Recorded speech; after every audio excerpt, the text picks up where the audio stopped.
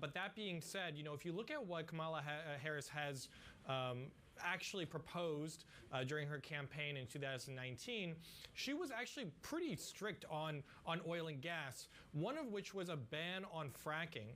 That's a popular way of drilling for shale oil and gas in the United States. Now, will she actually follow through with a ban if she's nominated and becomes president? It's quite unlikely, but it does show that she is on the stricter side of things. Biden, for example, had never proposed a ban on fracking. As well, Kamala Harris has been somewhat opposed to offshore drilling as well. So that could be another area that she's a bit stricter. But in general, will also be holding big oil companies accountable. As you listed off at the beginning of the segment, she's been quite strict as Attorney General in California. She was quite strict and hard on these oil and gas companies. So she's not going to let them get away with breaking any environmental rules or anything like that. And lastly, Biden put a pause on new developments of liquefied natural gas export facilities. It has widely been viewed that come January next year, that would largely be removed and projects could move forward. But will Harris as well potentially look to expand that? Because LNG development has been shown to release methane emissions during the production of shale gas or transportation and liquefaction and transport of LNG. So is that something that a potential Harris administration would like to look stricter at? That's another area that could differ a little bit from the Biden administration. And so, Stephen, where does all of that leave oil and gas producers? I was looking back, courtesy of some of the comments on the Markets Live blog, looking back at the first Trump presidency, and it was interesting to see that, yes, that the production stateside of energy products and the drill, baby, drill mantra was real. But actually, we saw downward pressure on prices, perhaps as a result, perhaps not. And this in the pre-COVID period I'm talking about. So how is the sector bracing for this, for what could be some political change or might not be? Yeah, I mean, I thought what was interesting is, there was certainly a drill, baby, drill chant during the Republican convention led by Trump. And that's not really the view in Houston or with shale drillers in the United States. They're more like, how can we get the most shareholder value possible without having to spend more on drilling, because they're looking at efficiencies as opposed to drilling more. Already, U.S. oil and gas production is at a record high under the Biden administration. It's gone up during every administration over the last 3 administrations. And that's likely going to be something that continues in the future unless there are harsher rules. But the view on really increasing output more than we are right now is not in the place. Oil prices aren't in a comfortable enough place for shale drillers to really look to expand production. Demand in the United States domestically has sort of lagged, as well as abroad. Chinese demand isn't living up to where folks thought they would be this year, especially in the post-COVID world. So it's unclear whether that drill, baby, drill will be embraced by the industry under a Trump presidency. We should point out as well that, and I think for international audiences it's important, that so much of the South's GDP comes from the oil industry as well. Bloomberg Stephen Stepinski, we thank you so much for bringing us that crucial context there. Part of that conversation in terms of energy policy and arguably climate policy as well is still drilled into, well, pun excluded, I didn't mean to do that, but it's still drilled into the climate change conversation as well, and some sort of admittance of whether or not that really is a part of not only the environmental narrative, but the investment narrative as well. We have the perfect guest to talk about it. Tanya Roche, joins us this morning. She's the head of Cap Bond Portfolio Management over at 12 Capital. Tanya, a pleasure to have you on the program. Look, we're talking about this kind of climate policy for a very long time. We're also talking about hurricane season. It feels like, again, pardon the pun, I really don't mean to do this, but the perfect storm for your part of the markets. Walk us through what you're seeing and the trends you're seeing, at least for the month of August, as you balance the politics and the environment. Yes, absolutely. So we see in the eye, so to speak, of the hurricane. So it's a very active season ahead. There's really largely a consensus in the community of the public institutions, the private institutions, but also universities in terms of what they forecast for this season. And it's going to be a very active season, the U.S. Atlantic hurricane season. So what you usually have is around 6-7 hurricanes, but we have a forecast of 11. So that's quite, well, not double, but almost double. And also the accumulated cyclone energy, so that's a measure of the energy that's just around in the water and in the atmosphere, that is also almost double than what we usually see. So that's on the horizon. And what does it mean for like our asset class? So in insurance-linked strategies, we basically do reinsurance in a securitized format for investors. So this is of course very important if we go into a season with a lot of potential for catastrophic losses. But it's very, very important to note that it takes much more than a season forecast for a season to actually have impact. So you need a storm to actually do a landfall, and we're talking the US landfall here, because that's where really all the values are, the insured values. And that landfall needs to be in an area that also needs to be populated. So there's a lot of conditions for it to really make an impact. Well, quite, because I'm looking backwards now. The whole of Jamaica was declared a disaster area when Beryl hit, and yet cat bond investors weren't called on to cover any of the costs because the air pressure required for a payout wasn't reached. You also didn't have cat bonds triggered for the storms in Mexico and Texas. I just wonder how ethics factor into the criteria around these bonds, whether the thresholds are actually appropriate. Yeah, that's a very good question, and definitely one that's being a lot in the discussion. It's not that there were no insurance payout, it's just that it was not going as high for a cat bond to trigger. So you actually had the Caribbean, the CRIF facility paying out. There was a parametric cover for Jamaica because of the heavy rain of the precipitation. So there were some payouts. But in the cat bond market, we really only covered the most severe events, very, very, very high up. So it's basically, you could say, the last layers where something triggers. So it was, simply to speak, just not severe enough to go into the cat bond market. And Tanya, do you expect the sector to continue to deliver, with that in mind, deliver yields well above many other asset classes? That's why they're proving increasingly popular. Yeah, I mean, we would expect that. Obviously, we also don't have a crystal ball. We don't know what the season brings if there's a very, very severe event. But the supply and demand dynamics have been very beneficial for investors. So we see a lot of demand for cat bonds, for cat bond coverage from the industry. So a lot of cat bonds coming to the market, new sponsors, even new coverages. Thinking about that cyber part of the market that's growing. But the capacity to take on that risk, that has grown with much less speed. So that's always beneficial. And we would expect the trend to continue and to really deliver these nice spreads. If nothing happens in terms of catastrophe-wise, that could get a little bit back, so kind of normalize, but it would still be on historically very attractive highs. Tanya, thank you so much. Thanks for joining us. Tanya Roche, Head of Cat Bond Portfolio Management at 12 Capital. Really interesting conversation, and some quite eye-watering yields in that sector. So interesting to get her perspective on whether that continues. Yeah. European stocks then on the back foot this morning, in particular in London, and US futures pointing a little bit lower after the gains of yesterday. Yeah, and you're starting to see even those gains that you saw in the Eurostoxx 50 that were coming in kind of green on the screen, paring back a lot of those gains, despite the fact that we had a pretty good earnings story coming out of SAP.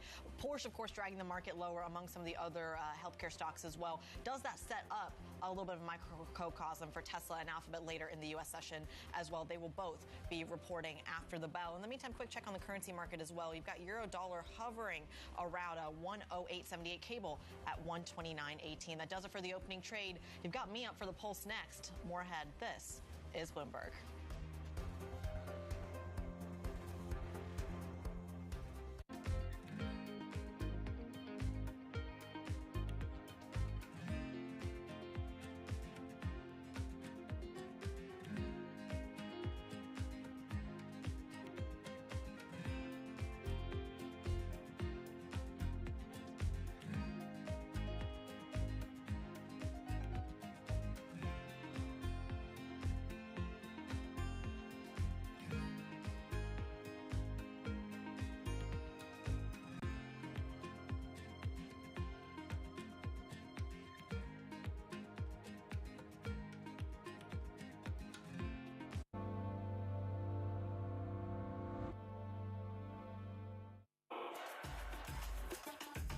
Power Players is back this September. As the top names in tennis take the court over in Queens, we're convening the best of the sports world right here in New York. We'll host some of the most influential voices in the business and identify what happens next for players and fans in this multi-billion-dollar global industry. Bloomberg Power Players, September 5th. Register now at BloombergLive.com/powerplayers. Get your fixed income fix. Watch Bloomberg Real Yield every Friday right here on Bloomberg. Context changes everything. Jumpstart your trading day with 2 hours of single stock stories that are driving the opening bell action. We'll take you to Wall Street, Main Street, the C-suite, and beyond. Bloomberg Open Interest, weekdays at 9 a.m. Eastern, only on Bloomberg Television. Bloomberg has enhanced search on the terminal to deliver what you need when you need it. Now, you can simply type phrases in everyday English in the command line. Compare financials. Find people. Analyze markets. You can enter phrases or ask questions. What do you want to know today? Ask a question or visit SearchGo to find answers now.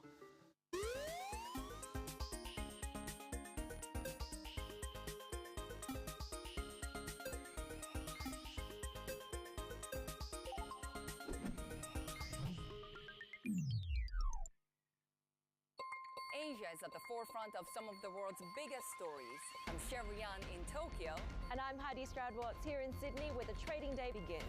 We're here in the center of all the action to get you set up with the numbers, news, and knowledge you need for the day ahead. The demand is indeed recovering. We've been waiting for this moment. The opportunity of a century. Join us on Bloomberg The Asia Trade. Weekdays only on Bloomberg TV. Context changes everything.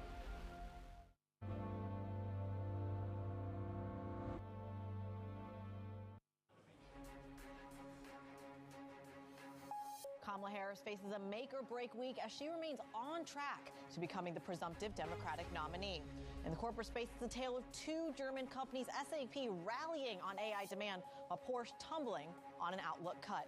Now the focus on American tech earnings as traders look to Tesla and Alphabet to keep up the momentum. Lots going on. Let's take a quick look at the European markets map. You are seeing, well, a little bit of a pullback in some of the markets. That was green on the screen just 30 minutes ago, paring back a lot of those early opening gains. When you look at the cross-asset picture, you are seeing futures over in the States following that same trend. A little bit of weakness over in the States as well. You are seeing it down by 0.3%. Euro dollar 108.76. Cable at 129.18. Even copper in on that risk decline. Lots to digest. Let's dive in. Let's get started.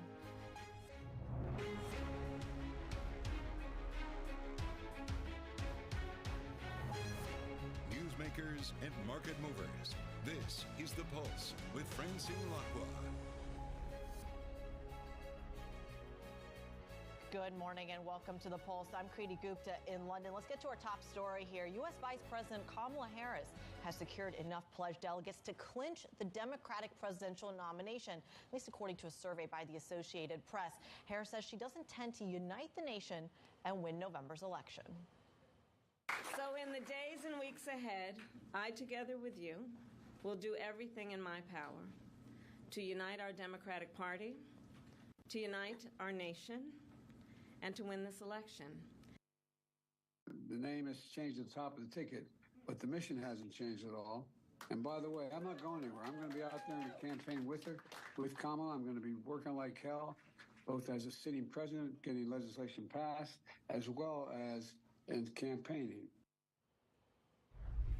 A lot to digest. There's some real messages of support coming from Joe Biden for his VP and the potential presidential nominee from the Democratic side. Let's get more from Bloomberg's Vonnie Quinn standing by for us in Washington, D.C. Vonnie, walk us through the process here. Is it fair to call her the presumptive nominee?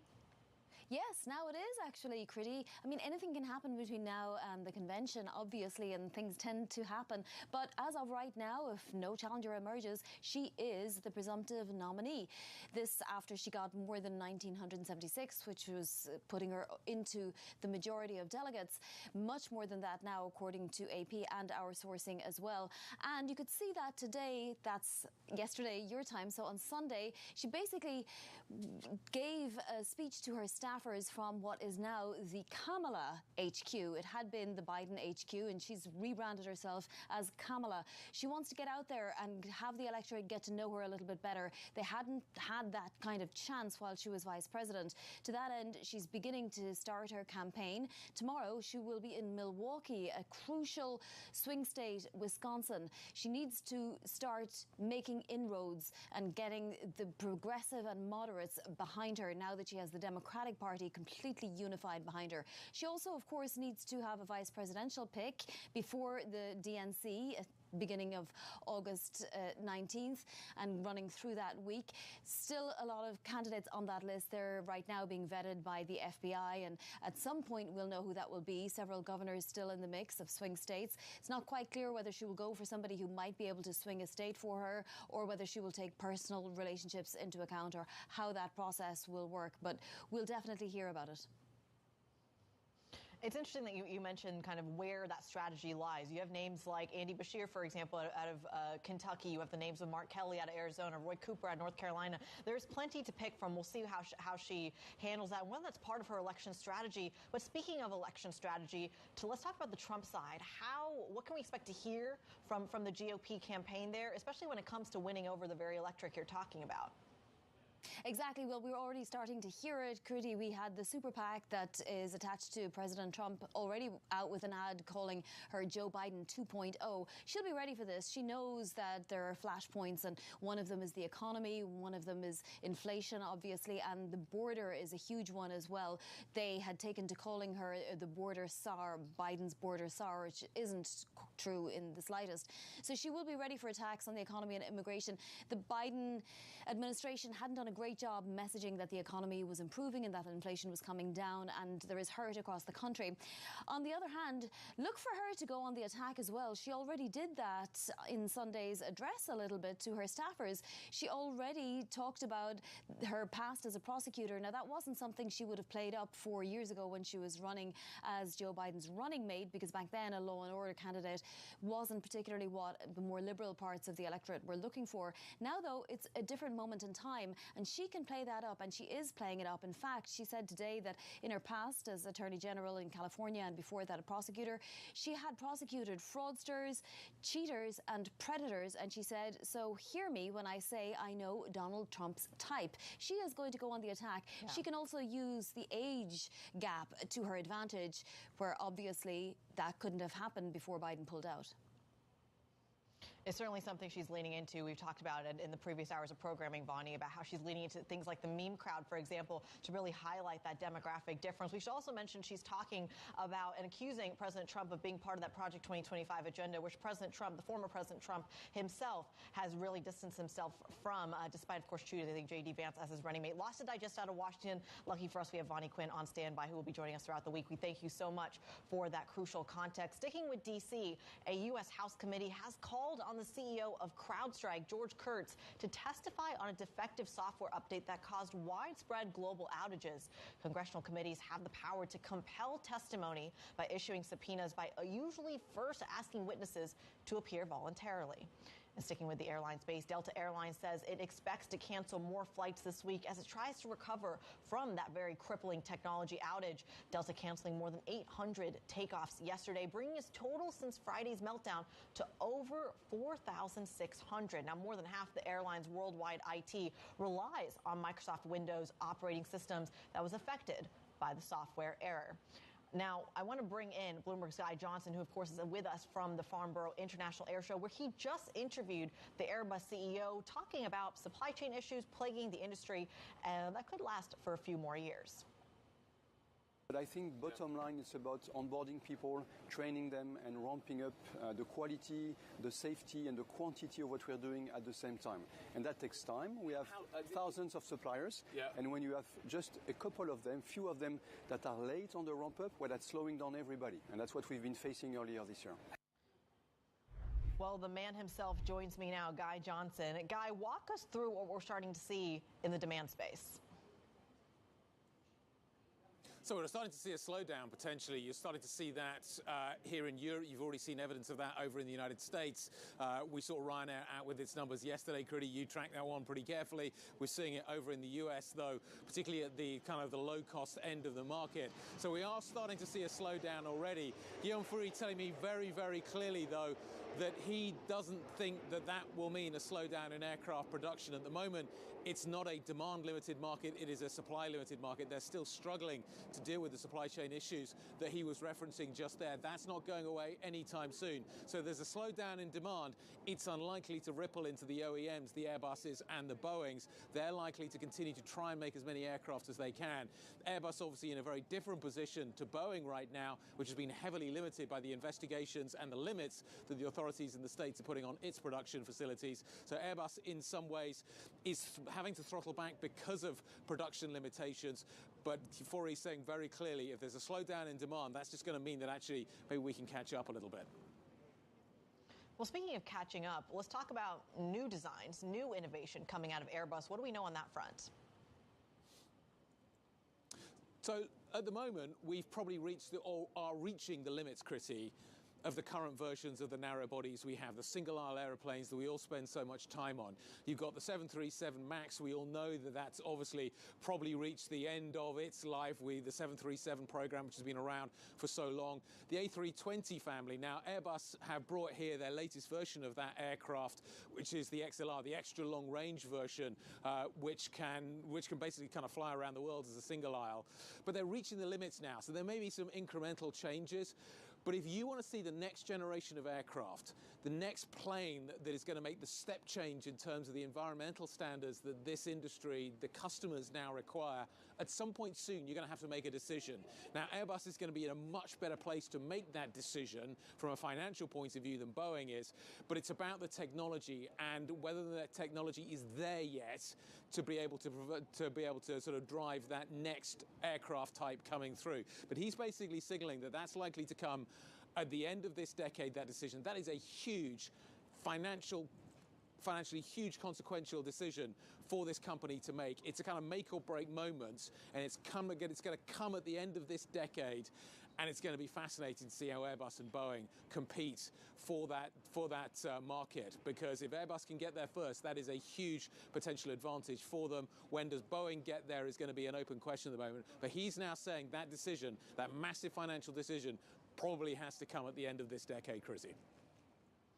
Some really interesting timing, of course, as they're all kind of juggling the geopolitics from around the world. Bloomberg's Guy Johnson, live at the Farnborough International Air Show. We thank you so much for bringing us that crucial context. And speaking of, we should talk about these markets as well, because you are seeing a real risk reversal when it comes to the equity markets in the region. The Stock 600 is substantially lower. A lot of the declines are fairly broad, despite the gains you're seeing in the likes of SAP. We have a lot more to digest in terms of what's moving the financial markets. We're going to dive into them right after this break. Stick with us. This is Bloomberg.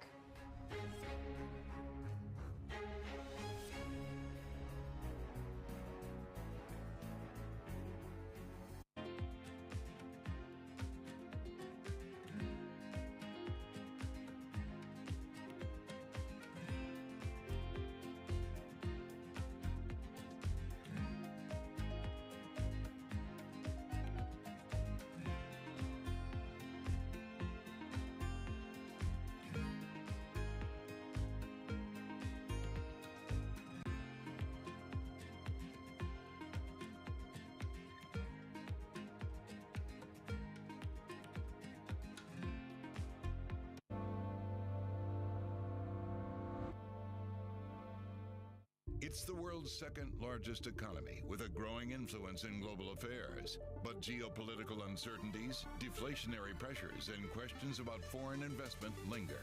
Bloomberg, the China Show, brings you the unmatched expertise you need to keep track of breaking news, in-depth market analysis, and the most influential newsmakers in and around China. Bloomberg, the China Show.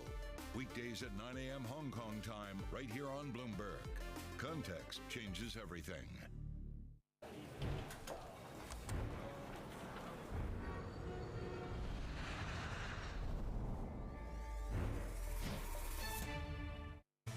Bloomberg Surveillance covers the latest in global markets and the political events that influence your world. Join Jonathan Farrell, Lisa Abramowitz, and Anne-Marie Hordern only on Bloomberg. Context changes everything.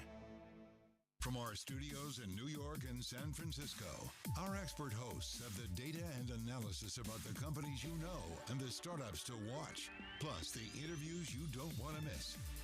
Watch Caroline Hyde and Ed Ludlow on Bloomberg Technology, the only daily business show dedicated to tech, right in the middle of the trading action. 11 a.m. on the East Coast, 8 a.m. in the West. Only on Bloomberg Television. Context changes everything.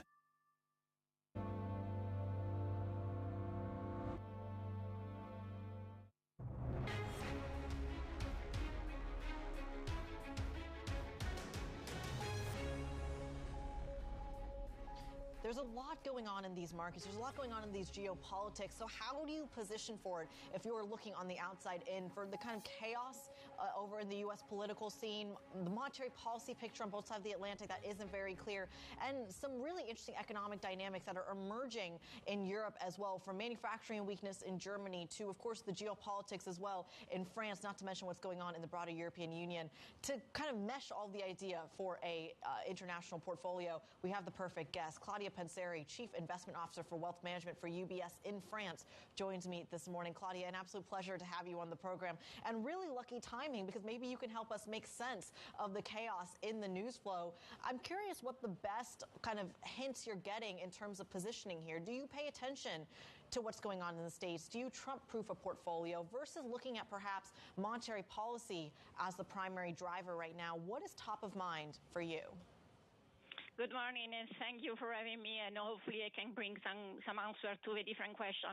I think it's a very interesting period. I mean, we have seen a lot of volatility in Europe just a few weeks ago, and now you see market moving back again and performing quite well over last week. I think geopolitics and politics overall has always a limited impact on markets. They can increase volatility in a very short period of time, but at the end, what matters is economy, inflation, interest rate, and earnings growth. So clearly, even if the market is now focusing on the election and all potential Trump trade or re-widening Trump trade, what is really important at the end is where the economy is going.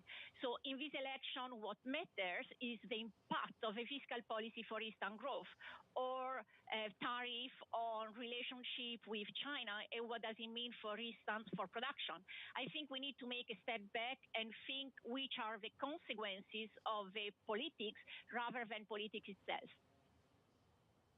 Do you think it's too early to price in a Trump trade? And Claudia, the reason I ask this is just because in the last 24 hours, we've seen some really interesting market dynamics. We've seen strength in the Japanese yen, the Swiss franc, arguably the dollar as well against the yuan, against the Mexican peso. That, to me, on an FX front, screams Trump trade. But then you look at the equity market, and you're actually seeing much more of a rotation to what some would call Democratic-friendly kind of sectors off of that Kamala Harris story.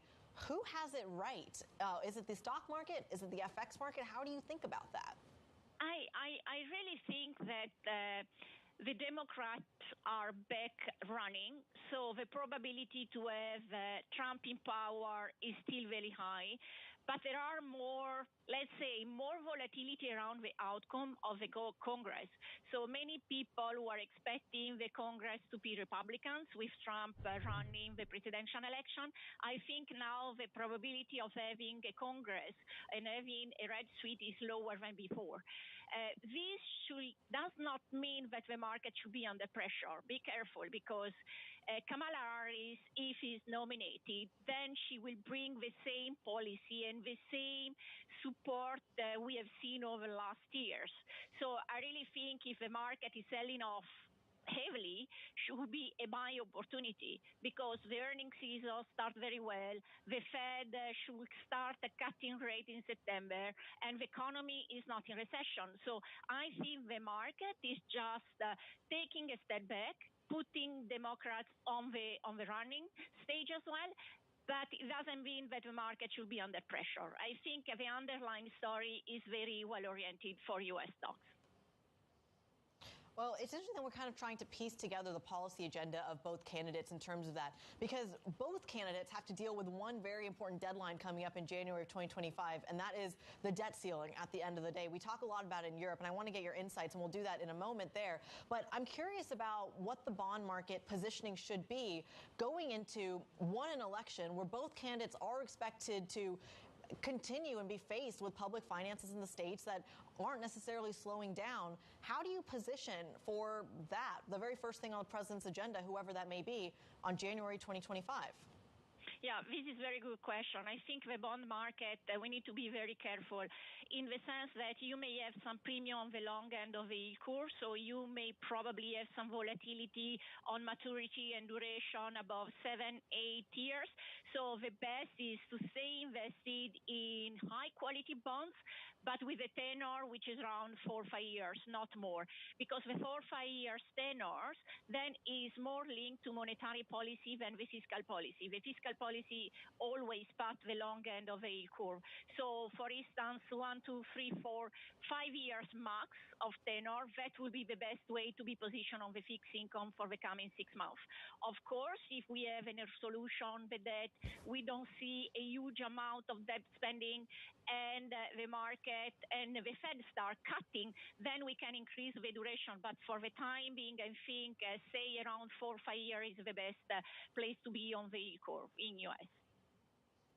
Oh, it's fascinating, especially when you have that positioning around the deficit story. I'm having a little bit of deja vu because we keep talking about the positioning around the French deficit story as well. Claudia Panseri, don't go anywhere. We got to still get your take on Europe as well. UBS's wealth management CIO in France is sticking with us. Plenty more ahead. This is Bloomberg.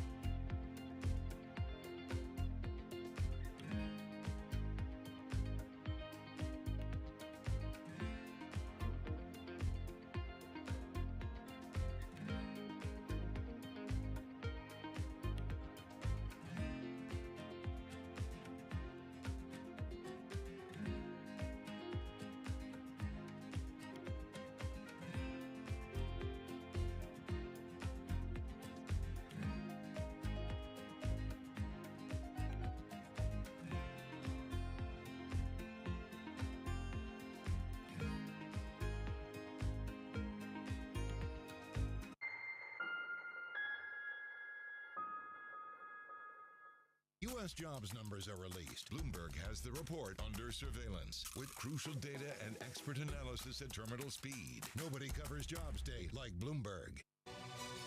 This is Bloomberg News Now.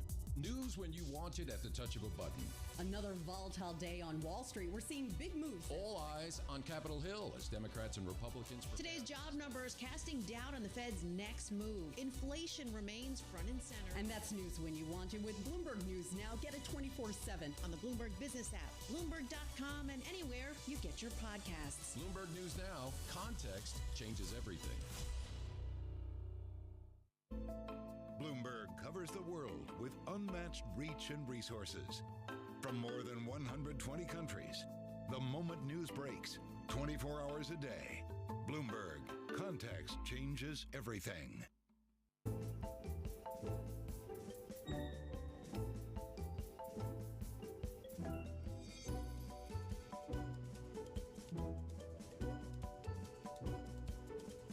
ever get suggestions from your friends at dinner, this is what you should do? And how do you respond when they kind of say, maybe you should lower interest rates? People I don't know will always say, hey, cut rates. Somebody said that in the elevator this morning. Did that influence you or no? Always on the heartbeat of the tech spread across global markets. The real-time data aspect is going to be important. We're going to bring you expert analysis on that. Sure. Don't miss Bloomberg's interview with the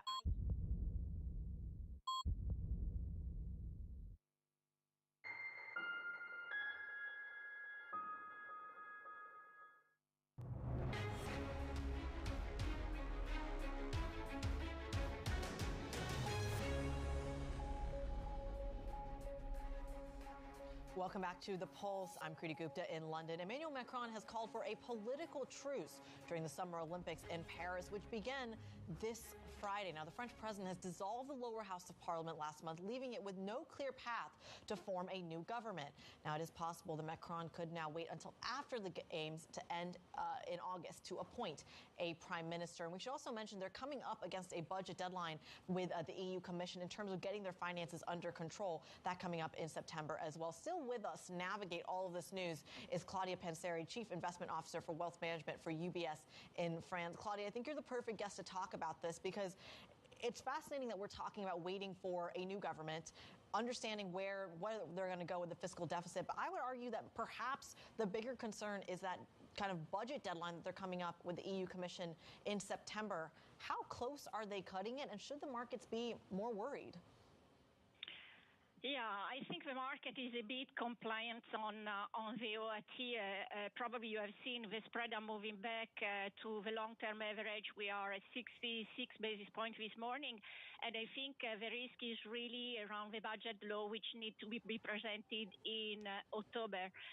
Keep in mind that usually you have the government working on the budget law during the summer, and now we don't have a government, actually. We have a government which only take care of daily business, not possible to put together the budget law. And France is in the middle of the excessive deficit procedure. So France needs to bring the trajectory debt back on the long-term trend, but also need to present a budget which is in line with a lower fiscal deficit. Very quickly, we're hearing guest after guest talk about how the periphery is outperforming the core. Spain, Italy is looking stronger than France and German debt. It feels like in some ways that's an exaggeration. Other ways, we have this higher equilibrium in the spread. Claudia, very quickly, is France an inferior credit to the likes of Spain and Italy right now? No, I think the reality is that France has a growth which has been slowing down quite a lot versus Spain and Italy.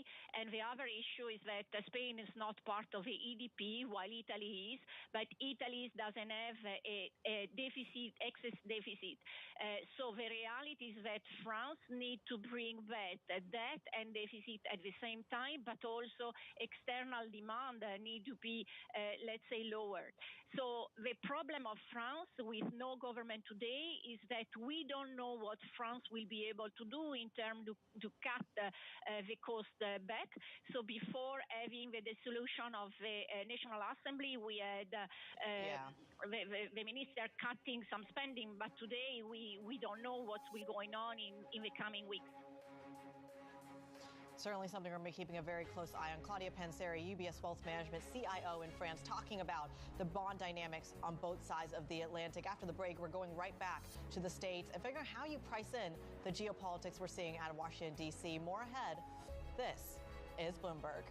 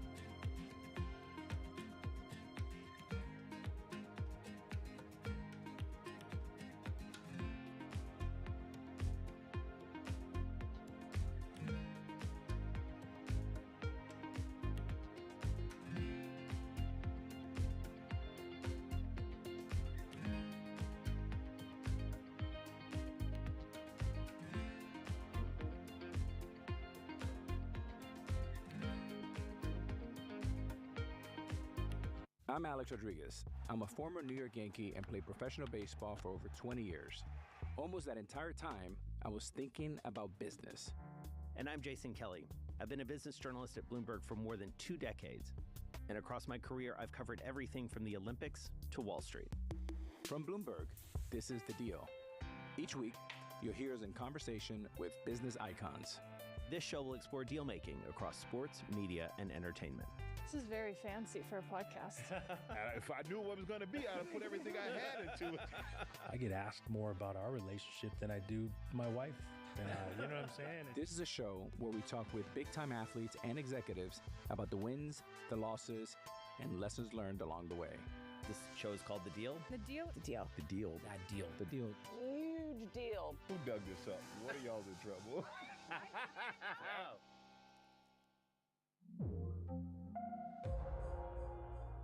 The names that move markets are on Bloomberg. We've seen story after story about companies delisting from the London Stock Exchange, listing in New York, listing in Europe. I want to turn that around. I want Britain to be the place of choice to make an IPO, to grow your business.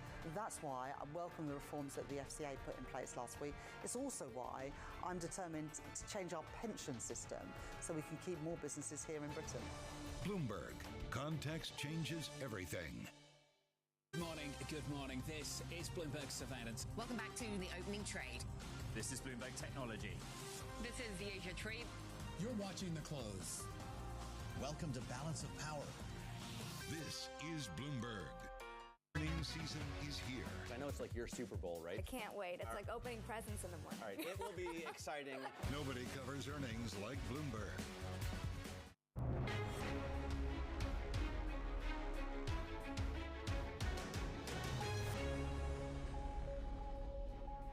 Good morning and welcome to The Pulse. I'm Kriti Gupta in London. Let's get to your top stories. Kamala Harris facing a make-or-break week as she remains on track to becoming the presumptive Democratic nominee. Meanwhile, the markets, it's a tale of 2 German corporates, SAP rallying on that AI demand story, but Porsche taking a hit on an outlook cut. Now the focus on American tech earnings as traders look to Tesla and Alphabet after the closing bell in the States to keep up some of the momentum.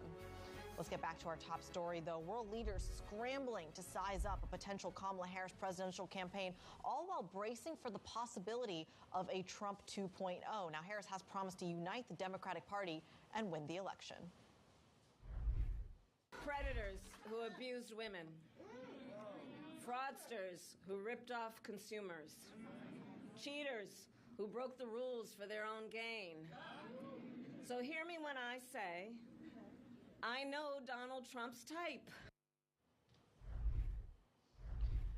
Let's get a little bit more from Bloomberg's Chad Thomas. Chad, look, we were hearing kind of soundbite after soundbite of Kamala Harris right out of the gate, really attacking President Trump. A lot of this is largely expected, given that she's trying to garner a lot of the support, not only within her party, but of course some of those independent voters as well.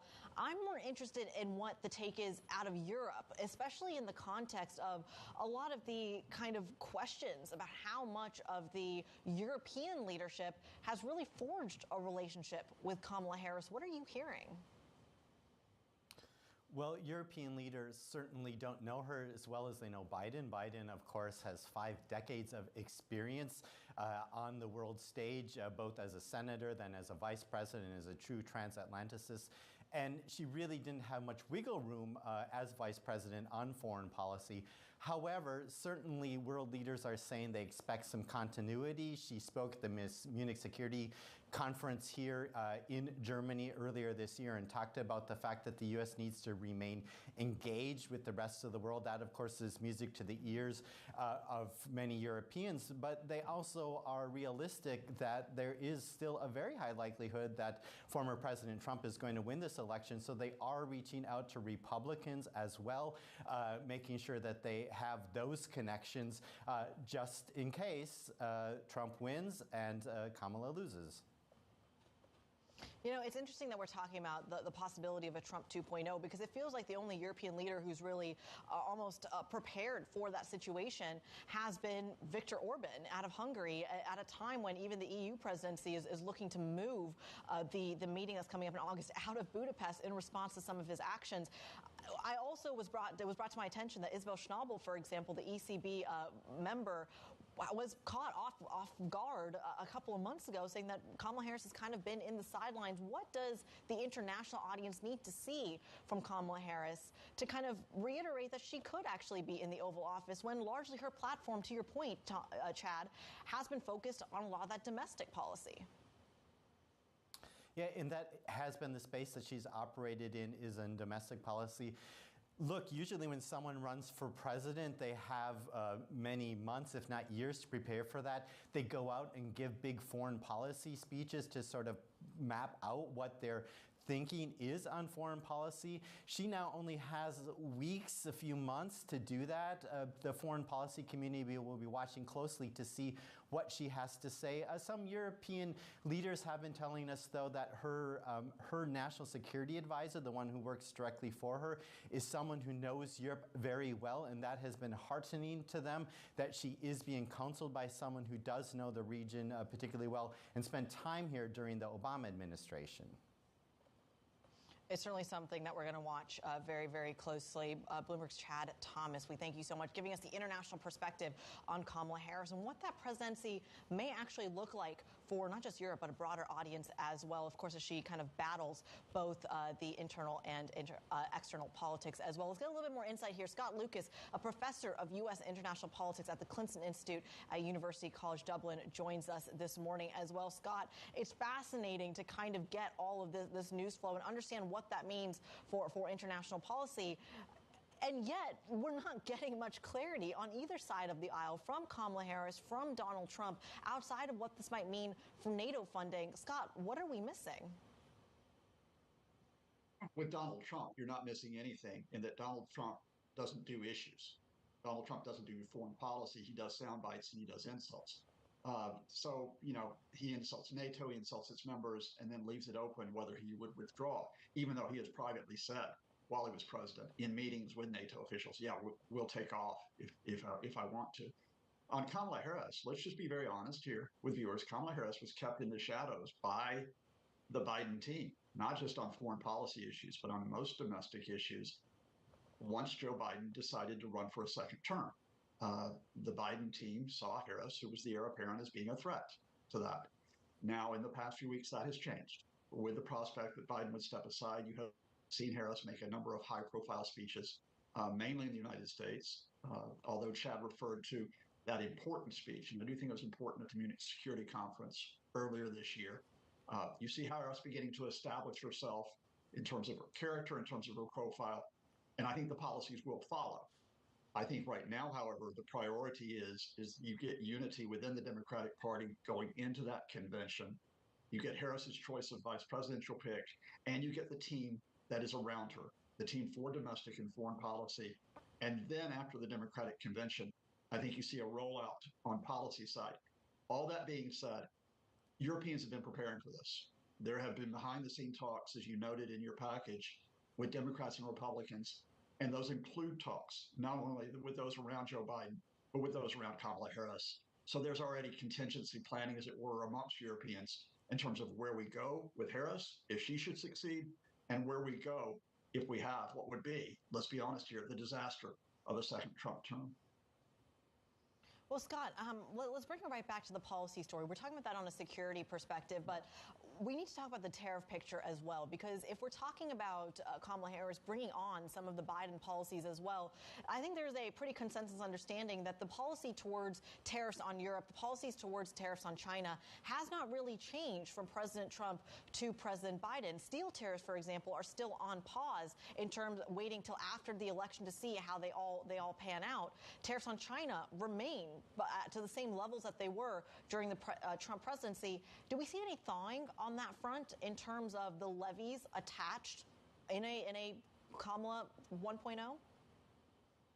Well, let's take it step by step. I think the question of China, because it's so politically charged, I wouldn't expect any significant change on tariff policy under a Harris administration. It's a little bit different with Europe because, of course, with tariffs, what happened is that some of them were effectively adjusted to quotas. And so they haven't been as strict as they were under the Trump years. I think we're beginning to live, as it were, with that quota system, including the issue of steel. But your important word here was suspended, that, tariffs on steel were suspended. What the Europeans are worried about is that still vague, but it is a threat out there by Trump, which is to impose a 10% tariff on anyone, anywhere, on any import. That sort of blanket sledgehammer approach is what has everybody really on high alert here. I think with Harris, there's more of a sense of that the adults will still be in the room. There will still be economic issues. Let's be very clear about that. We have not recovered from the 2017 period, but I think there's going to be a lot more comfort zone in terms of where you can negotiate with the rules of the game with Harris 1.0 than with Trump 2.0.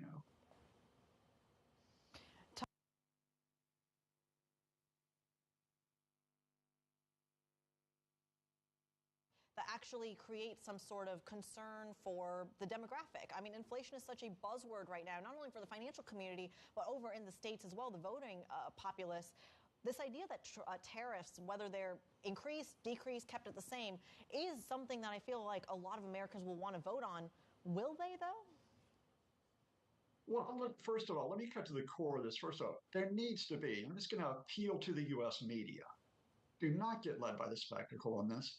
Please provide reliable information about inflation to start off with, because it will be an attack line by the Trump camp. It's already being deployed against Harris, as it was against Biden, that supposedly inflation is out of control. That, quite simply, is not true. Inflation has been coming down steadily over the past 2 years in the post-pandemic period. That, when you establish that fact, then you can talk about what tariffs would add to this. And of course, the important point is that the tariffs had a significant effect on component prices coming into the United States during the Trump term. They elevated those input costs, which were then passed on to consumers. And some of that has continued because the tariffs have not been listed. I don't think tariffs will be an issue in terms of the election, because to be honest with you, I think it takes too much time to explain tariffs and a rather complex series of effects. But inflation will probably be an issue. And the more that the media can establish, first of all, what is happening with inflation, and then the connection with tariffs, that would actually serve the public quite well. It's certainly one that we're going to keep a very close eye on. Scott Lucas, we hope you'll come back and visit us soon. Professor of U.S. and International Politics at the Clinton Institute in the University of College Dublin. I just want to point out very quickly, the Clinton Institute is named for President Bill Clinton in recognition of his role in the Irish peace process during his time as president. And he has not recently donated, but he has made visits to the Institute as well. We should mention that Bill and Hillary Clinton have both come out as not only donors to the Democratic campaign, but recently endorsed Kamala Harris for president as well. Now, coming up on the program, we come back to the markets. Tesla reporting results later today, with investors eager to see if there are bumpy roads ahead. The robo-taxi and a new generation of cheaper cars. We're going to get the latest next. This is Bloomberg.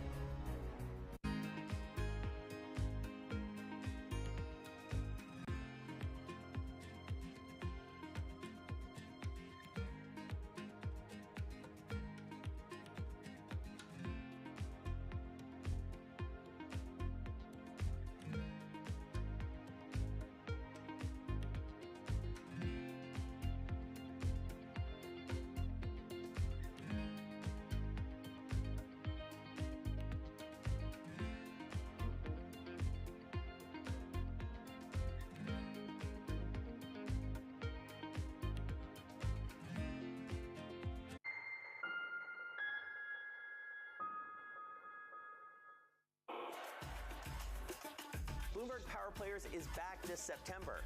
As the top names in tennis take the court over in Queens, we're convening the best of the sports world right here in New York. We'll host some of the most influential voices in the business and identify what happens next for players and fans in this multi-billion-dollar global industry. Bloomberg Power Players, September 5th. Register now at BloombergLive.com/powerplayers.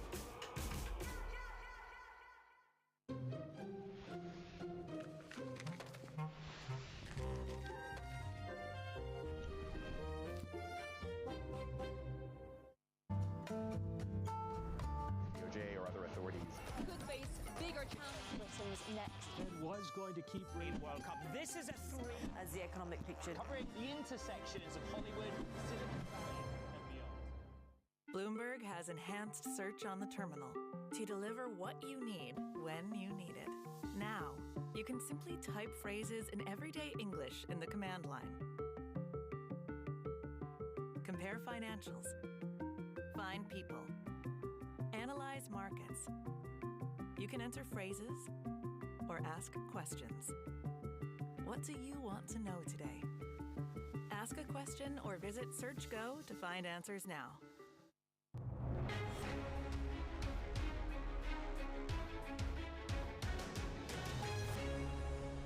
We are not only focusing on moving customers to the cloud.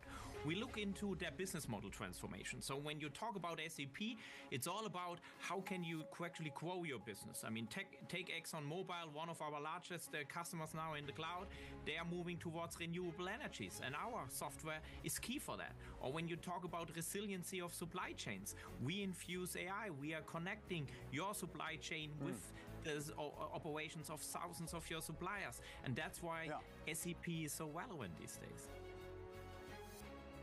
The SAP CEO Christian Klein speaking to our very own Tom McKenzie earlier this morning after the German software company reported a 25% bump in cloud revenue in the second quarter. It is one of your biggest index contributors to the Stock 600 today, higher by 6.4%. And even though it's one of the big gainers, you are seeing one of the big losers also moving the markets here as well. Porsche shares, for example, falling the most on record after the German car maker cut its outlook for the year. The company saying a shortage of aluminum parts could cause it to stop productions of some models, adding to pressure from some of those slowing sales over in China. Let's get more on this and bring in Danny Lee, our Asia transport correspondent, joining us out of Hong Kong. Danny, what is going on at Porsche? Yeah, Porsche has been found to have an issue with a key supplier, and analysts are rightly raising questions about how one key supplier could make and cause such disruption to its production lines. And so we see this impact in cutting its outlook on revenue. So it expects to make around 39 to 40 billion euro this year, down from 40 to 42 billion euro. That could mean the first drop in revenue for the first time since 2010. And so when they're also looking at and projecting an impact on the return of sales, it's not a good look at how one supply could cause such a lot of disruption.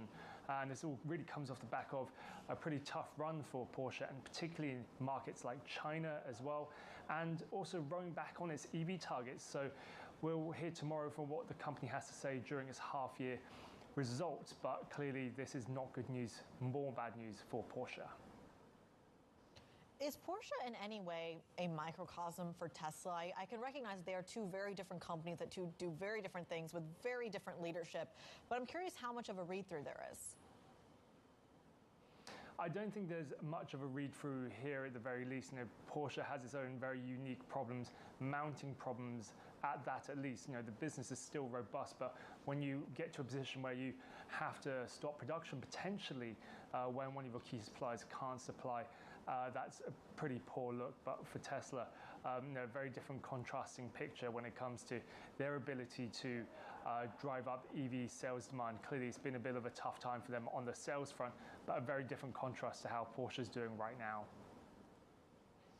All right, Bloomberg's Danny Lee, we have to leave it there. Of course, as he speaks, we are seeing Porsche shares down by just shy of 5% this morning, dragging down the entire index. We thank you so much. Let's go from the world of cars to the world of banking, if we can. Julius Baer has hired Stefan Bollinger to be its next CEO, who will be joining from Goldman Sachs, where he is currently co-head of the EMEA Private Wealth Management. A Swiss wealth manager aims to draw a line under last year's Signa real estate scandal. It emerged last November that the bank had run up a $700 million exposure to the property empire. And in the meantime, Mag 7 earnings are getting underway, with Google parent Alphabet reporting later today. Let's bring in Bloomberg's Tom McKenzie, who, of course, is monitoring it very, very closely. We just got SAP numbers, and they're talking about rising AI demand and this kind of unstoppable trend that I think a lot of people in the markets are saying, is this the end of AI? Where does Alphabet fall into that? Yeah, and that's really interesting because speaking to the CEO of SAP, he says at least for them, they're still very much in the game when it comes to AI, and they're seeing that demand coming through from customers. So that is going to be a key question as well, as you rightly position it around Alphabet. To what extent are they successfully integrating their AI products into the products that they're shifting, of course, to their enterprise customers, but to end users as well, retail customers. So we're going to be focused on the search engine part of the business, to what extent that's coming back. There's an expectation that that will come back as a core driver of revenues, of course.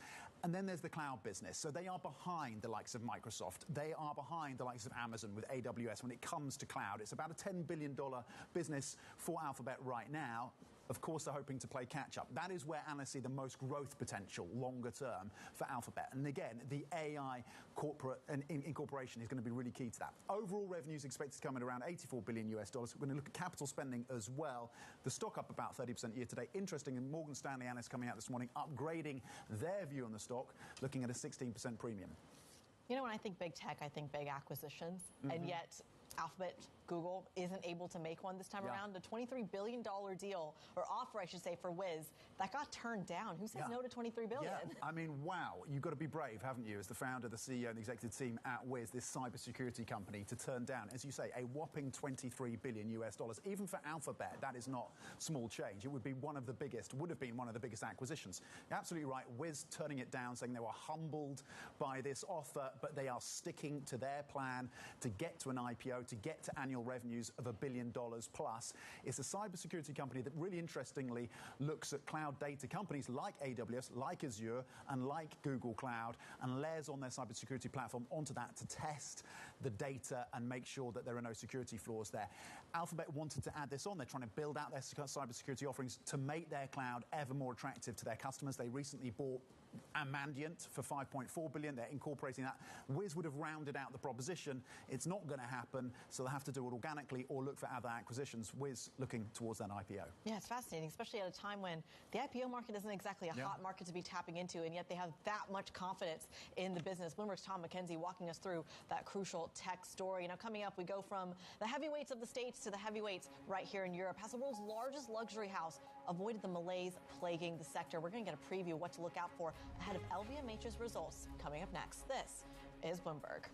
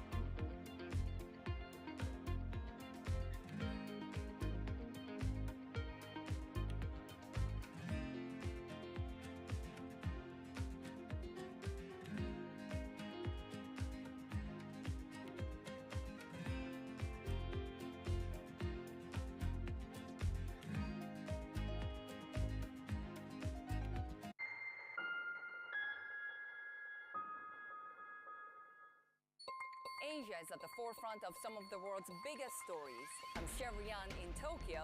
And I'm Heidi Stroud-Watts here in Sydney, where the trading day begins. We're here in the center of all the action to get you set up with the numbers, news, and knowledge you need for the day ahead. The demand is indeed recovering. We've been waiting for this moment. The opportunity of a century. Join us on Bloomberg The Asia Trade. Weekdays only on Bloomberg TV. Context changes everything. It's a multi-trillion-dollar industry. We'll show you what's happening in ETFs like no one else. Bloomberg ETF IQ, Monday on Bloomberg.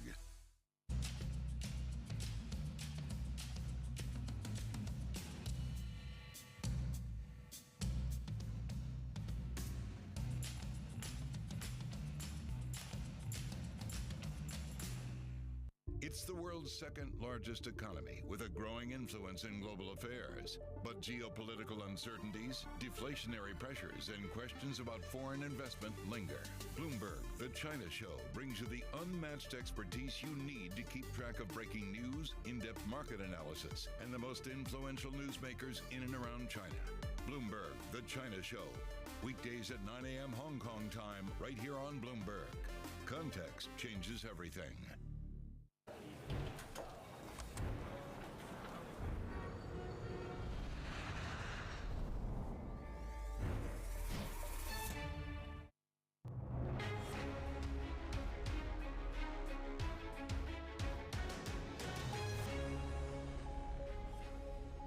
Finally, to my favorite part of the entire show, where I get to talk about fashion. LVMH likely to report an increase in second quarter sales as its key fashion leather goods unit when it publishes results after markets close today. Let's get a little bit of a preview here by none other than Bloomberg Opinion's Andrea Felsted.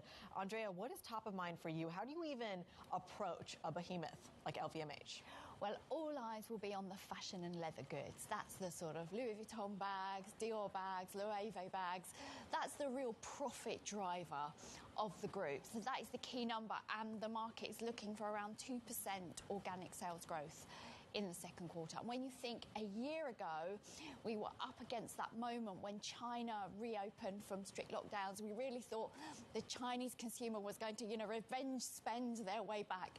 That really fizzled out. So we've got some, very tough comparisons. And the market is slowing considerably. Well, broaden out the China question for me as well, because revenge spending worked great for me in my pocketbook, but it isn't working for China, and it isn't yet. We're seeing it kind of being offset by the resilience over in the States as well. How long does that dynamic stay at play? Well, there's very little sign that the Chinese consumer is coming back. The wealthy are still spending, but it's the sort of the middle class that isn't back yet. And crucially, they're not back in Europe. That is the real driver when they start traveling to Europe, because they spend a little bit more when they come. Yeah. That's not happening. The States is interesting. You've got the super wealthy still spending, Brunello Cucinello, Cashmere and Hermes handbags. Yeah. But it's that so-called aspirational customer that was hurt by inflation, higher borrowing costs. They're not really coming back yet. And indeed, we will be looking to LVMH to tell us their read of what they see happening in the States. But how does that break down? And this is, I think, where we go into kind of the behemoth of the question, because you do have the handbags, you have the purses, but then you have the spirits business as well that kind of does its own thing. Swiss watches is another piece of it. How does that kind of product breakdown start to look? Well, it's quite similar. I mean, spirits have suffered from the same factors as luxury goods. Actually, even more extreme. Actually, watches is interesting. You've got Chinese demand for watches really slowing. That at Richemont we saw that offset by demand for jewellery. We'll see with LVMH whether we get the same dynamic. Jewellery seems to be sparkling, but there's question marks over whether Tiffany's enjoying that because of its focus on more of the middle class aspirational consumer. So we will see with LVMH whether we get the same patterns there. Only way to buy jewelry is if it's sparkling. Andrea Felsted from Bloomberg Opinion, we thank you so much for giving us that preview of those LVMH results. In the meantime, I want to talk about some of the other results that we have gotten right here in Europe. We have the SAP and Porsche, kind of microcosm for what we might see over in the States as well, with the likes of CrowdStrike, of course, top of mind, given the global outage. Those shares higher by 1.2% this morning. Then you have Alphabet and Tesla reporting after the bell over in the States, both higher, despite Alphabet getting turned down for that $23 billion offer for Wiz. Tesla, of course, also higher by 0.4%. There's a lot going on in these markets. Broadly, risk sentiment is turning fairly negative, despite some of these kind of small outperformers. SAP not able to hold up the entire market. There's plenty to digest in the FX markets, the bond markets, the equity markets. I'm going to toss the baton over to the Bloomberg Brief, Danny Berger and Manus Cranny in New York. This is Bloomberg.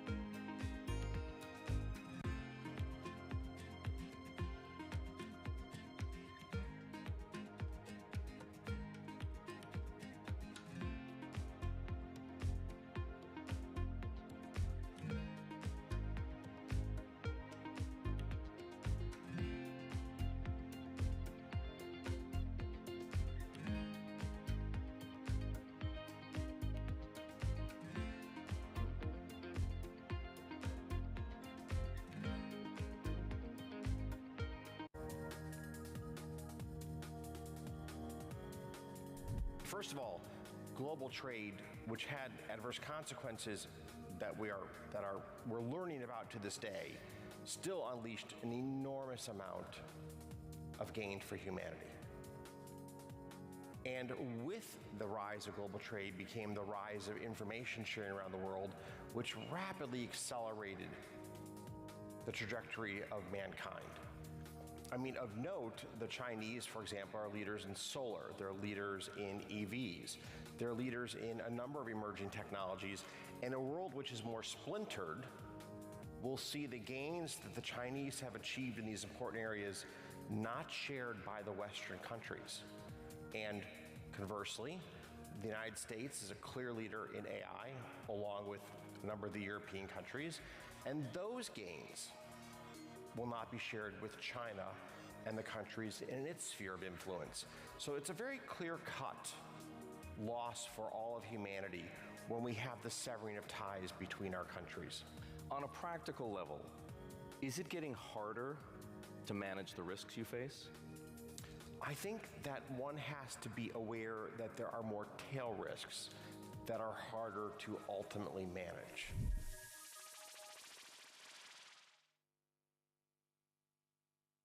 From our studios in New York and San Francisco, our expert hosts have the data and analysis about the companies you know and the startups to watch, plus the interviews you don't want to miss. Watch Caroline Hyde and Ed Ludlow on Bloomberg Technology, the only daily business show dedicated to tech, right in the middle of the trading action. 11 a.m. on the East Coast, 8 a.m. in the West. Only on Bloomberg Television. Context changes everything. Jumpstart your trading day with 2 hours of single stock stories that are driving the opening bell action. We'll take you to Wall Street, Main Street, the C-suite, and beyond. Bloomberg Open Interest, weekdays at 9 a.m. Eastern, only on Bloomberg Television.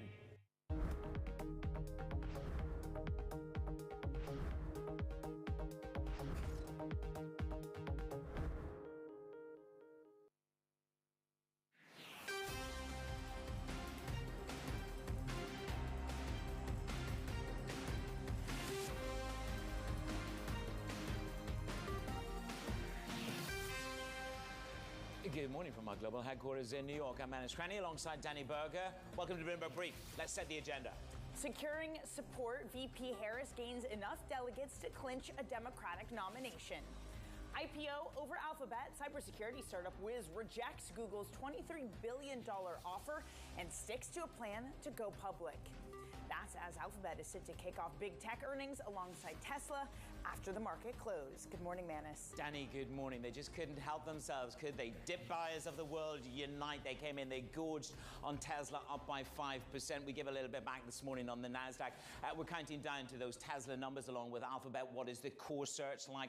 What is the advertising revenue like? We're going to vacillate between talking about debts, deficits, and cuts from the Fed and politics. Goldman Sachs talk about the deleveraging in the equity market last week. It was almost like the unwinding of the meme stock frenzy of 2021. So leverage has been taken off the table. We're a little bit uneasy. We're a little bit seasick. We got politics and big tech. But you just couldn't help yourself diving in there and picking up some ferocious Mag 7 buying, up by 2.3% yesterday. Yields dropped to 4.23%. Are we suddenly now going to begin to talk about strength of the U.S. economy, the GDP? Remember the PC, the personal consumption expenditure, the deflator? We're actually going to talk about those numbers a little bit more as the week goes on, as the halo effect around Kamala Harris's presidency bid begins to shift its narrative. Dollar-yen, you're just seeing the dollar down, the yen strengthen. Yes, politics is part of that narrative. I know that you covered that last week, Danny. But this strengthening in the yen, it could be that there's a move from the Bank of Japan, also reinvigorates, and another move for intervention. They're starting to talk about that again, the potential for that to come. Danny, good morning. Good morning, Manus. This just coming from our Bloomberg News team that Kamala Harris's presidential campaign has raised $100 million since Sunday afternoon. So it's been less than 48 hours, and already you see this momentum. You get the sense that maybe some big donors had been holding back, just waiting for the switchover to happen. But I'm just looking at some of the names here. We talked about Soros yesterday, Evercore founder Roger Altman, Centerview Partners co-founder, and BlackRock co-founder Ralph Schlosstein. So there is this real momentum from Wall Street. But of course, we don't really necessarily know what her policy will shape like, especially when it comes to M&A. Will she want Lina Khan still as the FTC chair? Well, this is where we're going to begin to understand the halo effect of having got the 1,976 delegates to technically get her over the top. So that nomination looks as if it's secured. So she has that. But now we need to understand, where is she on, as you say, regulation? Where is she on foreign policy? Where is she on tax? What are the things that she will be able to go head-to-head with Trump on? Now, you talk about sort of the capital donors. I've gone for something slightly more glitzy. I mean, we've been chuckling. We've both been chuckling about Charlie XCX. And, of course, we were looking at the Twitter banner for Kamala Harris. This is about Kamala is Brat. Danny has literally, this has been 24 hours of Kamala is Brat with Danny. But it's also about the rest of Hollywood coming out behind Kamala Harris. And they've been reasonably recalcitrant when it comes to Biden. Still waiting for George Clooney to give his opinion. He hasn't yet after he wrote that op-ed. But Barbara Streisand is back Kamala Harris, so obviously it's all over. Yeah, but then, of course, where is not Barbara, where is... It'll come to you, man. It'll come to me. Where's the rest of Hollywood? You've got Ariana Grande, Cardi B, and John Legrand. Yeah, there you go. Okay. John Legend. Yes. Got it right in the end. You've got pop culture down, Manus. It's all good. Okay. Well, Kamala Harris did speak yesterday. Let's take a listen to that. So in the days and weeks ahead, I, together with you, will do everything in my power to unite our Democratic Party, to unite our nation, and to win this election. Meanwhile, Donald Trump's running mate, Senator J.D. Vance, called out Democrats for shifting to Harris. Democrats are the ones who want to throw out 14 million ballots and not elect Kamala Harris, but select Kamala Harris. With a bunch of billionaires and Barack Obama and Nancy Pelosi making the decision instead of Democrat voters, it's disgraceful, and that's the threat to American democracy.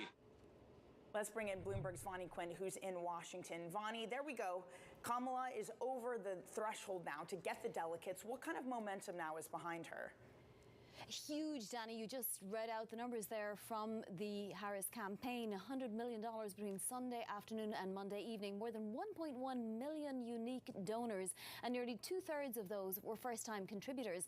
So that is a real feather in the cap for the Harris campaign. It's actually the Kamala campaign. She rebranded Biden headquarters, and if you noticed there in the video, it's the Kamala campaign at this point.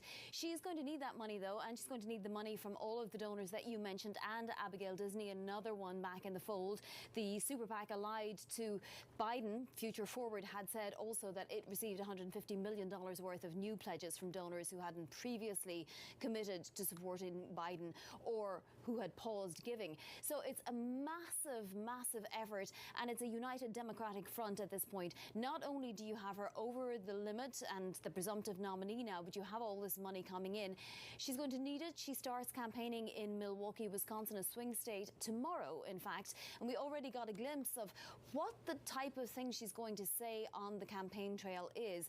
She's going to have to fight back against some of those claims that J.D. Vance was making just there in the video. The Trump campaign tying her to the less popular outcomes of Biden's agenda and saying also that she lied about Biden's mental capacity to serve as president and so on. That's going to be a theme at the beginning of this campaign trail, and Harris will be ready to meet it. She already, in her chat to staffers today, when she was thanking them, I say today, it was yesterday your time, she already talked about her record as prosecutor, right, as Attorney General. That wasn't something necessarily she would have wanted to bring up 4 years ago. It was a different moment in time. It was a different mood, and Liberals didn't particularly want a law and order candidate. But you can be sure she is going to hammer that home beginning tomorrow.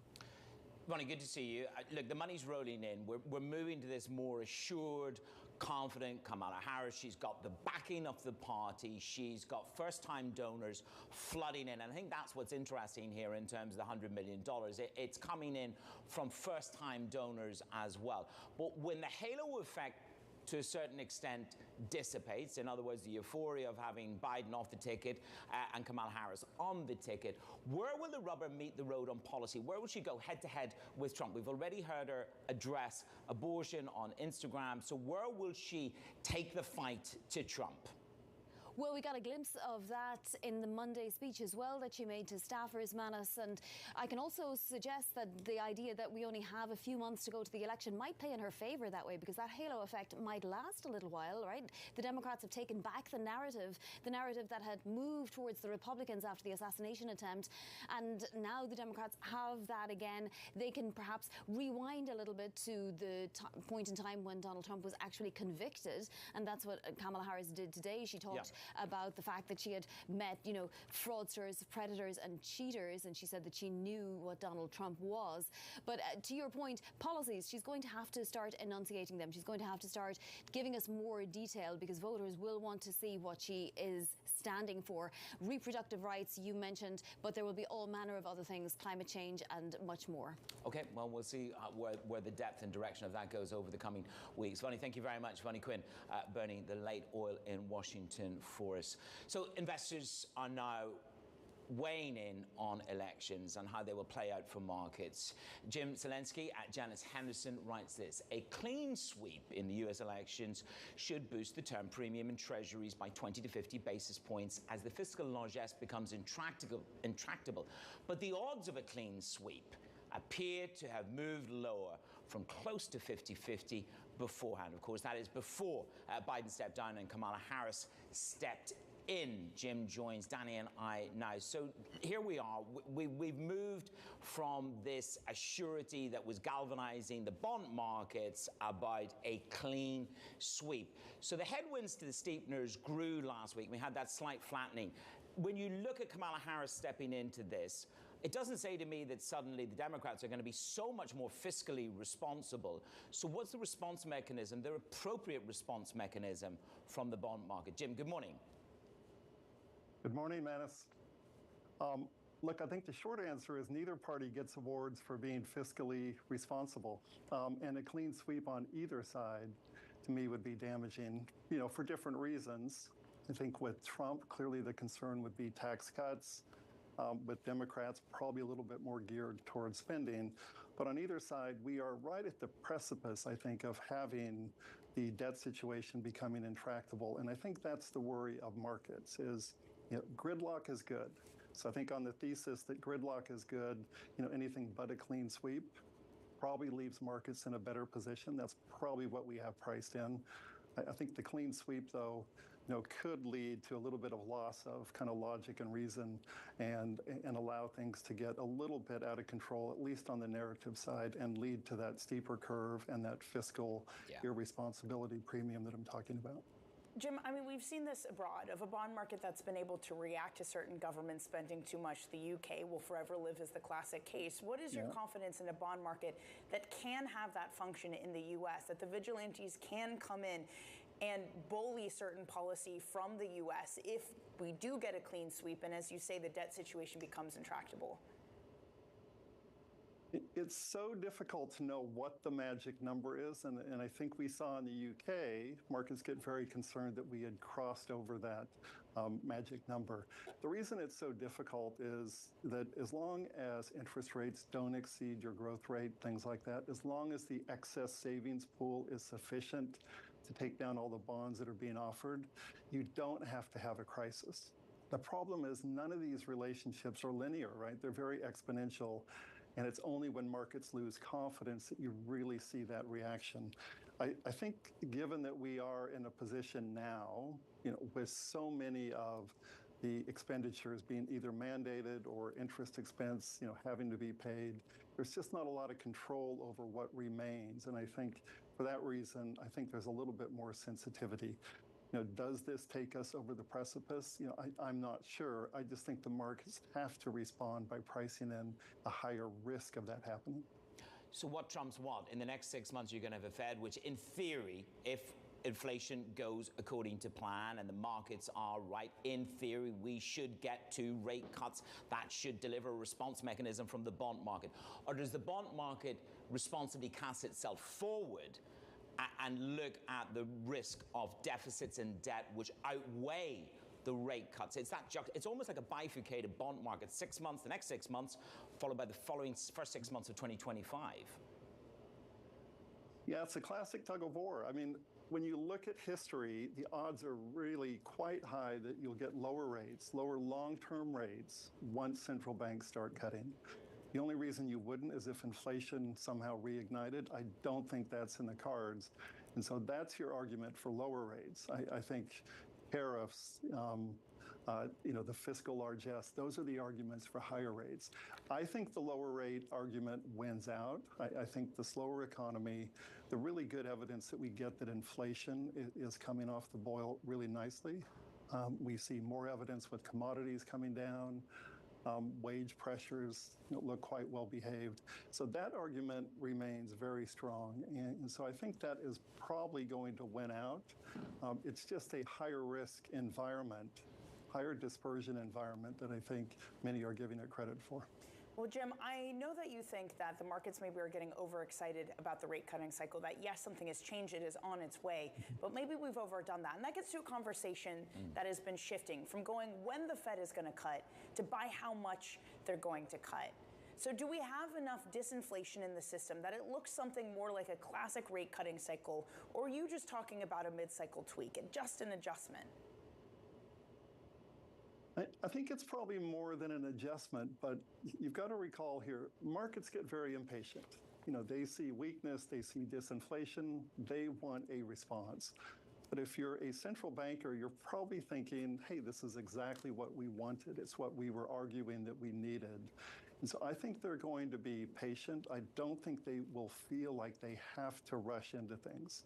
There's actually less evidence that they have an overly restrictive policy than what they might like. So I think the torch has been passed, though. Inflation was probably the theme of the last 2 years, clearly. But it no longer is the key theme, right? You've had that story baked in. Inflation expectations have remained very stable. Central banks, markets, everybody's highly confident in that story. As I mentioned, commodities are now coming off. What you don't have is maybe the full story on things like employment, the deficit financing, all these other issues that probably now take a little bit more precedent. So near term, I would watch employment. Can they cut more than once this year? Looks like September is highly likely. Once you go beyond that, I actually do think they're going to look for a bit more evidence that things like employment are softening. That will give them both arguments to really rest on. And so for market expectations to now be exceeded, I think on the easing front, you probably need a little bit more evidence for the Fed to move. Jim, and to move quickly. We appreciate your time this morning. Jim Zelensky of Janus Henderson, thank you. Okay, let's get to some of the other top stories that are trending on the terminal this morning. Porsche shares, they are falling by the most on record after the luxury car maker cut its global outlook for the year. The German manufacturer said a shortage of aluminum parts could cause it to stop production of some models. Porsche is also struggling with weak demand from China. Julius Baer has hired Stefan Bollinger as its next CEO. The Goldman Sachs veteran is relatively unknown pick to lead the Swiss wealth manager as it seeks to move past losses related to European property company Signa. Bollinger is to start his role no later than February the 1st of next year. Meanwhile, CrowdStrike CEO George Kurtz is being called to testify before Congress after the defective software update caused widespread global outages. The company has been asked to promptly schedule a date after that disruption hit healthcare, airlines, port companies, and governments. Coming up, cybersecurity startup Wiz turns down a massive takeover bid from Google. And later in the show, we're going to be catching up with Amy Wu Silverman, Managing Director and Head of Derivatives Strategy at RBC. Is the rotation still alive, or is it over? This is Bloomberg.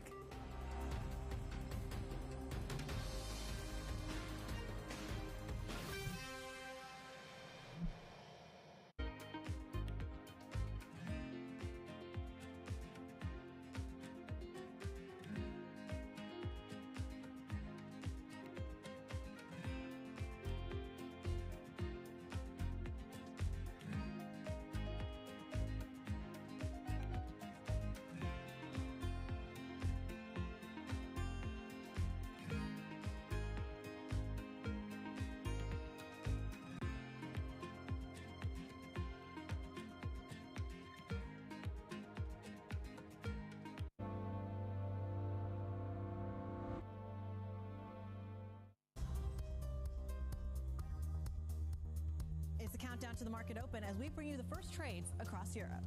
We'll debate the most important stories and what will drive the big investment decisions throughout the morning. I'm Guy Johnson. I'm Kriti Gupta.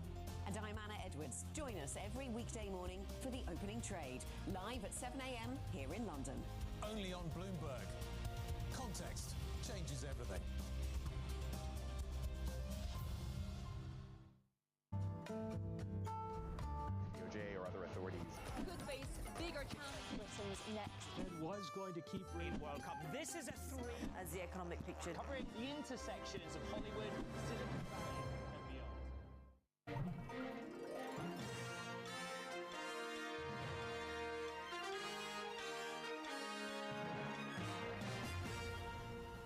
It's the world's second largest economy with a growing influence in global affairs. But geopolitical uncertainties, deflationary pressures, and questions about foreign investment linger.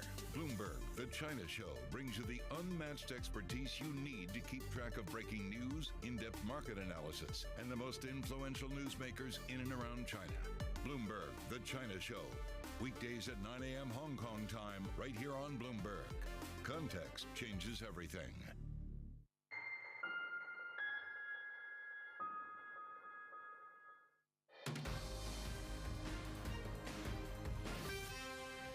Cybersecurity startup Wiz has turned down a $23 billion offer from Alphabet. Wiz instead has decided to move forward with plans to IPO. The rejection also comes with Alphabet looking to compete in the competitive cloud services market, so also blow to Alphabet's ambitions. Joining us now is Bloomberg's Tom McKenzie, who joins us. Tom, why IPO? It's not like it's exactly the strongest market. Why go for the IPO instead of the sure thing? Yeah, it's a brave move, isn't it, Danny? Turning down $23 billion from Alphabet. Even for that company, of course, that is no small chunk of change. It's sizable. So they've turned it down. The CEO is saying, look, he's humbled by this offer by Alphabet, but they are going to instead pursue their plans for an IPO, get to $1 billion a year in revenue, and get to that public listing. And this was a business that for Alphabet would have been an add-on. They invested about 2 years ago in Mandiant, about $5.4 billion, so a much smaller deal, but that's been really consequential in terms of their cybersecurity offerings. They were hoping at Alphabet that they could integrate Wiz into their cybersecurity offerings to make their cloud unit just that much more compelling for their customers, because that is where analysts see really the most upside for Alphabet going forward. But they have to look at other options now, maybe organically investing or looking for other acquisitions in that space. Yeah, I just wondered to what extent was the concern about, antitrust pushback something that sort of played into the thinking here. But look, we could talk about that all day. Let's get the meat and potatoes of advertising, online advertising, and core search. Those are the two things that we'll keep an eye on Alphabet tonight. And also in terms of where are they on climbing that ladder in competition on the cloud? Is that what's going to dominate the response mechanism from Alphabet? Yeah, look, you're absolutely right. It is the ad search engine. That gives us, of course, a gauge in terms of the consumer and retailers and business as well in the US, but also the search function in terms of the driver of revenues. As at 5:30 a.m. Eastern Time, we do see Germany calling for bids on an auction of €5 billion of 2.7% 2026 bonds. The 2-year bid cover is on the prior 2.4, with the 2-year Bund yield on the prior 2.8%. The US, of course, of Amazon competing with Microsoft's Azure, and that ties back to your regulatory point around Wiz on that point, which is key as well. $83 billion total revenue is what's expected for the second quarter, but the focus will be on to what extent they are integrating AI into their products within the business, and then the products they're shifting out to their clients as well. Okay, well, we'll keep an eye on those, Tom, and it's going to be a hard one for them to beat. If you look at core search, in the first quarter, that was the highest in 8 quarters, but we've all been busy, and we'll double down on our busyness searching for politics now. Tom, thank you very much. Tom McKenzie there, giving you the preview. We're counting down to Alphabet a little bit later on. Warner Brothers keeping a grip on the NBA, the TV rights. Let's talk about the matching bids in just a moment. Context matters from a beautiful New York.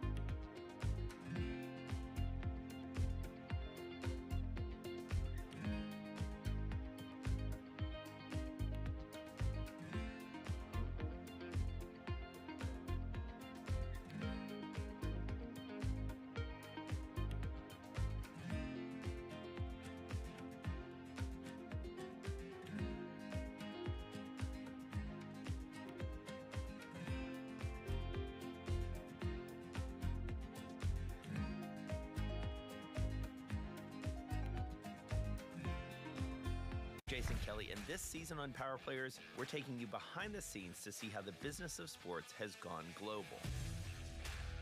I want sports to grow. I want sports to be bigger because we have talent. And how mammoth value is coming from the smallest of players. 3,184 hits, 431 home runs, and of course the most famous stat that everybody knows, 2,632 consecutive games played. Unmatched career. Why are you doing this? What we have achieved in the NWSL from an investor perspective over 2 years is the equivalent of what it took other leagues 25 to 30 years to achieve. You've got to have a business that's sustainable. The only way it's sustainable is got to make money. There's only one word, winning. You win on the court, you win off the court. And as you do that, you bring people along.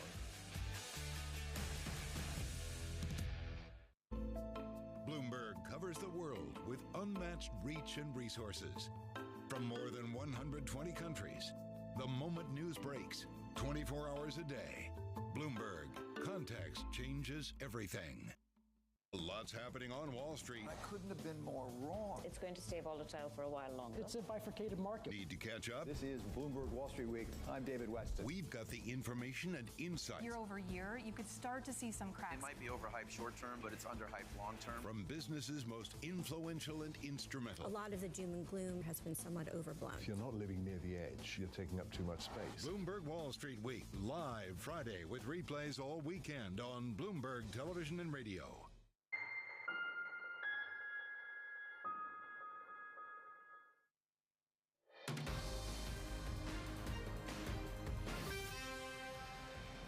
It's Bloomberg Brief. I'm Manish Cranny alongside Danny Berger in New York. Time for the front pages. This is what's making the headlines around the world. First up, we have the SEC has approved the first spot Ether ETF starting today. Ether is the world's second largest cryptocurrency with a market cap around $415 billion. Bitcoin ETF. So it's less than 5 minutes away now until we do see Germany calling for bids on an auction of €5 billion of 2.7% 2026 Bunds. The 2-year bid cover is on the prior 2.4, with the 2-year Bund yield on the prior 2.8%. Footing after that tech outage on Friday. 800 flights canceled as of Monday afternoon. Basically, the main reason they've struggled so much more than everyone else, Manis, is because their crew tracking software went down and all this, so they basically don't know where anyone is. That's reassuring, isn't it, between the captains and the crew. Now, when it comes to money and sports, we track it quite well here. Warner Brothers have offered to match Amazon's bids. This is for the NBA TV rights. NBA was on the verge of signing a new $76 billion deal. This was an 11-year deal, Danny, with ESPN and 2 partners. So this is the value in bringing sports onto your platform. Well, it's so important for Warner Brothers because they have TNT, which broadcasts all these, and they basically charge $3 extra a month for TNT. Are you really going to pay that if you don't get the NBA on it? Look, I mean, you just got to click on your own TV and see how many of these apps have you actually got and how much you're actually paying for. I just clicked on mine yesterday. I'm overpaid and oversubscribed. I'm going to start watching Inside NBA, you know that? Yeah. Are you? Yeah. I got to learn about American sports. She keeps telling me. This is a whole new Manis Cranny. Whole new world. I can't believe it.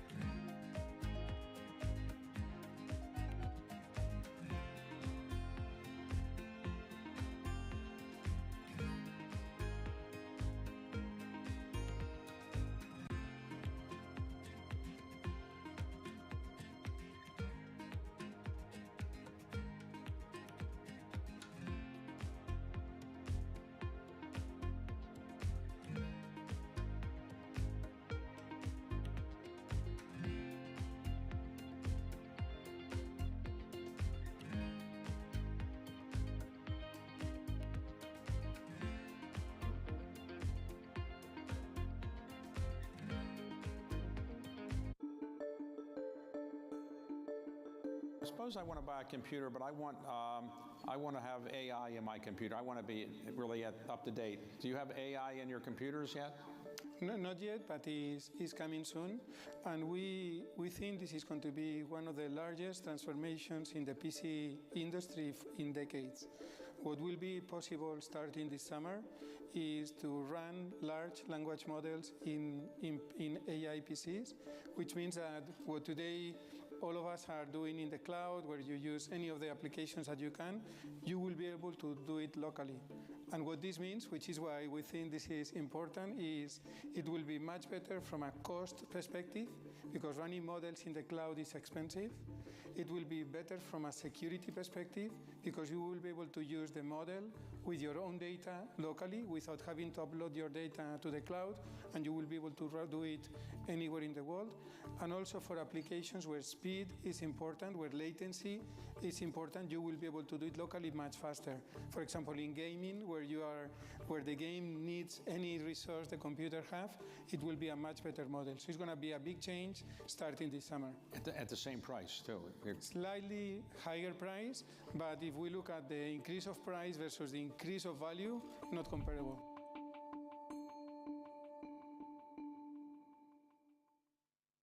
Always on the heartbeat of the tech sector. Spread across global markets. The real-time data aspect is going to be important. We're going to bring you expert analysis on that. Sure. Don't miss Bloomberg's interview with the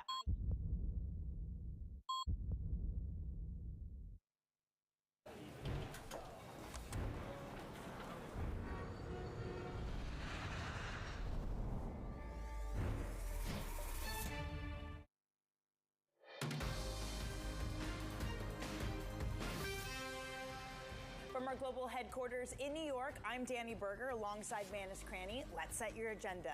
Securing support. VP Harris gains enough delegates to clinch a Democratic nomination.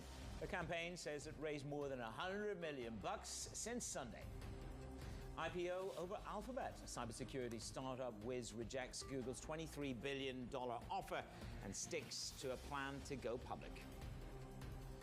That's as Alphabet is set to kick off the big tech earnings alongside Tesla after the market close.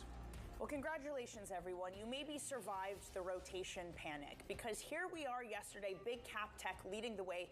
The Mag 7 by far outperforms. Maybe today we go back to normal. The Russell 2000 is up 0.25%, while the S&P and the NASDAQ falls. I mean, we have been running away to the comfortable parts of this market, but maybe it had to do with the hedge funds. Goldman says that hedge funds had the biggest deleveraging last week since 2021, but now we gear up for earnings, where a third of this market reports. Your U.S. 10-year yield down by 2 basis points this morning. 423 is where we stand. And Manus, you pointed this out this morning too, that the yen is gaining again versus the dollar. We're kind of in this weird quiet summer lull. Not a lot of news necessarily moving this. We do have a BOJ next week, but for now it's politics that has been capturing the attention of markets. It's interesting. You begin to see notes come out now and talk about what's the next trigger to intervention. How we've ended up on intervention as opposed to politics, I don't know, but let's go with the flow. Yeah. But you're right. So on euro yen, City's saying if euro yen hits 180, you're going to see intervention. It's more as whether the next Bank of Japan, yes, there is macroeconomic policy as well, whether that is a live event. And when it comes to the earnings, we're going to get Tesla and we're going to get Alphabet. But if you look at the profit expectations, they're expected to grow by just under 30% versus the past 3 quarters where we've grown by around 44 to 49%. So the bar is, I don't know, is the bar low or is the bar? It's such a weird thing because it's lower but still really high. But Manus, this is exactly what people have pointed to about the everything else rally. So seeing the 2-year bid cover at 2, that is 2, and the Bund yield at 2.73%, that's 2.73%. From a really low base. So they're kind of opposite ends of the spectrum, and people point to that saying maybe this is why everything else can do better, because they're playing this game of catch up. And then you have a look at what happened yesterday. I mean, our headline was, you know, dip buyers of the world. The ferocity of the dip buyers came in. You know, if you see Nvidia down 9% last week, is that, I mean, technically you're almost kissing a correction. So is that enough of a thesis to actually step in and buy that? And Tesla's had such a blasting run. People are saying it's trading like a meme stock. Well, this is the argument that fundamentals haven't changed, but they might change in earnings season. The proof needs to be in the pudding. Well, politics has caused a lot of consternation, but does it dislocate your investment thesis? We'll talk about that in just a moment. The Vice President, Kamala Harris, you can see her there. On the presidential campaign now, isn't she? She's raised more than $100 million between Sunday afternoon and Monday evening. Harris has enough delegates to clinch her party's nomination for president. She spoke at the campaign staffers event in Wilmington, Delaware last night. So in in the days and weeks ahead, I, together with you, will do everything in my power to unite our Democratic Party, to unite our nation, and to win this election. Meanwhile, Donald Trump's running mate, Senator J.D. Vance, called out Democrats for shifting to Harris at a rally in Ohio. Democrats are the ones who want to throw out 14 million ballots and not elect Kamala Harris, but select Kamala Harris. With a bunch of billionaires and Barack Obama and Nancy Pelosi making the decision instead of Democrat voters, it's disgraceful, and that's the threat to American democracy. So the gloves clearly come off now in terms of the response mechanism from the other side. Our Bloomberg chief Washington correspondent Anne-Marie Hordern joins us now around the desk. So she's got the votes technically all in behind Kamala Harris. So the attacks are going to start. For us, we were chatting about this morning, the three of us, which is the halo effect will dissipate slightly after this euphoria. And then we're going to have to understand who is Kamala Harris and where is her strength of policy. So where is it? Well, this is a really big reset for Kamala Harris. She was a senator, she was an attorney general, she was a vice president. But when you're a vice president, you really need to shepherd through a lot of the policies of the individual at the top of the ticket, President Joe Biden. She's going to lean into some of what the Democrats would view as their successes. We saw her do that yesterday when she made this campaign stop in Wilmington. She might want to lean in a little bit more. We've seen her into things like the care economy, affordable child care, student loans, things like that she has spoken to in the past. The big policy that she is going to shepherd, and she has been shepherding for this administration, and she's been an ardent supporter of, is women's reproductive rights. And this is where the concern is as well in the Trump campaign. And she spoke about it yesterday. She wants to reestablish Roe v. Wade. She's talked about this already. She was the face of it, talking about abortion and women's reproductive right, women's reproductive health when she was the vice president. Now she's, of course, going to do that as the presumptive nominee. It's interesting because during this, Trump has been relatively quiet in terms of actually going after Kamala Harris. Anne-Marie, I know we had the conversation of is by picking J.D. Vance, is he picking his attack dog that can actually be the one who goes after the Democrats? How is that shaping up in terms of them campaigning not just for themselves, but actively against Kamala Harris? Well, I would say Trump was restraining himself, but a little after midnight last night, he went to Truth Social and was talking about this ABC debate and thinks it's, he wants to move it to Fox, and he's been truthing a lot about it, and he called Kamala Harris, I believe yesterday, dumb as a rock. So he is not stepping back from that attack dog that many thought he would, potentially because the Trump campaign is probably frustrated. They spent a lot of time and money preparing to go after Joe Biden, and now they have a brand new ticket they need to deal with.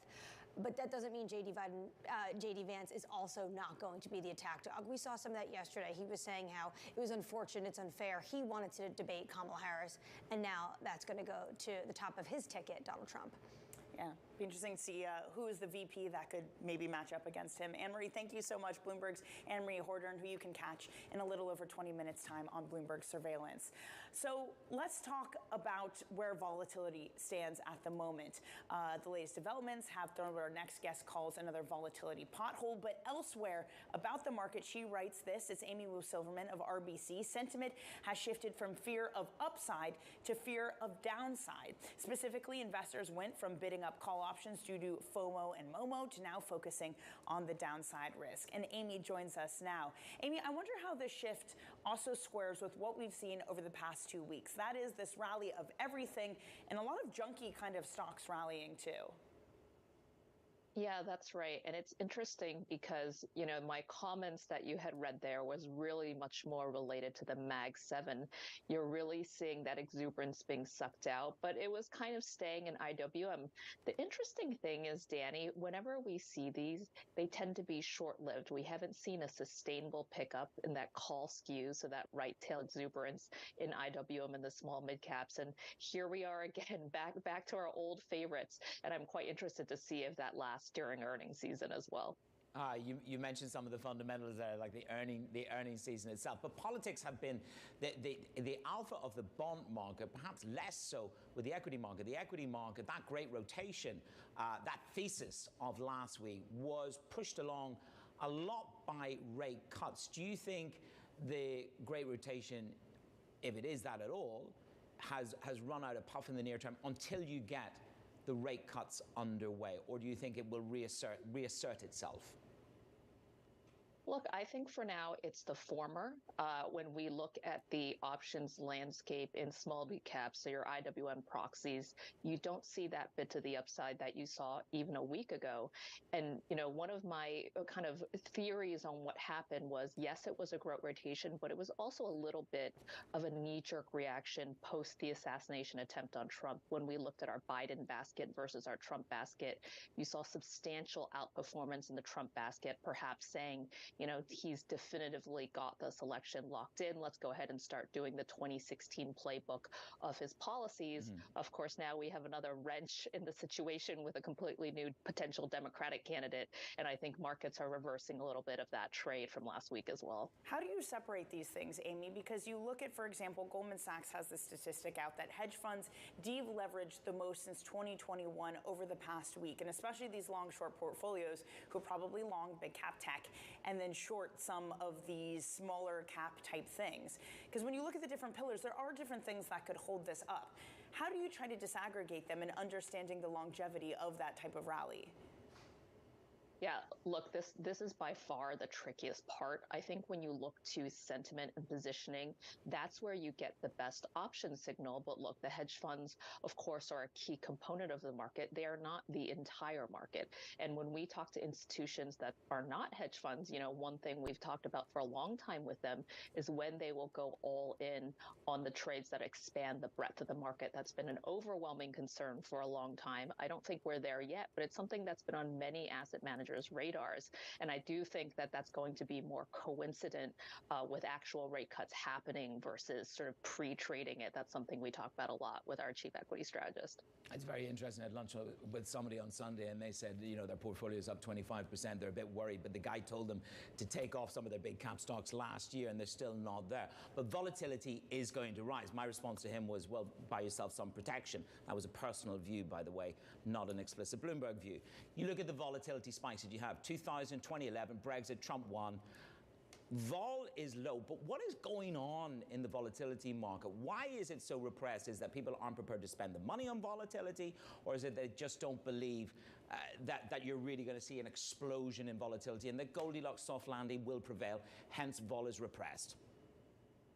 Yeah, it's two huge factors. One is we're sort of in this paddling duck market.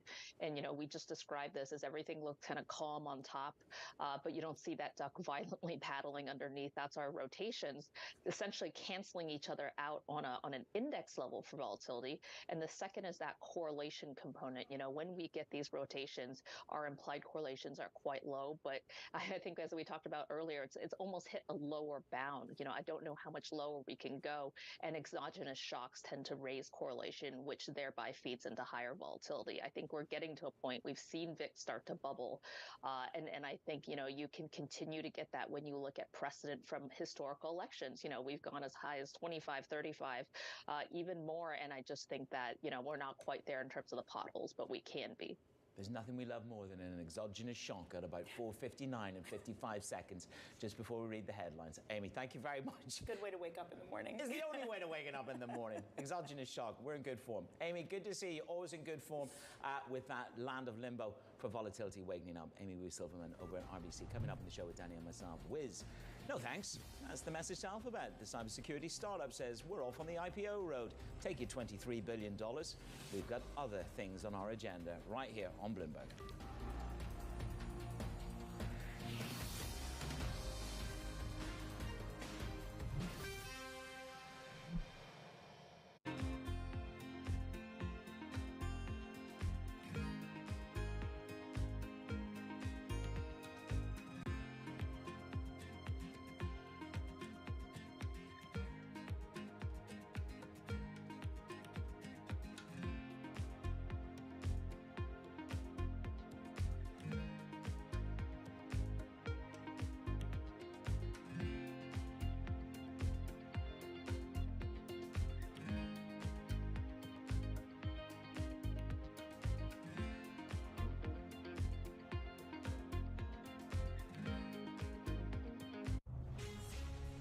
From the beating heart of global finance, economics, and politics, and wherever newsmakers are moving markets. Bloomberg brings you conversations that allow for deep discussions and important insights. What do you think the future is for inflation? Is this a new normal? Are markets too optimistic? How do you worry about the things that are outside your control? How does the current fighting completely stop? I'm Francine Lacqua, and this is The Pulse, every weekday at 9 a.m. only on Bloomberg. What about artificial intelligence? Is artificial intelligence going to enable you and others to say, we have enough information to know exactly what something is going to be worth in terms of insuring it or not? Artificial intelligence is finding its way into our business in a variety of different factors. I think the first piece is getting much better insight into data, which allows us to make better decisions on underwriting. It's also a great opportunity to service business better in terms of like call centers and different ways of what's using robotics and other AI will be very helpful. But it is an emerging practice within the industry and one that is evolving very quickly. So it's also going to present risks that other companies, how they use it and how they use large language models and making sure the decision making is very sound. So it's complicated, but it definitely is benefiting the business today.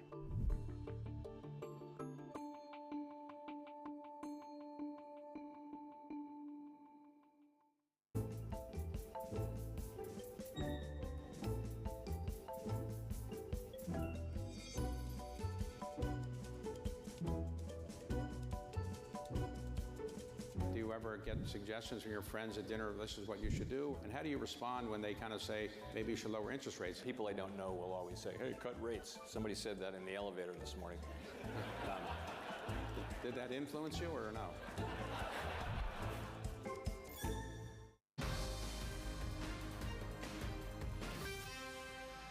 It's Bloomberg Brief. I'm Manus Granny alongside Dunny Berger in New York. So the cybersecurity company Wiz turns down $23 billion takeover bid from Alphabet. Instead, they're going it alone. The plan is to IPO. Tom McKenzie is with us. So this is mud in your eye to Alphabet, really, isn't it? I mean, this was their opportunity to have a step change in cybersecurity in the cloud. But Wiz, they've got other plans. How assured are those plans, Mr. McKenzie? Good morning. Well, they said, look, the offer, this $23 billion, and it is obviously sizable, even for Alphabet, this offer has given them that confidence, the Wiz executives say, to pursue their plans. They say they are humbled by the offer, but they're going to stick with their plans to go for an IPO, to get to a point where they're turning over $1 billion in revenue per year, and they are obviously very confident in the products and the services they offer. This is a company, as you said, cybersecurity. It taps into those cloud services providers, the likes of AWS, of Amazon, Microsoft's Azure, taps into those data centers and those cloud providers and does a scan in terms of the data risks and security risks, and is clearly seeing a lot of uptake coming through from their customers. They think they can look past this offer and go with the IPO. But you're right, it's going to be a disappointment for Alphabet. They bought Mandiant about 2 years ago to try and beef up their cybersecurity offerings when it comes to their cloud services part of their business. They were hoping to add Wiz to the mix to really make it very compelling, and now they're going to have to look for other opportunities around that. And look, you pointed out earlier that this is a potential risk as well. It would have been potentially the deal around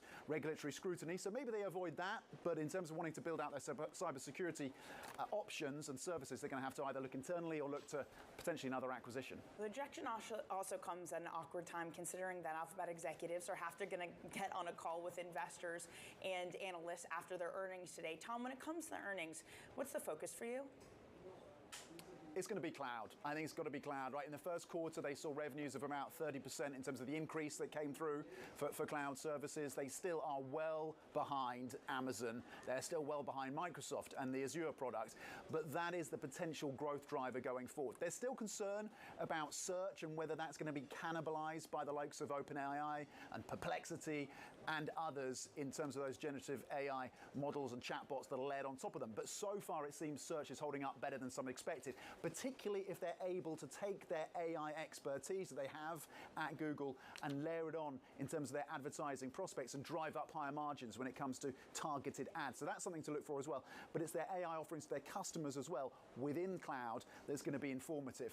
And we're also looking at the advertising sales, because that will give us a gauge as well in terms of the health of businesses in the US. So that'll be interesting. The stock is up about, 30% year to date. They were upgraded by Morgan Stanley this morning with a higher price target. So we'll see how it all plays out for them. Okay, Tom, thank you very much. Bloomberg's Tom McKenzie giving us a little preview of Alphabet earnings. Speaking of earnings, Tesla is set to report after the bell today. Investors looking to hear the company is juggling an increasing number of projects. Joining us is Bloomberg's Craig Trudell, who heads our global auto coverage. Craig, it is this push and pull between what Elon Musk wants people to focus on, and that is the promise of AI, the promise of robo-taxis, and just getting affordable models out. In previous earnings, that's been what's important to investors. So what is it this time?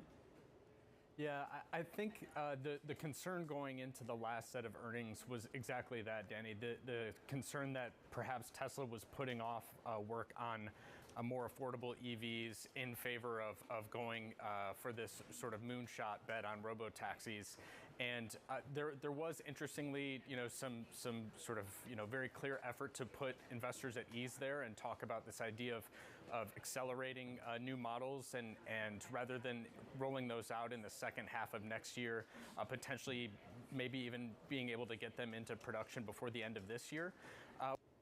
Heard virtually nothing about those new models in the last 3 months, but what we have heard a ton about is the robo-taxi emphasis. And so, to what extent are they actually, making progress on those more affordable vehicles that are desperately needed on the basis of, how much, sales and revenue has slowed down for this company? And can they deliver on these robo-taxi predictions that Musk has been making for a long time and not made good on? Yeah, well, I mean, the delay on the robo-taxi sort of took us all a little bit aback. Look, I know Dan Ives is an uber bull on this stock, and he says, look, most of the price cuts are behind us. The bad news of price cutting is behind us. Now it's about getting to 2 million vehicles, and now it's about getting to some sweet spot in terms of margin. Well, what is it that will take the market there? Because we've had a nice run up in the stock recently. I know again, another bid up yesterday after the dip. But what is it that the market's really going to latch onto? Is it going to be the number and the projections or the margins? What is it that's going to turn the dial for them? Yeah, I think the run-up was started by this, reassurance that we're going to roll out new models. But again, the sort of show there has been absent. And I do think that, unless this company does freshen up the lineup, the Cybertruck is new, but is a very high-priced vehicle. At 6 Eastern Time, we do get UPS's earnings for Q2 2024. Estimated EPS of $1.98 and estimated revenue of $22.21 billion. Is a more affordable EV that's going to drive, revenue growth and sort of tide them over until they're able to make some progress on these self-driving efforts. Okay, let's see what they deliver this evening. I won't really say anything about Trump. There you go. That's what I'm more sort of curious about on the call. No doubt. That's a good point. I'm sure investors would not want him to be focusing on the politics on the call. We don't want him diverted onto that, now that he's got the paycheck. Craig, thank you very much. Excited to see what those numbers are a little bit later on today. We're also going to get some earnings from the consumer side of the market. UPS, Coca-Cola, they're going to deliver their numbers. Dasha Afasanavia joins us now with the expectation. So Coke, they got away with raising prices like Billy O earlier in the year. How's the consumer going to react in this earnings season? Dasha? So the consumers kind of had enough, and I think particularly the lower end consumers are really done with price rises and in fact are switching out of branded products, particularly for things like food.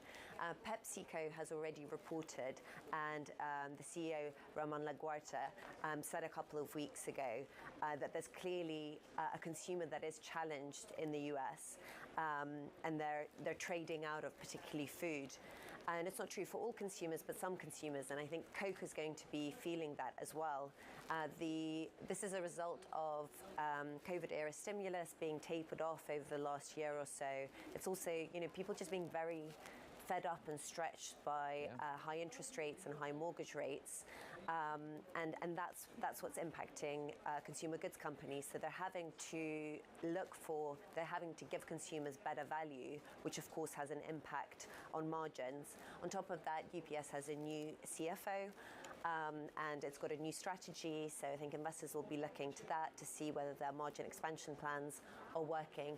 Whereas Coke, as well as the stretched US consumer, it is also looking at China, where there's also been a slowdown.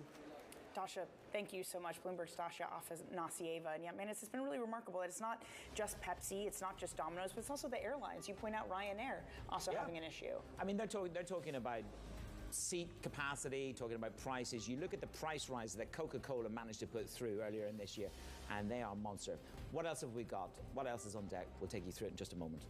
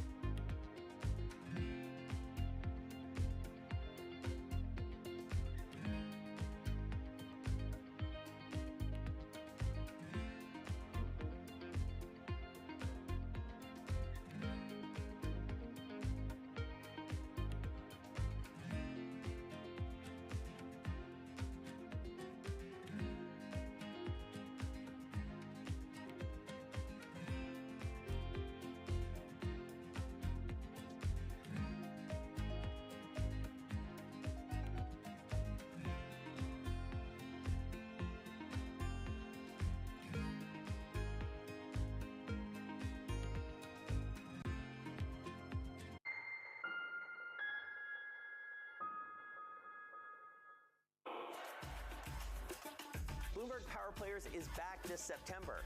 As the top names in tennis take the court over in Queens, we're convening the best of the sports world right here in New York. We'll host some of the most influential voices in the business and identify what happens next for players and fans in this multi-billion-dollar global industry. Bloomberg Power Players, September 5th. Register now at bloomberglive.com/powerplayers. It's a multi-trillion-dollar industry. We'll show you what's happening in ETFs like no one else. Bloomberg ETF IQ, Monday on Bloomberg. Good morning. This is Bloomberg Surveillance. Welcome back to the opening trade. This is Bloomberg Technology. This is the Asia trade. You're watching the close. Welcome to Balance of Power. This is Bloomberg. The top names in business are on Bloomberg. What I can say is that we've been making significant investments. In 5 minutes' time, we get to UPS's earnings for Q2 2024. Estimated EPS of $1.98 and estimated revenue of $22.21 billion. Areas we've been investing in because we know the areas that, frankly, the industry likely needs to further enhance, and we certainly want to enhance them for ourselves. Nobody covers business like Bloomberg. Context changes everything.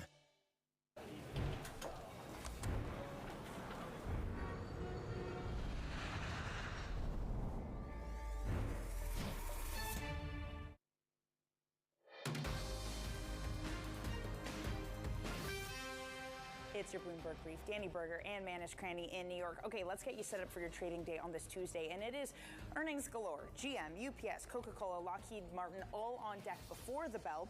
Then we're going to get some eco data. We're going to get U.S. existing home sales at 10 a.m. And then more earnings after the close, specifically Alphabet and Tesla.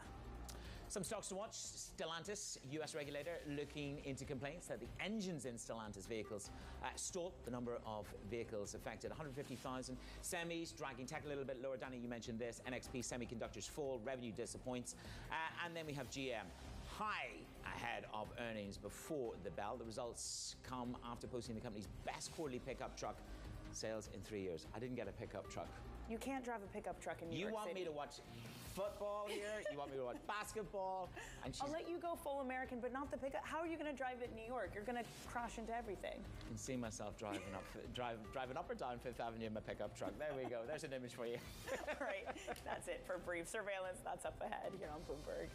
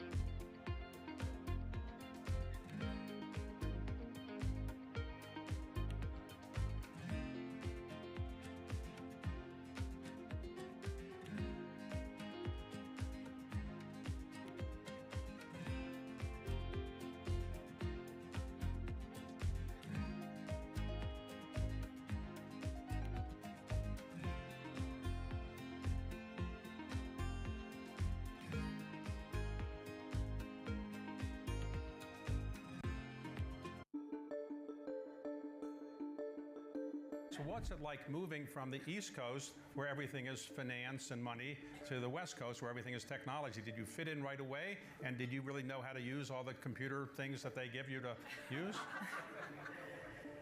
So it was pretty fun. There were plenty of times where I would sit around in meetings and literally I would be Googling terms.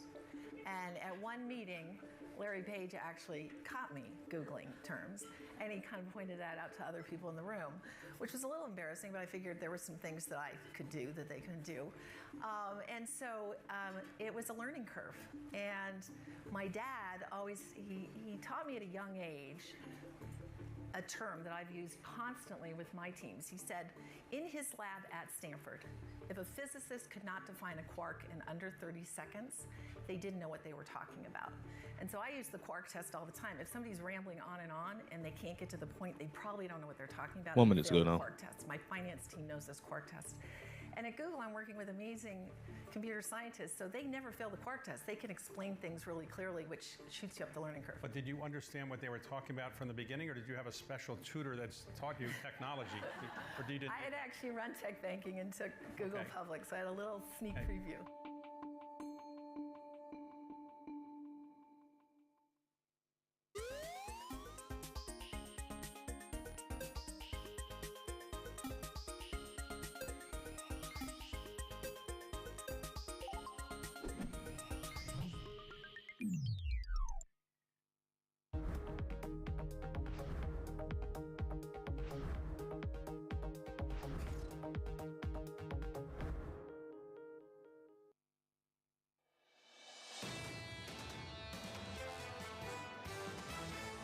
AI theme is still expected to do most of the heavy lifting for earnings growth. We think the market has been a momentum, growth, and size market. Seeing EPS at $1.65. Some miss on estimates of $1.98. Revenue at $21.8 billion and miss on estimates of $22.21 billion. Adjusted EPS at $1.79, which is a miss on estimates of $1.98. Sorry. This is Bloomberg Surveillance with Jonathan Ferrell, Lisa Abramowitz, and Anne-Marie Hordern. Bloomberg Surveillance starts right now, live from New York City this morning. Good morning. See fiscal year revenue as about $93 billion. They saw $92 billion to $94.5 billion. A three-day losing streak on the S&P. The NASDAQ 100 with its best day since early June. The Mag 7 is back, bouncing back in a major way, and the earnings drop a little bit later on this afternoon. It begins after the close. We will hear from Tesla and Alphabet. Then on to next week when the majors start to report in a much bigger way. A little bit later this morning, Bramo, want to watch 6:30 GM. Yeah, we've got GM this morning. We also have UPS. We also have Coca-Cola. We have about 20% of the S&P 500 market cap reporting this week alone. This is when we start to talk more about what companies are actually doing, which is something that a lot of investors who come on this show say that is actually tradable versus just simply the speculation around macro as well as political noise, as a lot of people are trying to call it. How many people have come on this program and poured cold water over the small caps in the last 24 hours? We had David George of Baird coming on and saying, fade the rally that you're seeing in regional banks over the last few weeks. Lisa Shallard of Morgan Stanley making a similar point, saying, don't chase this, don't chase this. Barclays, this note just drops. So bear with me as I read it for you. Mid-year outlook, upgrading the price target, 5,600 from 53. Guess UPS restarts the shares buyback program, targeting $1 billion annually. Lisa, valuation reset leaves more room for preferred themes. One of those themes, large over small. This is what we have heard from so many investors. Even when we have later this morning, someone who focuses on small caps, Jill Carey Hall of Bank of America, she thinks that they're undervalued, but sees reason for it in terms of small caps. The issue here is that the winners are going to keep on winning, and the idea of any sell-off or pullback in the Magnificent Seven evidently is being viewed as a buying opportunity. John Stoltzfus also coming up later. But just noting UPS falls 4.3% as they miss their EPS estimates.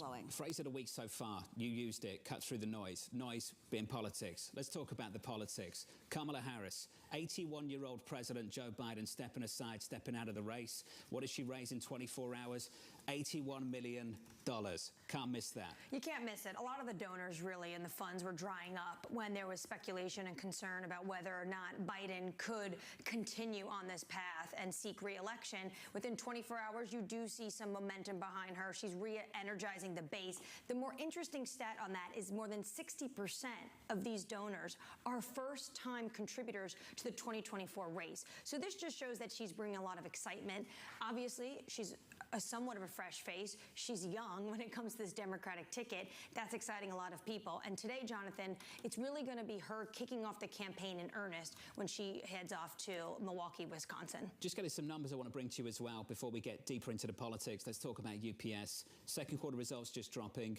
EPS coming in at 179, the estimate 198. Revenue, Lisa, coming in at 21.8 billion, the estimate 22.21. So a little bit of a downside surprise on the top and bottom line there. And talking about full year expected revenue of about 93 billion versus the expected 92 to 90, almost 95 billion. So really even ratcheting back expectations for the full year. When you look inside the numbers, what I find interesting, and this goes to the macroeconomic backdrop, how much is this because consumers are actually spending less on shipping packages? U.S. package revenue was down about 2% year over year and below estimates. International package revenue also below estimates. How much are we looking at a retracement that goes beyond just simply a goods versus services shift to people being a little bit more discretionary? Isn't this the biggest challenge to the broadening out story of the moment, the earnings picture we're getting from the airlines? Not great. Started with Delta, saw it with Pepsi. Are we seeing it again this morning in UPS? I'm curious to hear what somebody has to say. That is what it smells like, although UPS has been facing a lot of issues with respect to revenues, with respect to expenses, cutting certain businesses in response to labor negotiations. However, that said, we are definitely looking at increasing commentary from companies saying this is a different consumer, one that is ratcheting back and much more price sensitive, and perhaps we're seeing that today in the UPS numbers. That stock is down in the pre-market by a little more than 4%. We mentioned this moments ago, 6:30 Eastern time. So in about 26 minutes, we'll get numbers from GM. Look out for that. Equity futures right now on the S&P 500, a little bit softer. We're down 0.1% in the bond market. Treasuries rally. Yields are lower by a couple of basis points, 423. Can't get through a bond market check without talking about what? Supply. Lisa, what's coming up? We've got $69 billion of two-year notes today. We've got $70 billion of five-year notes tomorrow, $44 billion of seven-year notes on Thursday. This matters at a time when people are talking about the one constant, no matter who wins the presidential election, that is the fiscal deficit, and that no one is talking about reducing it in any kind of material way. That is the reason why bond supply matters. That's the promise right now. More debt. More debt. That's something they can deliver if you want it. Coming up this hour, Brian Levitt of Invesco following the S&P 500's best day in more than a month. Isaac Boltansky of BTIG as Kamala Harris closes in on the Democratic nomination, and Bloomberg's Craig Trudell ahead of Tesla earnings after the bell a little bit later. We begin with our top story. The S&P 500 posting its best day in more than a month as investors look through messy politics. Brian Levitt of Invesco writing this: I don't believe that these markets will be trading based on Trump's or Harris's prospects, but rather on the direction of the economy and Fed action. I find the talk of the Trump trade versus the non-Trump trade to be much ado about nothing. Brian, good morning.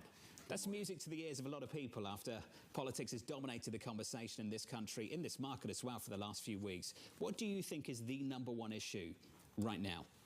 I think it's the direction of the economy. And so you may remember I was here about a week ago and I said, for the first time in a while, I'm getting a little bit more defensive. Then you have a big rally in small caps, and my thought is, oh, these folks are never going to have me back. But I still continue to believe that we want to be a little bit more defensive. It doesn't mean equities can't do well, but to what you were talking about earlier, it's the larger cap, it's the higher quality, it's because growth's slowing. Now, ultimately, I think the Federal Reserve pivots. So for the week after I was on the show, the focus was on the Fed cutting rates. Now the focus is back towards growth slowing. We'll get to the point where the focus is again on the Fed. We've priced in the couple of rate cuts now, and things will broaden out. But in the near term, it's more of a defensive environment as the economy slows. I've got a quote in front of me from Morgan Stanley, and I think it might resonate with you. It's from Lisa Shallett. She said, unlike cyclicals and unlike cycles, when Fed rate cuts precede recession and re-accelerating economic growth sustainably impacts the high beta small cap cohort, this time a Goldilocks soft landing is apt to reward large cap quality names that can deliver margin gains despite modest economic growth. Is that how you're thinking about things? It is, although I wouldn't say that it doesn't involve the small caps. Because if you can get through this period with without a recession, I agree, then large caps should do well, the broad market should do well. But typically, if you look historically when the yield curve normalizes, the yield curve normalizing, you tend to see more participation from small and value. And investors have been wondering why this market's been so narrow. We've had 20 months of an inverted yield curve, maybe 21 months of an inverted yield curve now. So that's a challenge. This will change as we normalize the curve.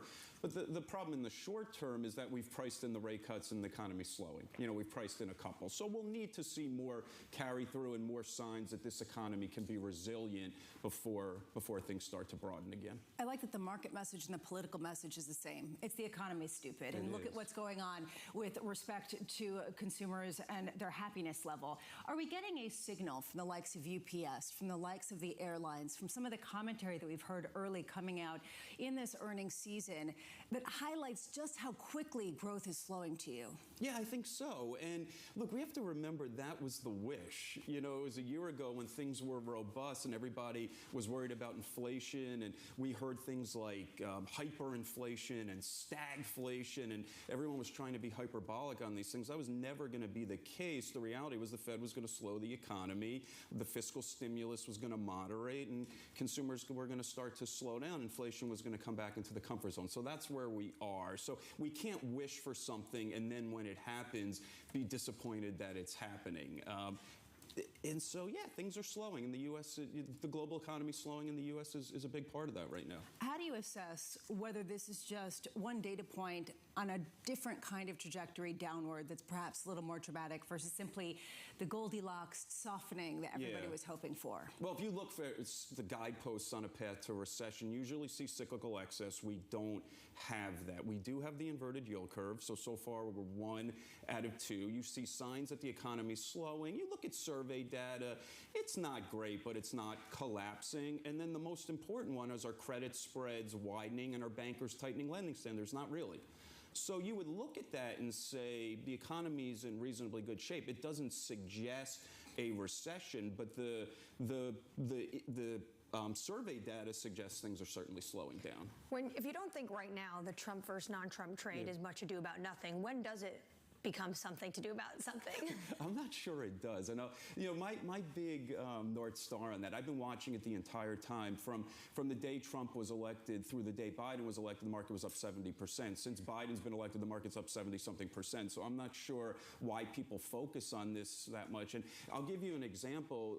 When it looked after the debate, post-debate, and Trump's numbers are going up, probability of winning, I'm getting these notes in my inbox that say, okay, here's the Trump trade. Crypto goes up. European defense companies go up. You want to be short Chinese equities. And I'm scratching my head saying, wasn't that the last 4 years? Right? That's exactly what happened over the last 4 years.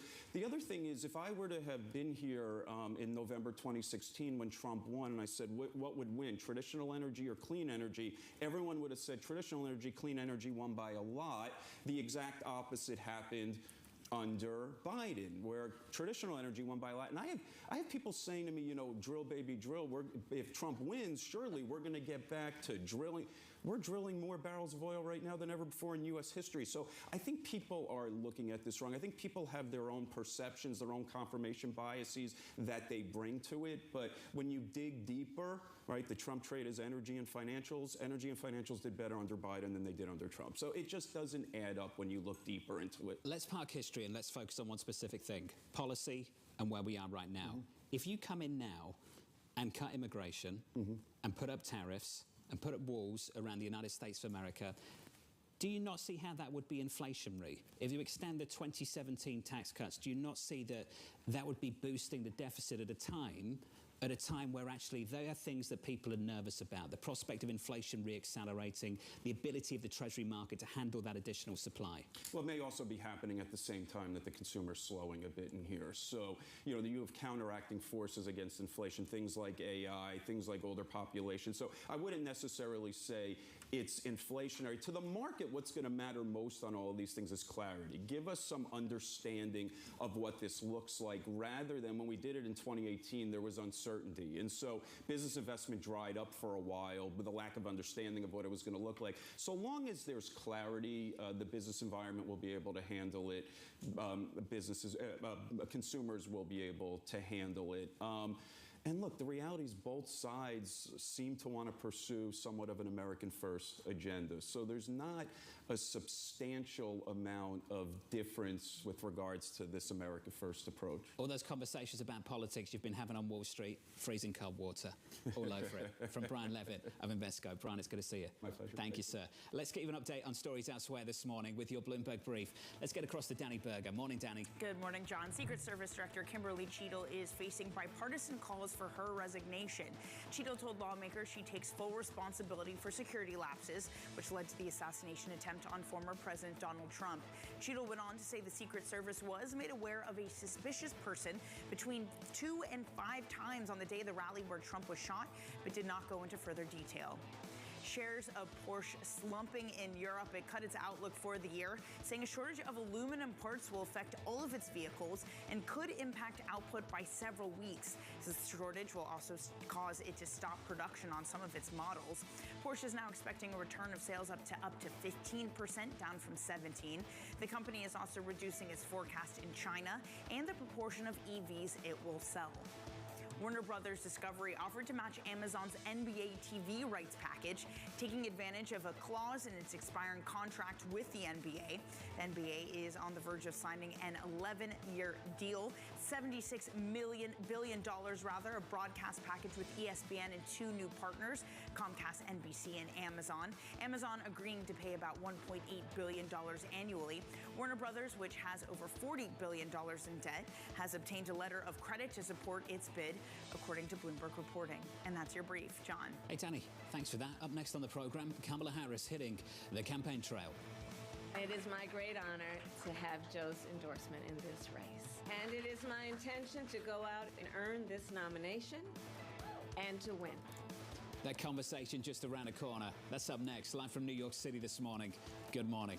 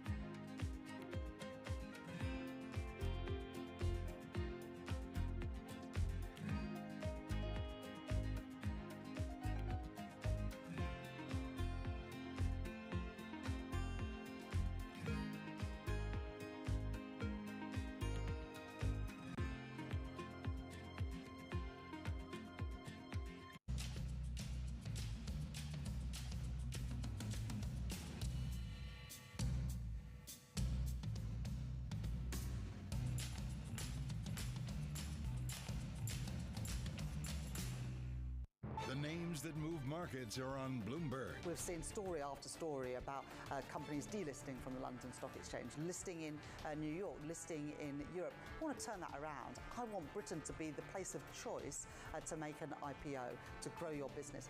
That's why I welcome the reforms that the FCA put in place last week. It's also why I'm determined to change our pension system so we can keep more businesses here in Britain. Bloomberg. Context changes everything. Jumpstart your trading day with 2 hours of single stock stories that are driving the opening bell action. We'll take you to Wall Street, Main Street, the C-suite, and beyond. Bloomberg Open Interest, weekdays at 9 a.m. Eastern, only on Bloomberg Television.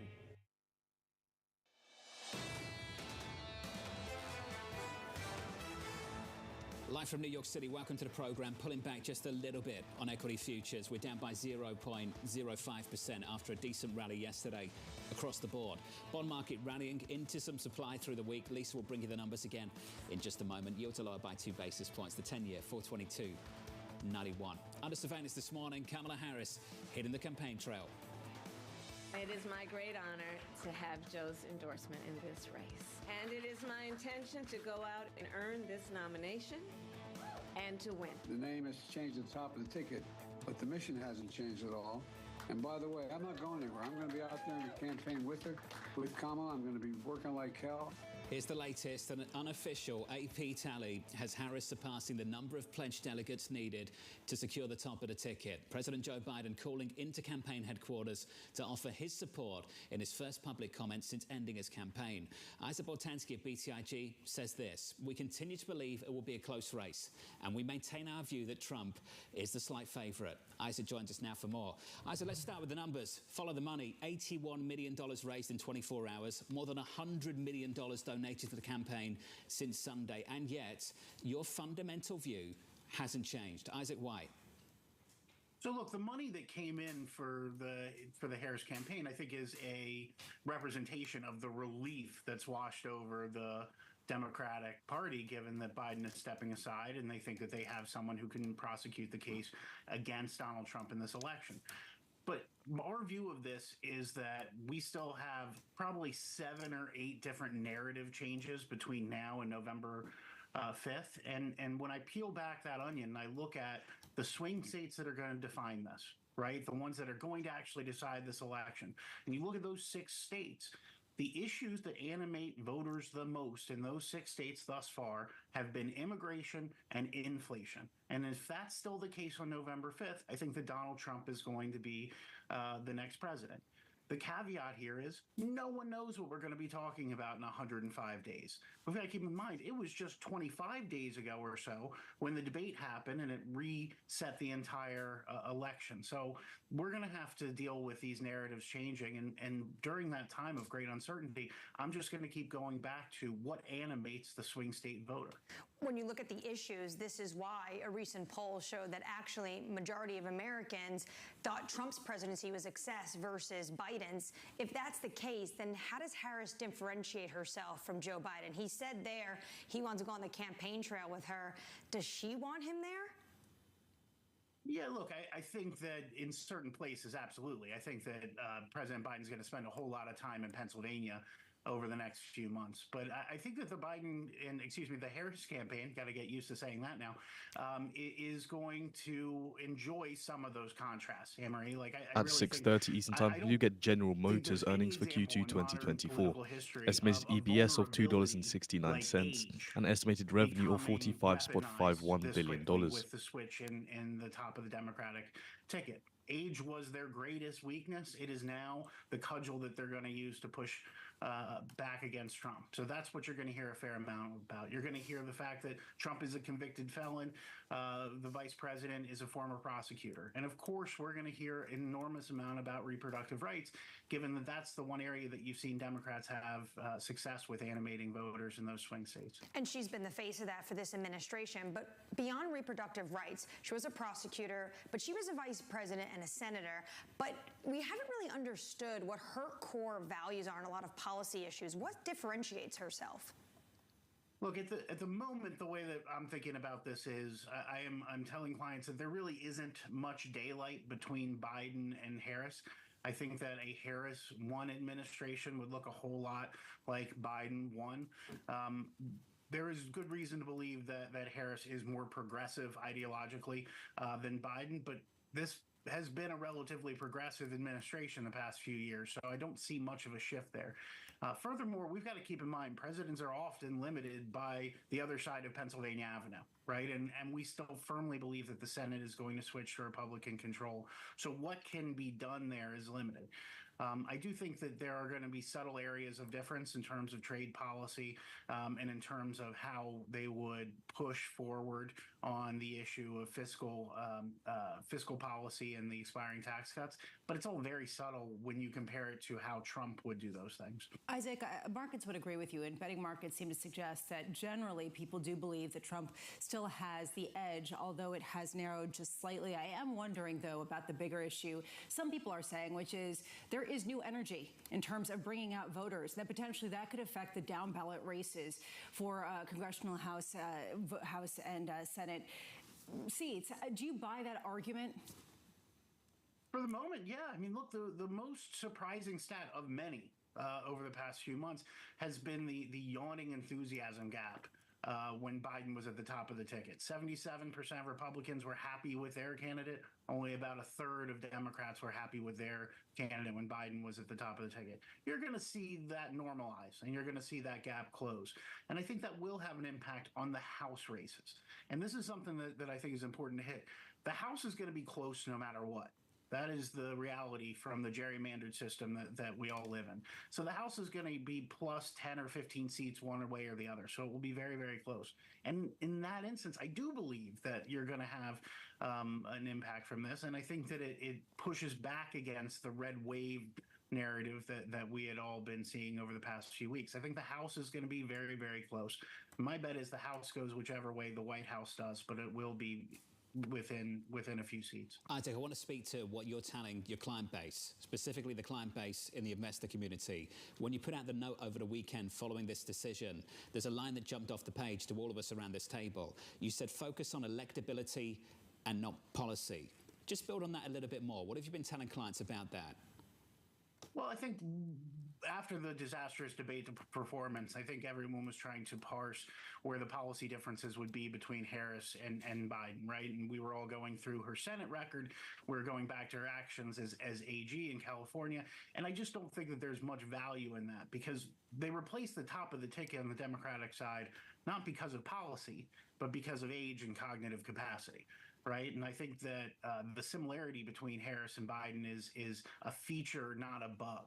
And so to me, it's just really a question of how she impacts this race rather than the policy substance. So is she able to change the dynamics in Georgia and get voter turnout within the black population, which is unclear that Biden was able to do in Georgia. It's unclear if that would have been there. How is she going to impact women and independent voters in some of those swing states in the Sun Belt? Those are the things that I think matter way more for markets and all of us trying to get our arms around this election than subtle differences between them, between Biden and Harris and their policy perspectives. Isaac, with that being said, was J.D. Vance the right pick for Trump?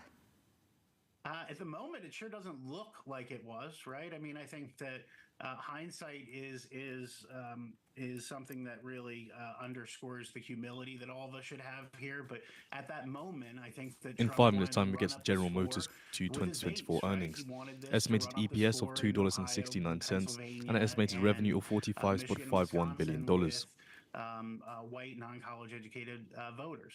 And I think that at that moment, he didn't worry too much about some of the other subsets. And J.D. Vance really does not help you with many other voter groups. And so at the moment, it sure doesn't look like the right one. But I think Anne-Marie really underscores the importance of who the vice president picks as her running mate. And I think that she is going to focus intently on someone that can help her in one of those swing states to broaden the base. That's why you're looking at Josh Shapiro, the governor of Pennsylvania, or even Andy Beshear. Isaac, thank you, sir. Just wonderful over the last couple of days. Isaac Boltanski there of BTIG. Based on how this race has gone so far, I think we're waiting for that first report about Trump changing his VP, right? You heard it here first. John, do you want to break some news? You can do whatever you want these days, right? You pick your nominee, you can change it 4 months before. Maybe there'll be a different Republican nominee. Come on. There's not going to be a different Republican nominee. Coming up, Tesla earnings a little bit later.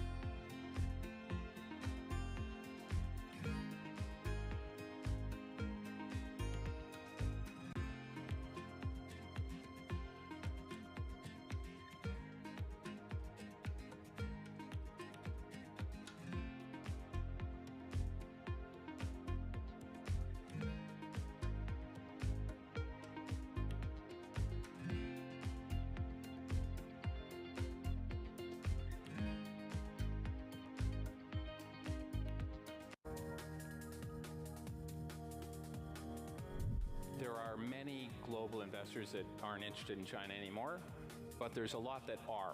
And obviously the local investors have money in China and are doubling down on investing in China. Many of the Asian investors, and in fact a lot of the Middle East investors, the Americans are gone away. Therefore, there's an amazing opportunity to put capital to work and get returns which are excess what you would get in other places. Where there is lack of money, there is usually opportunity. So we continue to build out our business in China. It's just where the money's coming from is different. 1 minute to go now. So we're raising local money in China for investing and bringing those that choose to be there to invest in China. So it's just a different, where the money's coming from is just different.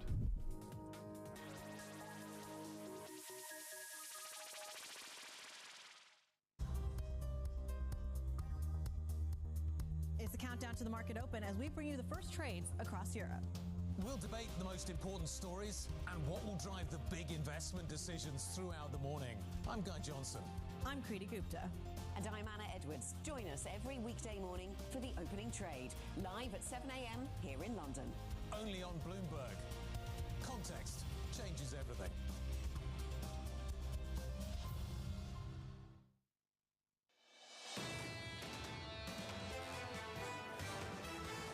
So yesterday we snapped a 3-day losing streak on the S&P 500, which is quite a strong bounce.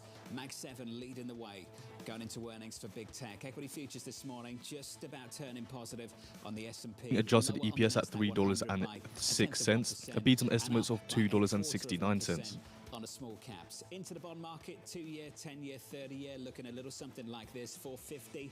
On a 2-year, we're down a single basis point. Later on this hour, we'll catch up with Ian Shepherd. Seeing revenue at $47.97 billion, a beat on estimates of $45.51 billion. You think, and more than they think. That's a big call. And there are a number of people who are kind of lining up behind him. Nick Kolos over at DataTrack pointed to 2 New York Fed models that actually put the neutral rate below 1.5%. They see fiscal year adjusted EPS at $9.50 to $10.50. They saw $9 to $10, and estimates were $9.53. So that's a beat on estimates. About a much more dramatic rate cutting cycle that many people are pricing in. Look out for that chat, that conversation with Ian in just a moment. Switch up the board and turn a page. I want to finish on foreign exchange and look specifically at the strength we're seeing in the Japanese yen. For the second session, dollar yen down to 156.13.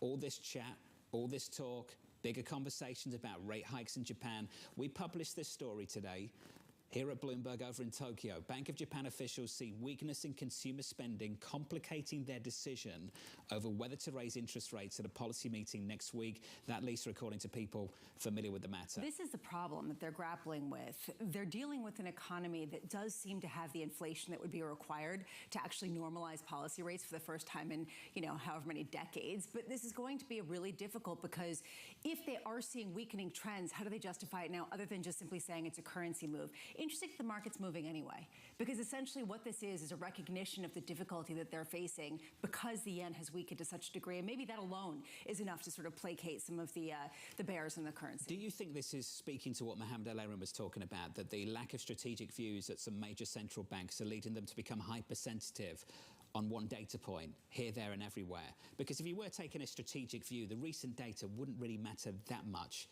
would it? Just the one hike at the BOJ, does this really change things? Absolutely not.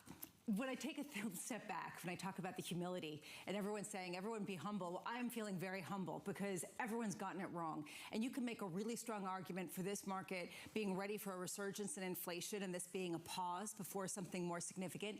And you can make a really legitimate argument that we're seeing a real softening patch that's going to just get dramatically worse later into this year. You can make either argument looking at different sectors, and I believe you. So I understand the humility and also the difficulty coming up with the correct construct for some of these central bankers to follow. I don't know a single person who hasn't been humbled at some point post-pandemic in this business. It's kind of been the business to be humbled.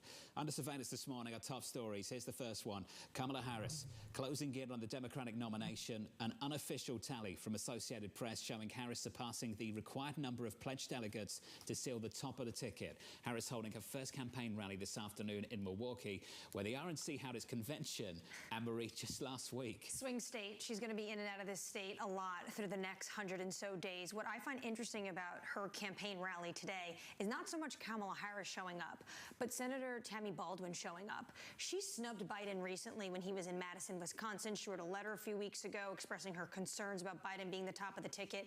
If Kamala Harris isn't able to herself win the election November 5th, potentially she's going to help down ballot. And that's what we continuously hear to some of these crucial seats in swing states. They were concerned about Biden ruining their ticket. This is what we heard from Chris Kruger over at TD as well, when Chris had to say down ballot, good for Democrats. The House and Senate just became more interesting. A GOP wave is still possible, though far less likely without Biden as the nominee. That's down ballot. Let's talk about the race between the likes of Trump and Harris. TD also making this point, I think it's an important one.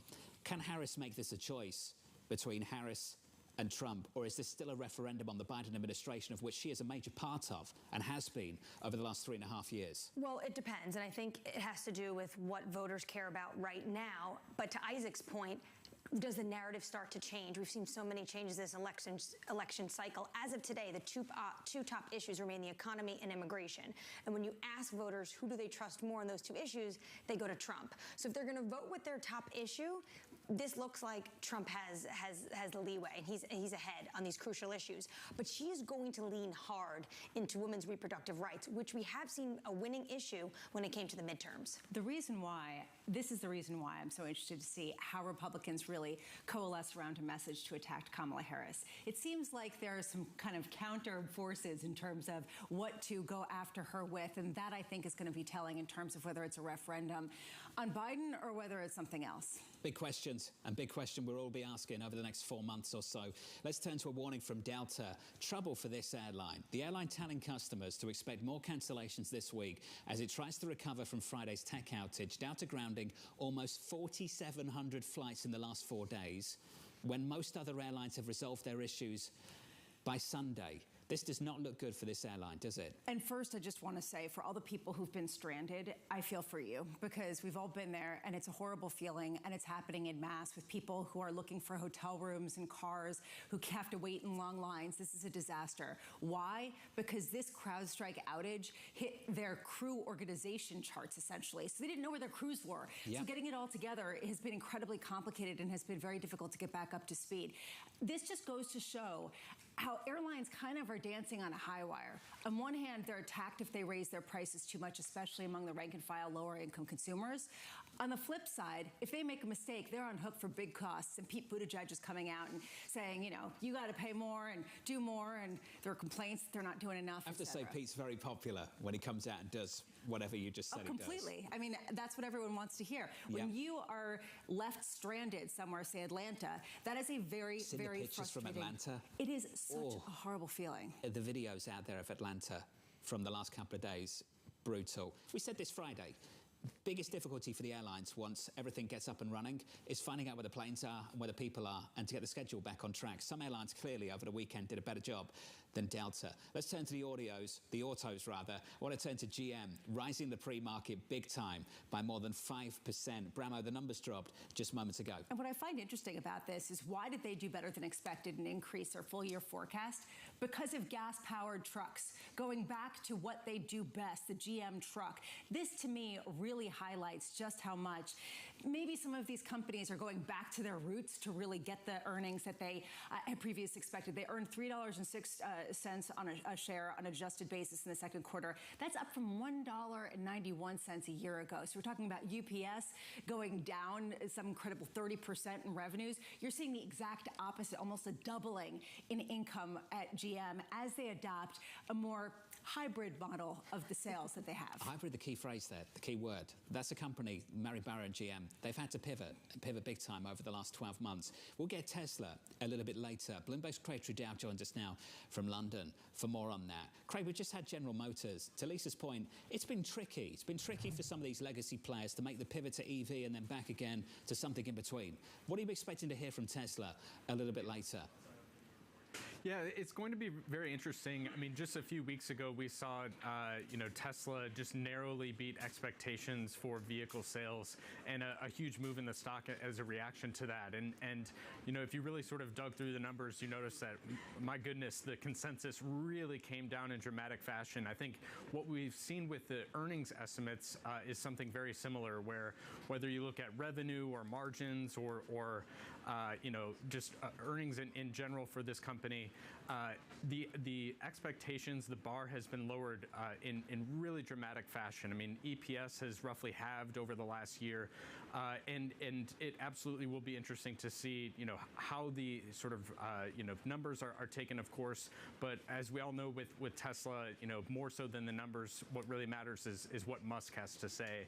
And I think what's been remarkable this year is the deterioration in fundamentals for this company that have been just absolutely overlooked the last few months, as Musk has really leaned into his AI messaging, his robo-taxi promises, and that has been effective in really moving the shares and staging this massive recovery. And the latest is humanoid robots, which also has offered a huge boost to the share prices. You really phrased that beautifully, because it shows how Tesla is not being viewed as a car company. It is a company of hope, of technological prowess sometime in the future that doesn't ever seem to come on schedule. At what point are we seeing that the nuts and bolts of a car company, a true dyed-in-the-wool car company of General Motors, showing the differential between, say, GM and a Tesla that's still riding on a lot of hope? Yeah, I think it's interesting. I'm reminded just a few months ago when Tesla put out their earnings presentation and sort of alluded to the idea of, many of its competitors sort of paring back their plans for EVs, reinvesting in hybrids or pivoting back to hybrids as GM has, and Tesla coming out and sort of speaking, taking a stance on its competitors and saying, we believe that this is the wrong call. I mean, I think we're seeing, left and right companies, only adding to those decisions to make that call that, Tesla has come out and criticized. And it does make you wonder, with Tesla, I mean, you wouldn't have thought this would possibly, be within the realm of possibility. But just, this week, Musk has talked about, the need for oil and gas for civilization.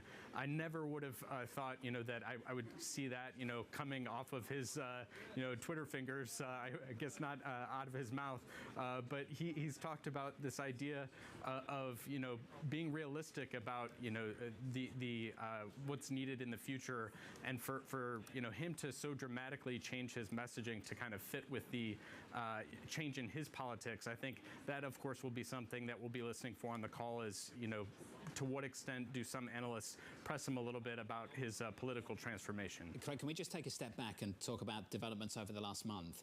We've said repeatedly that the carrot over this stock was the robotaxi business, the announcement we were expecting in early August, and then we had reporting here at Bloomberg, led by Ed Ludlow and the team, that robotaxi announcement wasn't happening in August. And then we sat here waiting and waiting for pushback from the company, and pushback that I didn't see. Have we got clarity on when we're actually going to hear from them?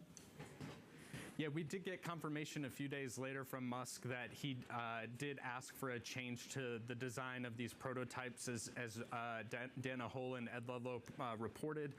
He did not specifically confirm when exactly this event will be staged. I think there's a lot of expectation on the basis of our report that it will slip to October, as we had heard. But of course, I think Musk also is the sort of ultimate showman and likes to really keep pressure heaped onto his team. So I think it is an open question whether or not he, within the last few days or week or so, has said, you know what, I was going to give you until October, but now it's, September. So that will be something that people are very keen to hear more on, because, it's not just a matter of staging this event and sort of living up to this hype that he's built up over the last few months, but also, really having something to show in terms of a business plan, taking these from prototype stage to actually building a business. And that's going to be, I think, a lot more difficult than maybe the market is sort of baking in here. Hey, Craig, thank you, sir. Craig Trudell of Bloomberg, ahead of those numbers after the bell a little bit later. Tesla in the pre-market up by something like 0.75%. That stock has absolutely surged, ripped off the bottom of this year. in April. I think we're up by something like 70% plus since then. I have to say, Elon Musk had a major win, a massive win, Sunday afternoon at 1:46 Eastern Time in Delaware. Why? The president did not address the cameras. He did not put out a statement in the way you might anticipate. It dropped on where? It dropped on X. Of all the places, it dropped on the platform formerly known as Twitter. So we can sit here and talk about Elon Musk and his management of that particular platform. Fact of the matter is, when the president had one of the major political decisions of his career of the last 50 years, he chose that platform. Which a lot of people are wondering why, for a whole host of reasons. But the bottom line is, if you want to distribute things in mass, that is the way to do it. So you're correct. It's sort of still an open question, though, Anne-Marie, exactly why it was done that particular way. Open question, and maybe we'll find out today. We will see eyes on the president. We haven't seen him since July 17th. He's going to be leaving Rehoboth Beach just after noon. It was a little bit awkward, though, given the fact that Trump is out there embracing Musk and basically just so excited that he's donating some $40 million a month to his campaign. So kind of weird that Biden would then give Musk a win and make this major historic announcement on his platform. It's a big win, that's for sure. Let's get you an update on stories elsewhere with your Bloomberg Brief. Here's Danny Berger. Hey, Danny. Hey, John. Quite a few earnings this morning to get through. UPS sliding in the pre-market down more than 7.2%. Higher labor costs and soft demand for packages led them to fall short of estimates in the second quarter. It's also grappling with higher costs from its Teamsters union contract, which UPS says would be front-loaded. The shipping giant trimmed its full-year outlook while restarting its buyback program, targeting $1 billion annually. Meanwhile, Spotify also reporting moments ago shares are soaring in the pre-market, up more than 14%. The streaming giant reported big gains in subscriber growth for the second quarter. Paid subscribers grew 12% from a year ago to 246 million. That beat estimates. Even though Spotify has been rolling out price increases over the last year, it's still been able to add subscribers. Its premium plan currently costs $11.99 a month. Spotify has instead focused on cutting costs to boost profitability, reducing its workforce and pulling back on podcast. And so at 6:55 a.m. Eastern Time, we do get our Coca-Cola Q2 2024 earnings, estimated EPS of 81 cents with an estimated revenue of $11.76 billion. The company offered to buy it in an effort to catch up with Microsoft and Amazon in a competitive cloud services market. Wiz connects to cloud storage providers like AWS and Microsoft Azure in order to scan for security risks. Alphabet did not immediately respond for comment. The company reports earnings after the bell today. And that's your brief. John. Hey, Danny, thank you. More from Danny a little bit later this morning. Up next on the program, a tax fight on the horizon. If you're focused on, what is the platform going to be, call up the House Democratic Ways and Means Committee members. They already wrote this bill, and they published it several years ago. And it is, signed, sealed, delivered from the Democratic Party, ready to go to Kamala Harris. That's up next from New York. You're watching Bloomberg Surveillance.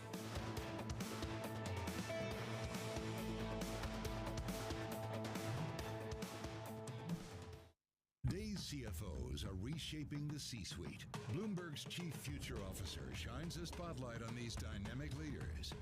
It's an incredibly fun job, for sure. We're in the business of leading beyond the numbers. To me, teamwork is key. You need to identify opportunities and push people. It's not about how to say no, it's about how to say yes. Their impact goes far beyond the balance sheet. And on Chief Future Officer, they focus on much more than just revenues and margins. Today's CFO has to be much, much more than a bookkeeper. I talk more about culture today than I talk about numbers. It's not just about debits and credits and digits and dollar signs. It's a lot more than the profit today. It's building the future of tomorrow. Get passion, perspective, and more from the Chief Future Officers of some of the world's most influential companies. New episodes this summer, only on Bloomberg. Brought to you by Workday. It's the world's second largest economy with a growing influence in global affairs. But geopolitical uncertainties, deflationary pressures, and questions about foreign investment linger. Bloomberg, The China Show, brings you the unmatched expertise you need to keep track of breaking news, in-depth market analysis, and the most influential newsmakers in and around China. Bloomberg, The China Show. Weekdays at 9 a.m. Hong Kong time, right here on Bloomberg. Context changes everything. The countdown is on. Everything you need to get the edge at the end of the market day. Get ahead of tomorrow's trading with The Close, weekdays at 3 p.m. only on Bloomberg. Bloomberg Television. Context changes everything. Get your fixed income fix. Watch Bloomberg Real Yield every Friday right here on Bloomberg. Context changes everything.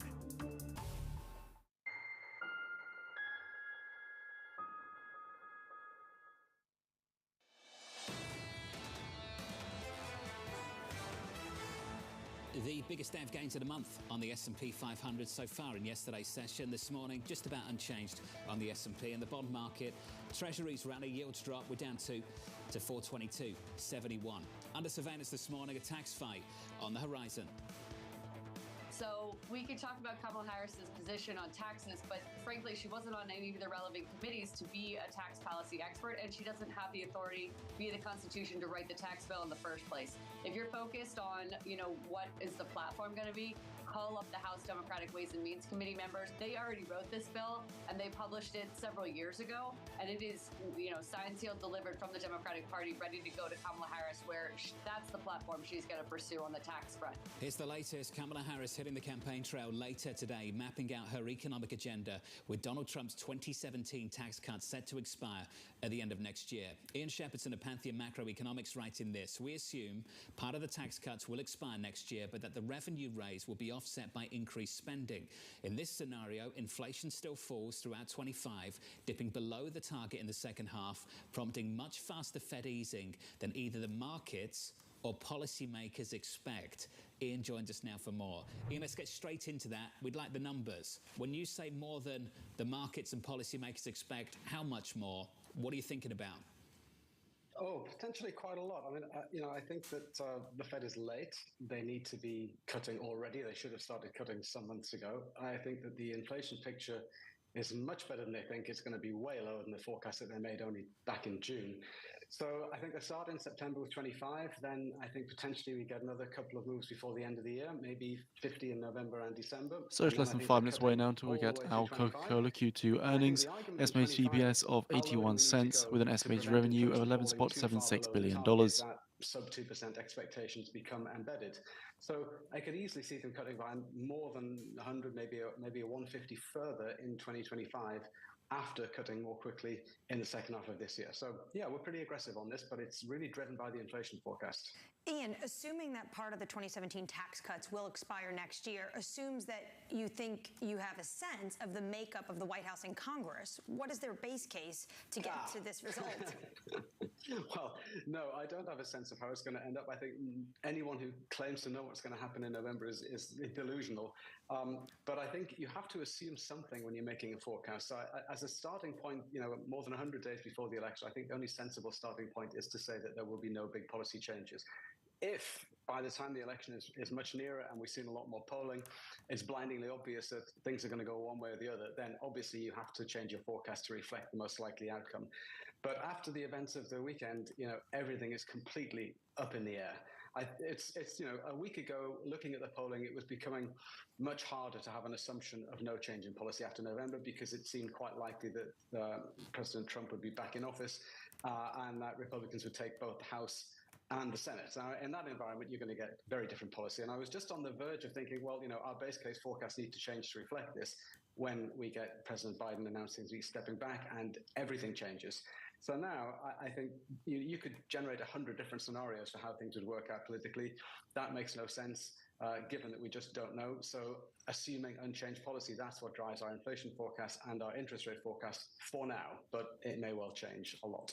Ian, just from a logic perspective, I'd love your idea on, regardless who wins, the deficit's still a concept that people are concerned about. We're still looking at the indigestion occasionally at certain bond sales. We're still seeing some forecasts that actually inflation will increase as a result of fiscal spending on an ongoing basis, regardless of who wins. Why is it not inflationary? Why do you see ongoing disinflationary even in that environment? Yeah, well, it was inflationary. With the benefit of hindsight, the stimulus late in the pandemic was too big, and it precipitated a really enormous increase in retail margins, which was a direct push-up on inflation, very substantially. But that's now pretty much over on an incremental basis. Remember, when you're looking at the impact of the deficit on economic growth and inflation, you have to look at the increment, not the level. And the deficit now is pretty stable. It might even fall a bit next year, depending on policy changes after November. But what it's not doing is jumping higher as it did during the pandemic, and triggering that part of the increase in inflation during COVID and afterwards. That element of the inflation story now is greatly diminished. So assuming fiscal policy carries on as it's currently written, which may change, but as it's currently written, I don't see an incremental inflation threat from fiscal policy. I see actually margins beginning to recompress back towards normal. It'll take a long time, but they'll get there eventually. And at the same time, of course, we've got a significant weakening in the labor market. We've got slower wage growth.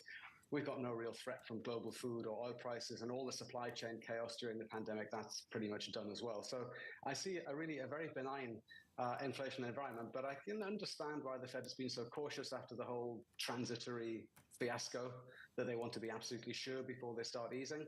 But I think I'm getting close to the point where I think they're too late now. So, Ian, there are people who are watching this who are throwing things at the screen, and I know because sometimes they call me up after the show, and they say, how can people say that this disinflation is going to be sticky? Because what you're seeing in a lot of corporate health pictures is a very strong, robust economy. We just had GM reporting better than expected earnings, record revenues, looking at big sales of major So we do shortly expect products. our Coca-Cola How can earnings. you say that this sort of disinflation, A, is going to continue when there still is this consumer spending and the pent-up demand, and B, when some people would argue that the disinflation we've seen so far has little to do with the Fed? It has all been simply a normalization after the pandemic. Oh, I've got some sympathy with all of those views. I want to make it clear, I don't think that inflation is collapsing. I just think it's on a sustainable, substantial downward trend. And let me come back to the point you made about not being due to the Fed. I think that's been true until very recently. But now we're in an environment where actually the lagged effect of the Fed's actions are beginning to kick in. Consumer spending has been much weaker. It's grown in the first half of this year, but at a much slower pace than it grew in the second half of last year. And that's a really material change in the environment. It's not a rollover. I don't have any sort of recession as my base case forecast, but I do have quite a sustained period of significant. Seeing Coca-Cola's second quarter adjusted organic revenue up 15%, a beat on the estimate of an increase of 9.37%. Coca-Cola also raises their fiscal year guidance. The squeeze is quite intense. Small businesses across the country employ roughly half the workforce, and they're paying about 9% for their money. It's very, very aggressive squeeze on them. Ian, only got a few seconds left, so just need the number. Also seeing Coca-Cola's change in concentrate sales up 6% on the estimate of 1.91%. Not disastrous and still low, but heading in the wrong direction and telling the Fed to ease. Seeing the second quarter comparable EPS at 84 cents, a beat on estimates of 81 cents. The Fed has got unemployment at 4% year-end. And seeing the fiscal year adjusted organic revenue up 9% to 10%, a beat on the estimates of up 9%. This is a reason why Thursday's jobless claims actually matters quite a bit. Whether it was just sort of noisy that we saw the continuing claims last week rise to the highest levels going back to 2021, whether this was Beryl and some of the implications of the hurricane, or whether this is a gradual and then gradually faster weakening in the labor market. How much weakness is there? Dow to say things aren't great, and GM says things are pretty good.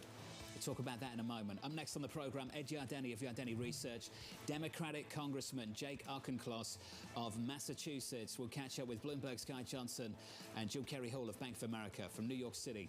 This is Bloomberg.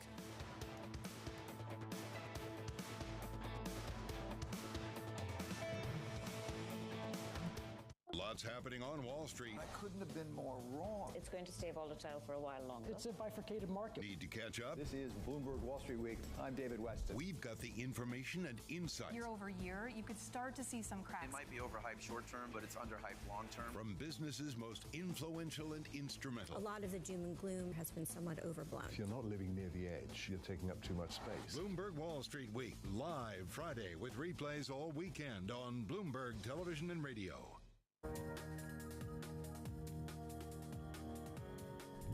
In terms of how we should deal with the challenges that are, facing the world and also internally, I think it's just an opportunity also, an angle. And you could see that in a lot of activity. Also noting Coca-Cola sees fiscal year comparable EPS up 5% to 6%. And also seeing Coca-Cola rise as much as 1.9% after reporting their second quarter results.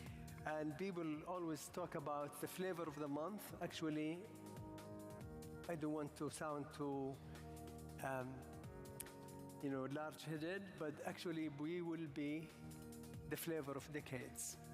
We are determined, we have long-term plans, and we are very clear and committed on our commitment to the investment community at large. I'm not talking about one individual country, but at large in the GCC, that we mean business, that we are willing to take every step possible to make it easier for investors to do business in the region, that we are willing to do a lot of structural changes, including actually making it very predictable, very consistent policies.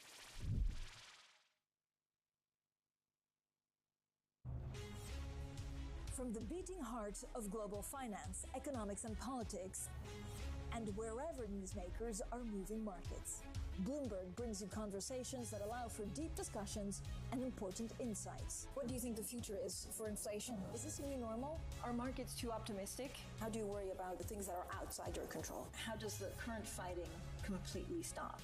I'm Francine Lacqua, and this is The Pulse. And at 7 a.m. Eastern Time, we do get our Turkish weekly repo rate forecast of no change on the prior 50%. Was going to keep rain World Cup. This is a three as the economic picture covering the intersections of Hollywood. With that figure being just less than a minute away now.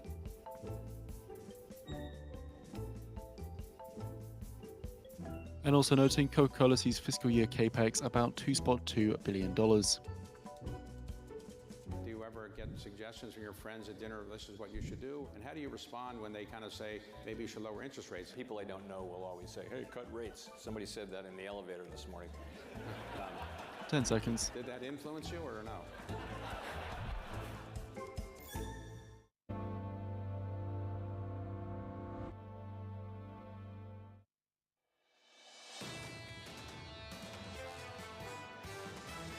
We're not changing our election odds. We're not calling for a major market correction. We could see a stalling out of the Trump trade. Whoever wins, we're still going to have a deficit. We're still going to have high government spending. We're still going to have no change. Rate remains unchanged at 50% as expected. Big fiscal deficits as far as the eye can see. We're going to be looking at a different path for inflation under Republicans than Democrats. The reality is this is a big pocket of uncertainty. This is Bloomberg Surveillance with Jonathan Ferro, Lisa Abramowitz, and Anne-Marie Hordern. The three pillars of this program over the last month: the politics, the economic data, and now the earnings. Let's talk about the earnings. After the closing bell, a little bit later, big tech kicks off. We're here from Tesla. We're here from Alphabet. This morning, already hearing from these three. And if you wanted a clean read on earnings in America, I can't give you one. GM right now. People are buying trucks. Might not be buying flights, apparently. Not paying up for those, according to the airlines, but they're buying trucks. GM's up by 3.8%. UPS, I think the word you might hear from Lisa in a moment is idiosyncratic. And as for Coca-Cola, the numbers were pretty good in the face of Pepsi numbers, which weren't so good. So, Lisa, those three names, let's make sense of earnings season this quarter. Well, good luck. I think that what we're seeing right now is that the soft data is as confusing as the hard data, that you can make a story depending on what company you can look at, and then you look at another company, you get a different story. Let's dig into it. UPS has been dealing with a new contract with its union that has really kind of tied its hands and sort of led to a whole restructuring. One of the reasons that they say, actually, we're on the upswing here. They reported a real decline in earnings, something like 30%. That's bad. The shares are down. What you see in GM, record revenues in the first half. This comes as there are increasing reports about dealers discounting cars and trucks to move them off their lots. Make sense of that. And then Coca-Cola coming in better than expected. Again, it is confusing out there, even if you listen to what the companies are saying. What a pivot from GM back to the traditional business. The week ahead for earnings. Take a sneak peek of things. This is what it looks like. So you'll hear from Tesla, you'll hear from Alphabet, then the rest of the Mag 7 report. We'll hear from Microsoft next week. We'll hear from Meta, Apple, and Amazon. And then the big one, you've got to wait until the back end of August for Nvidia. But that's where the focus is going to be for this market at a time where many people over the last few weeks have been entertained, enticed, seduced by this massive rally in small caps.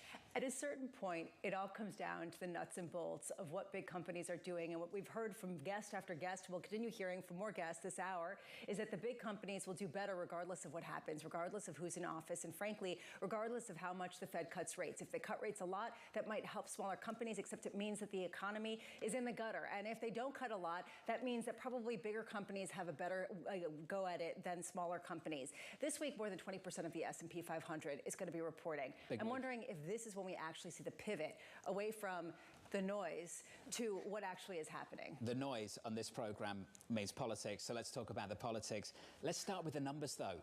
Since Sunday, in 24 hours, $81 million raised by that campaign for Kamala Harris, at a time where the money had completely dried up. Donors had stepped back from the president, Joe Biden. That was the first 24 hours. The last couple of days since Sunday, more than $100 million. AMH has been raised. That's quite a haul. And 60% of these, it's their first time donation into the 2024 cycle. I think that's what's interesting. People are feeling a little bit of excitement that she's going out to. But donors, obviously, the past month, Jonathan, to your point, they pretty much just evaporated. Because why? No one knew if they were going to be donating to a campaign to nowhere. There's lots of calls for the president to step aside and not seek re-election. So she has this revamp, this restart. A lot of questions remain. She's going to get the nomination. It all looks but likely. They're going to likely bring up the virtual roll call, so they go in with a ticket to August 19th. But how does she reestablish herself? And because she's attached to Biden, is that going to work with swing state voters where we see Trump is ahead? Well, let's talk about Biden. There's still some governing to do. So he can step back from campaigning. He's got to lean in to foreign policy. The Israeli Prime Minister is here this week, and there are conflicting reports, let's say, about when they're set to meet, because we still haven't seen the sitting president since, Las Vegas, Nevada, last week. July 17th, the last time we saw him leaving Air Force One when he was going to depart to Delaware for isolation. And he's been in isolation since. So we will see him today. His schedule says he's set to come back to the White House. Netanyahu's team said the meeting was supposed to be today. Because of this COVID, it's been postponed. We're hearing that it's going to be on Thursday, which means likely tomorrow, because before he sits down with Netanyahu, he needs to address the American people. Because the American people found out the sitting president is not seeking re-election through a letter, not through an address to the American people. And there's a lot of questions about that. Why was that done? So before he sits down with Netanyahu, he's going to have to get in front of a camera. I will just say that Netanyahu is also meeting with Kamala Harris in a separate meeting. And this comes at a time when there's a real question, to your point, John, about who exactly is going to be pulling the strings from here until November. There's some real governing to do over the next 6 months, that's for sure. Let's turn to the price action. Equity futures on the S&P 500 positive by 0.1%. Let's get into the bond market. Treasury's rallying. Yields are lower by 2 basis points, 422.91, and the dollar snapping back. A bit of dollar strength against the euro. 108.62 on euro dollar. We're negative there by about 0.25%. Coming up this hour, we'll catch up with Ed Yardeni of Yardeni Research following the S&P 500's best day since early June. We'll speak to Congressman Jake Auchincloss as Harris strengthens her hold on the Democratic ticket, and Jill Carey-Hall of Bank of America on the bullish case for small caps a little bit later this hour. We begin with our top story, the S&P 500 snapping a 3-day losing streak as investors reassess election risks. Ed Yardeni of Yardeni Research writing this: a second presidential term for former President Donald Trump still looks likely. For now, the financial markets are uncertain as to how to prepare for Trump 2.0.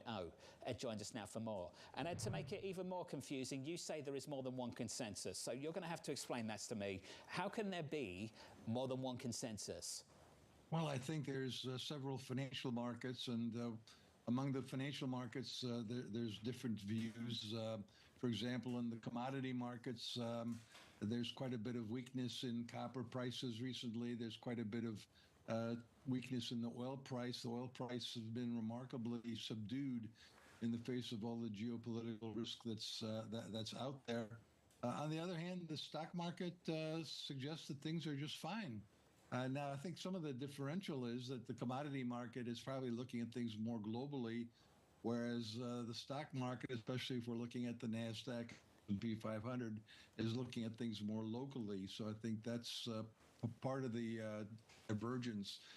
Even in the fixed income markets, we have some divergence. The Fed funds futures market is looking for something like 5 rate cuts over the next 12 months. And yet the bond yields held up remarkably well, around 4.2, 4.25%. I don't think they've been discounting the possibility of 5 rate cuts the way the Fed funds future has been discounting. So a lot of opinions in the financial markets all over the place. So, Ed, given the fact that we have 3 different asset classes that you've just identified with 3 very different characteristics, do you think those 3 worlds can coexist? Well, I guess the answer is something's got to give. I mean, there's only going to be one scenario that unfolds, and I think the scenario that's going to unfold is really more of the same. I think that the global economy is kind of muddling along. So taking a look at the market wrap now for the European session, Europe's Stoxx 600 index varied as advances in technology and travel stocks were offset by losses in the chemicals and mining sectors. Futures on the S&P 500 pointed to a lower opening on Wall Street. The currency and US Treasuries remained stable. Companies accounting for 29% of the S&P 500's market capitalization are expected to report this week, and investors are eager to see if the rise in tech companies that has buoyed the benchmark this year can continue. Analysts are interested in learning more about Tesla's robo-taxi service, while Alphabet is focused on AI services and Google Cloud revenue.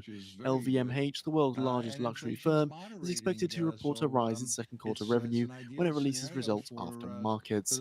The yen rose against the dollar as traders prepare to reduce their carry holdings during the summer holiday season. According to persons acquainted with the situation, some Bank of Japan officials are willing to raise interest rates at the July meeting, while others believe that sluggish consumer spending complicates their choice. In commodities, oil remained near a 6-week low. There can be a broadening out in this kind of rally, or whether ultimately the blip that we saw over the past couple of weeks in big tech, in some of the growth stocks, is a buying opportunity to double down because those are going to be the winners no matter what. I think they are going to be the winners no matter what, but I don't think that they can be sustainably the winners unless the market does broaden out. It's my pet theory that in the roaring 2020s, every company is a technology company. They either make technology or they use technology to increase their productivity. There is still a significant shortage of skilled labor out there. There's a lot of technologies that can boost productivity, cut costs. And if you don't use those technologies and your competitors do, you'll be simply out of business.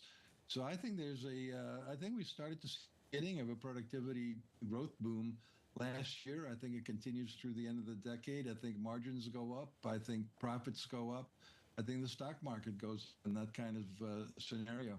Given that as your base case, Ed, how do you interpret a very different view, company from company, when we get earnings, of what's going on in the bottom line? You've got UPS talking about falling package volume in the United States, falling revenues. You hear from the airlines, their hands are tied in terms of how much they can increase prices. We've heard that from some snack food company, Coca-Cola, not among them. How do you understand some of the differing messages depending on which company you look at? Well, I think you certainly, I certainly look at the individual companies and try to start from the bottom up and see how that all adds up. But at the same time, as an investment strategist, macroeconomist, I also do the exercise from the top down and kind of see where they meet in the middle. What I see is overall earnings are growing in line with an economy that's doing fine. Analysts are expecting earnings to be up 8% on a year-over-year basis during the second quarter. I think they're going to come in at 10 to 12% on a year-over-year basis. Same thing happened in the first half of the year. Analysts were too conservative on earnings growth, and that's one of the reasons that we had such a strong stock market in the first half of the year. I see signs that the goods economy is bottoming. We've had a rolling recession in the goods economy, as we've seen, for example, the purchasing managers' indexes. But I think we're going to find that things are starting to improve in that area as consumers start buying goods again. Interesting. Still buying services, though. Ed Yardeni, of Yardeni Research. Again, apparently just not paying up for flights, which I'm still struggling to get my hands around. Ed Yardeni there, of Yardeni Research on the latest. I'm still struggling with that one. The airline's saying, capacity's gone up too much, flight costs have come down, and then we see the scenes in Atlanta, which I know to do with all the cancelled flights, but these planes have been packed all summer, and I didn't see a real identifiable drop in ticket prices, that's for sure. not when you look at certain popular routes. But then when you look at certain domestic routes, that's what people are saying. And you actually do see this when you look at pretty esoteric cities. I'm not going to go into which ones. You can see the prices go down more significantly, or at least not be as, through the nose expensive. You can share that in the commercial break. Equity futures on the S&P just about positive by almost 1/10%. Let's get you an update on stories elsewhere with your Bloomberg brief. It's Danny Berger. Hey, Danny. Hey, John. Some more earnings to go through for you. GM shares are higher by 4.6% in the pre-market. They topped forecasts. Profits surged 60% from a year ago, thanks to demand for its gas-powered pickup trucks and SUVs in the U.S. On the other hand, there was a slowdown in sales growth for EVs, which are losing money at the current volumes. It does highlight a pivot back away from EVs and tech-fueled growth into a gasoline-fueled cash generator.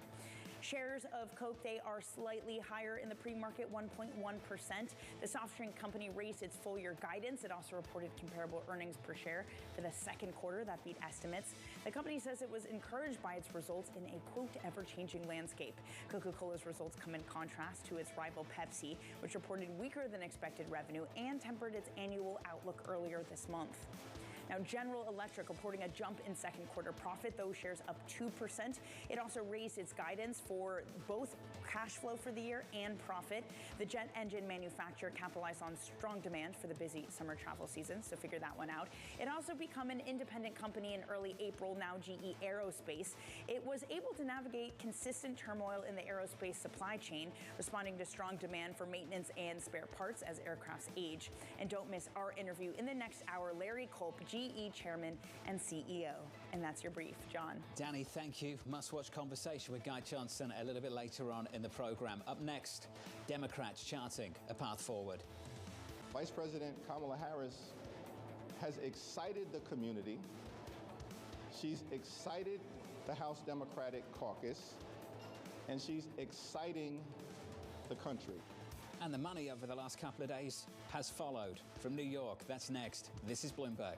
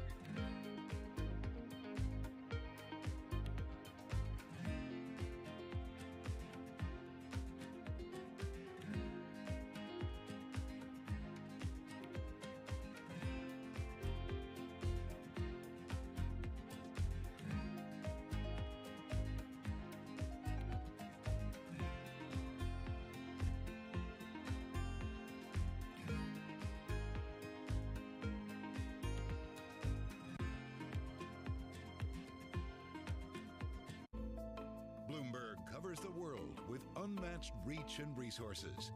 From more than 120 countries, the moment news breaks, 24 hours a day. Bloomberg, context changes everything. Bloomberg Power Players is back this September. As the top names in tennis take the court over in Queens, we're convening the best of the sports world right here in New York. We'll host some of the most influential voices in the business and identify what happens next for players and fans in this multi-billion-dollar global industry. Bloomberg Power Players, September 5th. Register now at BloombergLive.com/powerplayers. Always on the heartbeat of the tech spread across global markets. The real-time data aspect is going to be important. We're going to bring you expert analysis on that. Sure. Don't miss Bloomberg's interview with the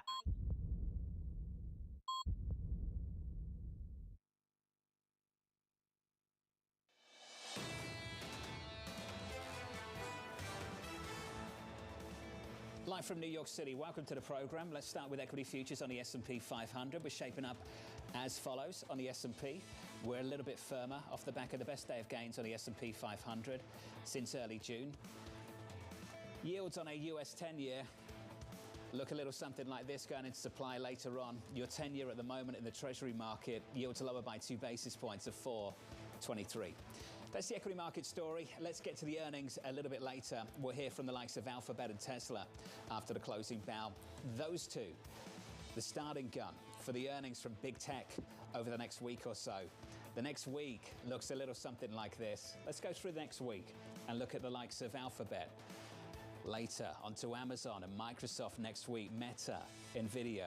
Just a fantastic lineup of earnings, Lisa, coming up over the next week or so. The question is, can this shift the conversation past the three pillars, the two pillars that we've been talking about obsessively, being the politics, which has dominated a lot of the conversation, and the economic data, which does show a gradual weakening, but not necessarily an economy falling off the cliff. What we have seen so far is pretty good. We have later in the show today an analyst coming on who says that a beat is basically just a meet. That if you see a lot of companies meeting expectations, that will increasingly be viewed as a beat at a time of reduced expectations. So let's talk about some of the earnings we've had already. Can we get the pre-market movers up? Let's check out the pre-market movers that we've seen so far. So we've heard from the likes of UPS, heard from them a little bit earlier this morning.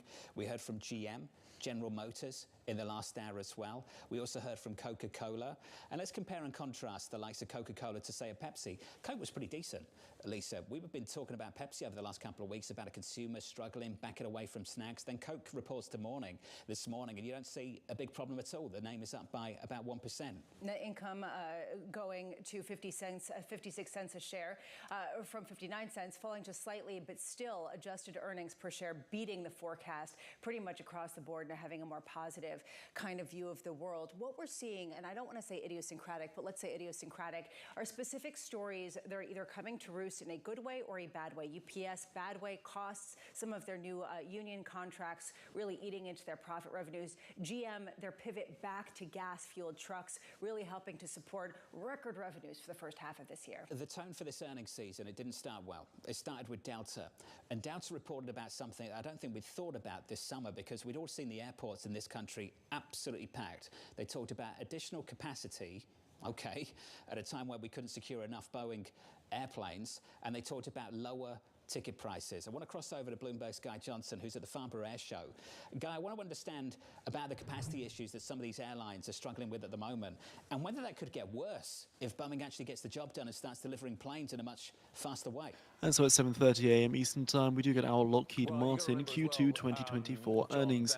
Estimated EPS of $6.45 with an estimated revenue of $17.06 billion. Kind of replace much of that one-for-one, so they'll retire some of the older aircraft that we're seeing. If you want evidence of the older aircraft that are currently flying at the moment, A, take a look at Delta, which flies one of the oldest fleets out there, which is interesting in itself. But B, take a look at the GE numbers this morning. They crossed the tape a little while ago. There's a beat and a race from GE. I'm going to be talking to Larry Culp very soon. One of the reasons why Larry Culp is seeing the strong numbers that he is at the moment is because the maintenance business is so strong. That is a super high margin business, spare parts and maintenance. And the carriers are flying very old aircraft right now, and that is boosting his bottom line because they need to come in the shop, they need to have extra parts, and that is really helping him out right now. So yes, in some ways, we are seeing older aircraft continuing to fly. That's good news for GE. If Boeing gets its act together and is able to start delivering some of the narrow bodies in particular, then I think you'll see a lot of these airlines bringing those aircraft in relatively quickly, but it's unlikely to happen this summer. It's too late for this summer. You want to bring aircraft in at the beginning of the summer. You don't want to bring them in midsummer, so this will be a story for next year.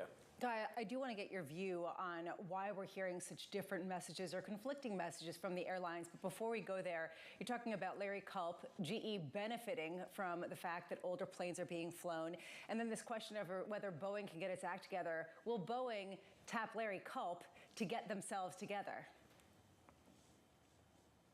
No, that's not going to happen. Larry's just continued his contract. He's going to be at GE until 2027.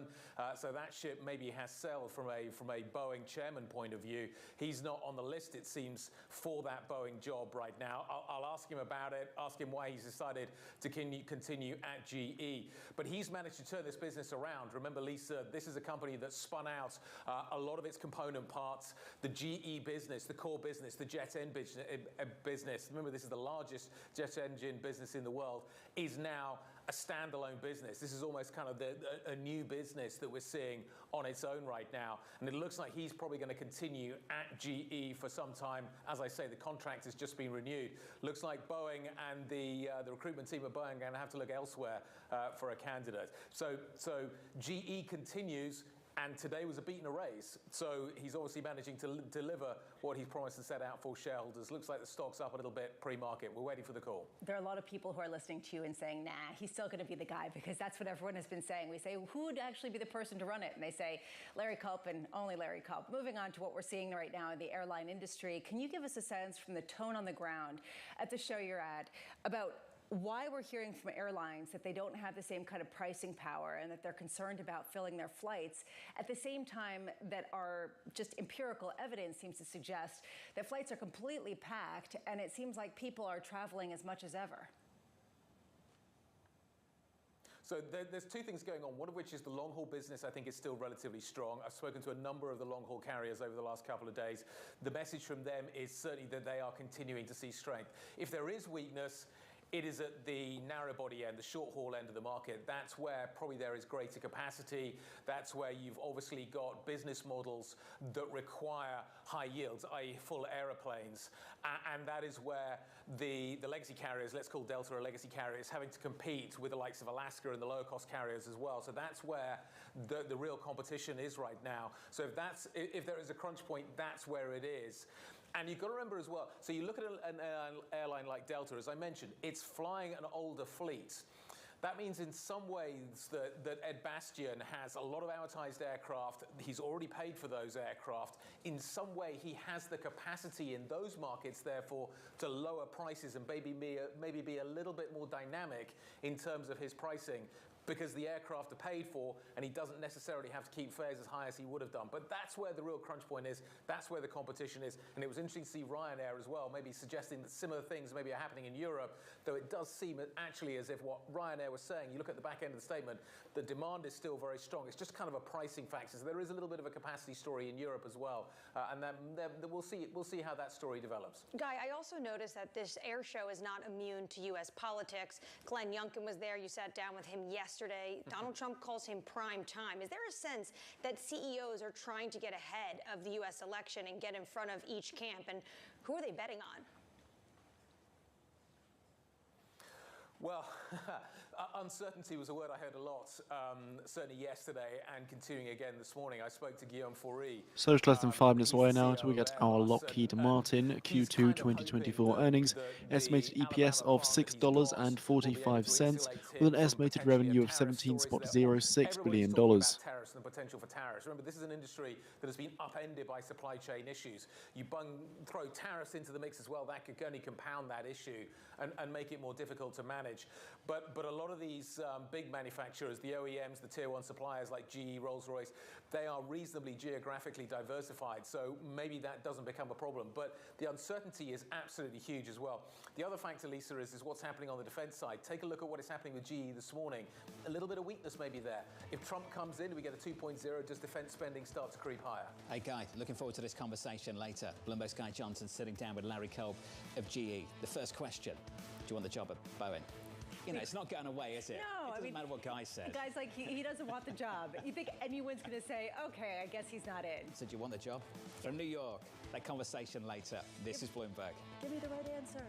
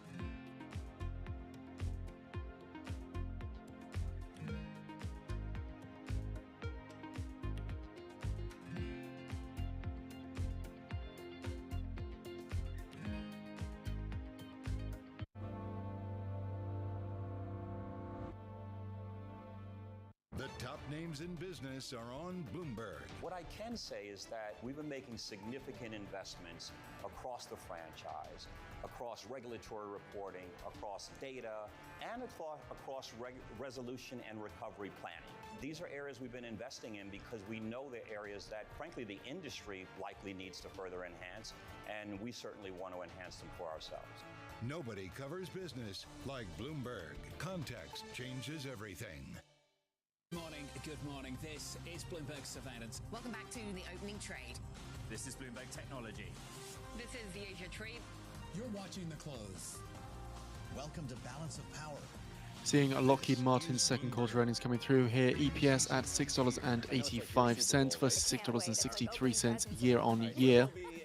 Seeing fiscal year EPS at $26.10 to $26.60. So previously saw $25.65 to $26.35. Seeing fiscal year net sales at $70.5 billion to $71.5 billion on the estimate of $69.81 billion. Second quarter aeronautics net sales at $7.28 billion, a beat on estimates of $6.92 billion.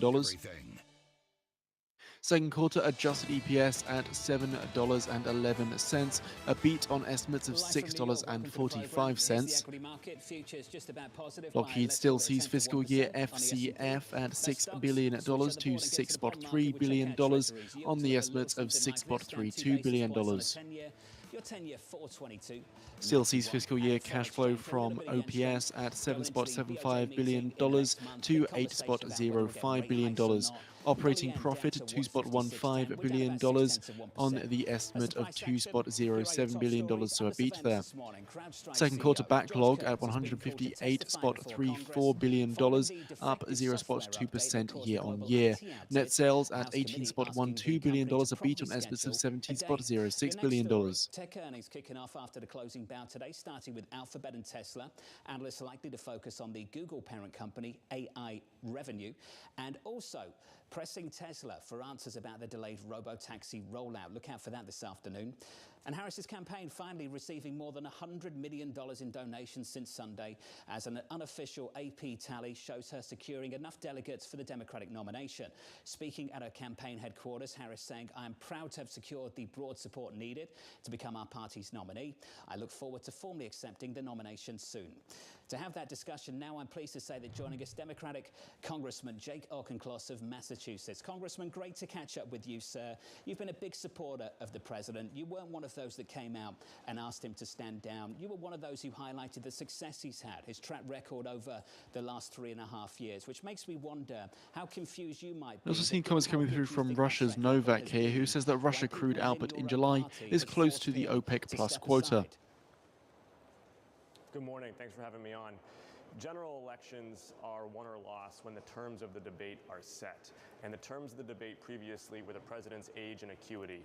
Now, with Kamala Harris having taken the torch, the terms of the debate are the future versus the past, our rule of law versus the law of the ruler, our Donald Trump's obsession with the grievances of the past versus the possibilities of a strong American economy. These terms of debate, Democrats will win.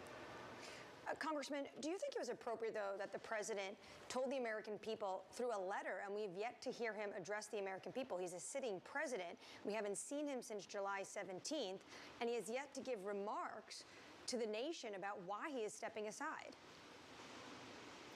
The president laid out his decision in a thoughtful and well-crafted letter, and then he's going to address the nation this week, I believe.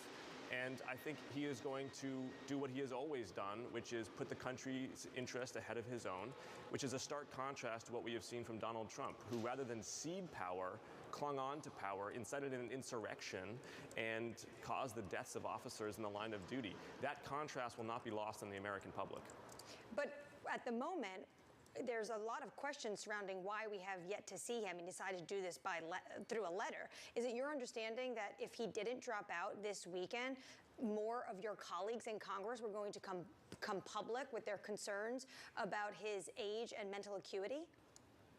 I don't think conjecture about the past is particularly fruitful right now. We have our nominee, it's Kamala Harris. I think the focus now is how do we sprint through the next 100 days to win this election? Because the contrast now is going to be on Democrats as the party of the rule of law. As Americans intuitively understand, without predictability, without law and order, we cannot thrive as an economy and as a civil society. The Republicans have nominated a convicted felon. The Republicans are trying to surge guns onto our streets and in our schools. The Republicans are voting against bipartisan border security legislation. The Democrats are the ones that the American public can trust to uphold the rule of law, and that will be the conversation. Does this to you look like basically a coronation, though, of the vice president? The Wall Street Journal editorial board this morning talked about that the country's now losing the chance to see a genuine and instructive party debate unfold. She is winning by acclamation among all of the Democratic Party insiders and money men who've swung behind her. How concerned are you that this looks like a coronation of vice president and not like a democratic process? I like competition. I like competition in business. I like competition in politics. And I think the Democratic Party should not be afraid of it. And we should have an open and transparent process to choose our next nominee. But Kamala Harris can't help it if everybody endorses her and she gets the majority of the delegates within the first 24 hours and she sees a surge of base support. I mean, she's going to compete hard. She said she was going to earn it and win it. She's earned it. She's going to win the nomination. And now we have to make sure that she wins the general. Congressman, I think the way to put this together is there's this question of how can the Democrats be the party of democracy if they bet on a president to run again and just months before the election date, he was pushed aside and somebody else was brought in. It raises questions about the Democrats' view on the democratic process of election. How do you counter some of those real concerns that people have? I think that's a flawed premise. I was here in the chamber on January 6th. I've seen what a coup looks like. What happened here was the Democratic Party is designed to win elections in order to effectuate policy that helps American voters. Joe Biden, through 14 million voters, won the delegates. He then decided, I'm going to step aside. Those delegates were unbound. They were free to choose whomever they wanted to carry the torch, and they chose Kamala Harris. That is exactly the way that delegates are supposed to happen under Democratic Party rules. Now, voters are going to see a choice between Kamala Harris and Donald Trump. They will have the final determination of whether they like that choice. And I am confident that since 70% of Americans previously said they wanted a change at the top of both tickets, and only Democrats have responded by actually doing it, that they're going to choose Kamala Harris. Congressman, there's also a lot of concern about what people don't know. And I think that that's what the debate really highlighted for a lot of people. What aren't we seeing about the state of the current president who still has to rule until early next year, regardless of who wins the White House? At what point can you truly allay those concerns at a time when we haven't seen him and there is this fear that, you know, it's something more that caused him to withdraw than simply pressure that has been mounting for a while and that he was pretty defiant in the face of? Well, I mean, I know a few days is an eternity in the media, but we actually have seen him a lot over the last month. We saw him on the debate stage. We've seen him do one-on-one interviews. We've seen him at rallies. And most importantly, we've seen his track record over the last three and a half years. This president took an economy that was flat on its back, and we now have strong jobs and inflation numbers. This president has restored U.S. global leadership. This president is protecting civil rights and democracy at home. Americans can see the track record, and Americans like the policies. And that's what Kamala Harris is going to be able to run on now, is we've put the age and acuity issue to bed. We have the policies front and center. We have a dynamic candidate, and we're going to win. Congressman, you just said that they like the policies. Can you point to the polls where that really shows up? Medicare negotiation of drug prices, investing in infrastructure, the CHIPS and Science Act to turbocharge our competition against China, Electoral Count Act reform to help close the January 6th loophole, Bipartisan Safer Communities Act that has helped push homicides. Yeah, that's a long list of issues. You're right to point them out. That's been a successful part of the administration, but he was behind in the polls to such an extent, the leadership within your party pushed him off the ticket, Congressman. I just feel like this conversation at the moment feels like we're in two different realities. You just then made it about the news cycle. Let me just finish up. I felt like that was needlessly snarky, sir. This is not about the news cycle. This is about the sitting president of the United States that chose to make one of the most consequential decisions of his career on Twitter on Sunday, and we've not really heard from him since. And I find it odd that you don't think that's strange. It's Tuesday. He issues a letter on Sunday. He's going to address the nation. He laid out his reasoning.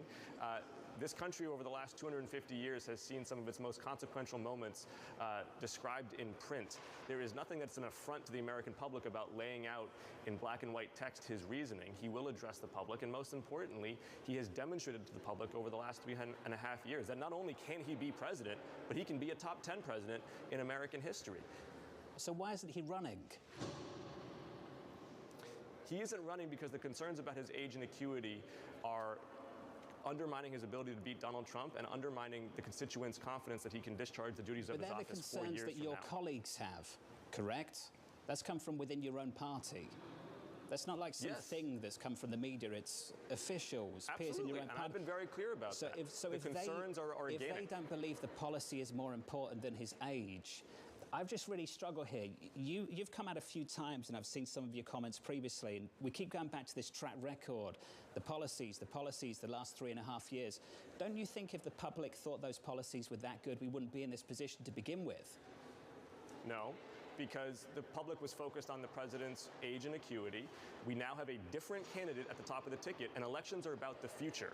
And what we are going to say to the American public is, look at what we have accomplished over the last 4 years. Let's take this forward as we debate tax policy in the next Congress. Let's take this forward as we debate immigration policy in the next Congress. Let's take this forward as we debate reproductive freedom in the next Congress. And let's demonstrate that we can make this economy work for everybody. Let's demonstrate that we can continue to heal our democracy after the depredations of the Trump administration. And all Trump is going to be able to say is that same spew of grievances and self-pitying and egocentric lamentations that we heard from his convention speech, where he tried to go for 20 minutes and sound statesmanlike, and he couldn't get past 10.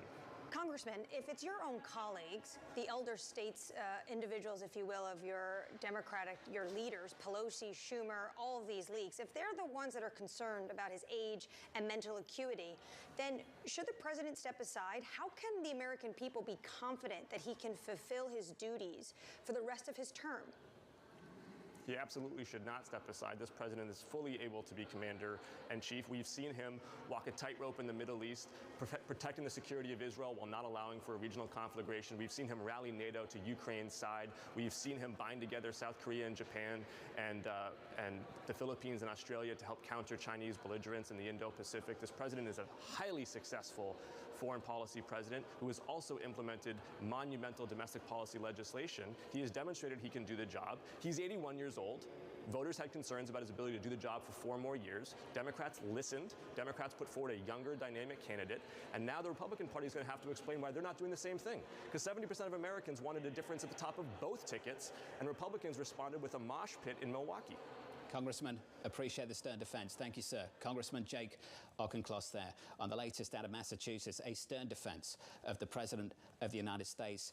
And some of the comments I think you heard there, you're going to hear that a lot on the campaign trail over the next 3.5 months. Absolutely. Republicans are already saying if Biden cannot seek re-election, then he should be stepping aside. And there's a lot of concern, actually, that we haven't seen him for almost a week. It was July 17th. That was last Wednesday when he stepped off Air Force One, went into isolation in Delaware. There was this phone-in to the Harris Now campaign headquarters in Wilmington yesterday. But we have not seen him on camera. And the reason why this is concerning is because he ran an entire election on camera. This was during the depths of the pandemic when people were zooming in. So we have seen him take to his house to hit the airwaves. Why did he decide to do this via a letter? We will be hearing from him, presumably, or seeing him today. There is also this question of, is this going to be really an election about age? And if it's going to really be the case, can the Democrats pivot this around to Donald Trump and say now he is the oldest candidate ever to run for president, and he needs to take a mental acuity test, et cetera, et cetera. You see how this goes. It goes to beautiful, wonderful, dirty noise. Well, I think it was Nikki Haley earlier this year who said whichever party dumps their 80-year-old candidate is the party that's going to win. That was from Nikki Haley, who wanted to be the top of her Republican ticket. She didn't get the nod. But now everyone is just replaying that sound because the Democrats are the one to dump first their 80-year-old Things can change again. They've changed a lot over the last month, that's for sure. Let's get you an update on stories elsewhere this morning with your Bloomberg brief. Let's cross over to Danny Berger. Morning, Danny. Good morning, John. Israeli Prime Minister Benjamin Netanyahu says prospects for a hostage deal with Hamas are improving. Netanyahu spoke while in Washington. It's his first foreign trip since the conflict began almost 9 months ago. Netanyahu is scheduled to meet with President Biden on Thursday, 3 days later than originally planned because Biden has been isolating with COVID-19.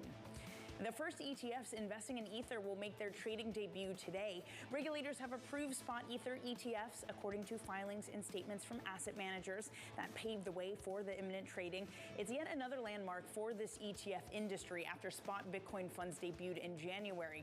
Several issuers like BlackRock and Fidelity are partially or completely waiving fees to try to attract assets. However, analysts do expect that Ether won't draw as much demand as its Bitcoin counterpart. UPS shares, they are sliding in the pre-market trade 7.7%. It reported profit that missed estimates amid heavy costs and uneven demand. Their hyper labor costs, soft demand for packages, and that led them to fall short of those second quarter estimates. Now, it's also grappling with high costs from its Teamster union contract. UPS does say that those costs will be front-loaded. The shipping giant also trimmed its full-year outlook, and it's going to restart its buyback program, targeting $1 billion annually. And that's your brief, John. Hey, Danny, thank you. We'll catch up with Danny again in about 30 minutes' time. Up next on the program, the great rotation debate. There has been a technical rebound, likely driven by sentiment positioning for small cap, but we're not chasing that momentum because that rebound is not supported by fundamentals. We'll get you the bullish view on small caps up next on the program. Live from New York, this is Bloomberg.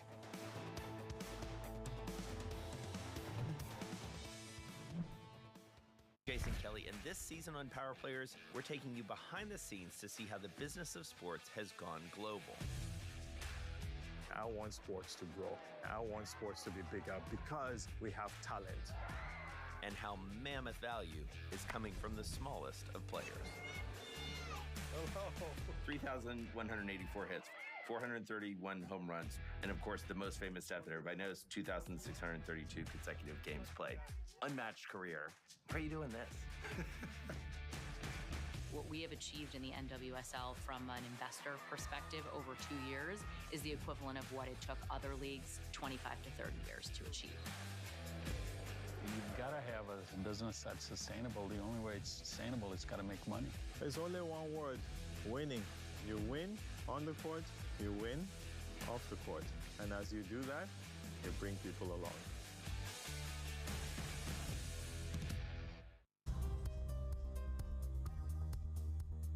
It's the countdown to the market open as we bring you the first trades across Europe. We'll debate the most important stories and what will drive the big investment decisions throughout the morning. I'm Guy Johnson. I'm Kriti Gupta. And I'm Anna Edwards. Join us every weekday morning for the opening trade, live at 7 a.m. here in London. Only on Bloomberg. Context changes everything.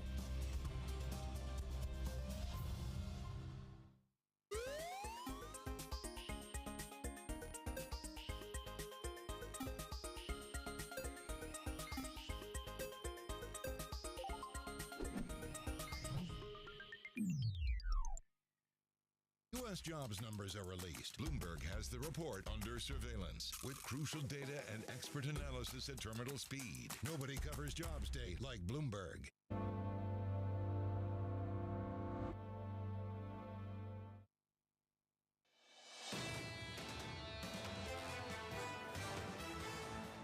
You want to continue that conversation? Please let's not. Let's leave that there. Equities. Let's get to stocks. It's always a safer place. On the S&P 500, positive by 0.05%. Yields are lower by a basis point or two. On a 10-year, 423.49. Under surveillance this morning, the great rotation debate. When it comes to earnings, small cap, for over 1 year now, they didn't deliver any earnings growth. For this ongoing earnings season, they're expected to recover a little bit, but still really lag in the broader picture. There has been a technical rebound, likely driven by sentiment positioning for small cap, but we're not chasing that momentum because that rebound is not supported by fundamentals. So here's the latest. Small cap stocks looking to bounce back after coming off their biggest 2-week rally in years. With earnings season ramping up, Jill Carey-Hall of Bank of America writing this: we still think pockets of small caps are poised for continued outperformance. Be selective near term. Focus on value stocks where we'd still stick with quality or profitable value. Jill joins us now for more. Jill, good morning. This is your turf. This is your world. So let's get straight into it. Small caps. When I buy the Russell, what am I buying and why should I be buying it at the moment? Well, I think, we had gotten more cautious on the Russell 2000 as an index back in April when the inflation data had continued to come in stronger. And, really we highlighted there was two things that we need to see to get more bullish on the Russell as an index. And one is, more confidence that the Fed will be able to begin that cutting cycle, which now is what we've started to see and what was a big driver of the rally we've seen over the past week or two. I think the other is fundamentals and profitability. And that's where, the Russell does have a high proportion of unprofitable stocks. It saw a much bigger earnings recession than the S&P 500. And that's where I think investors are a little bit worried, because when you look at the beginning of the year, investors were expecting that by this earnings season, small cap profits would have come back, recovered, been better than large cap profits growth.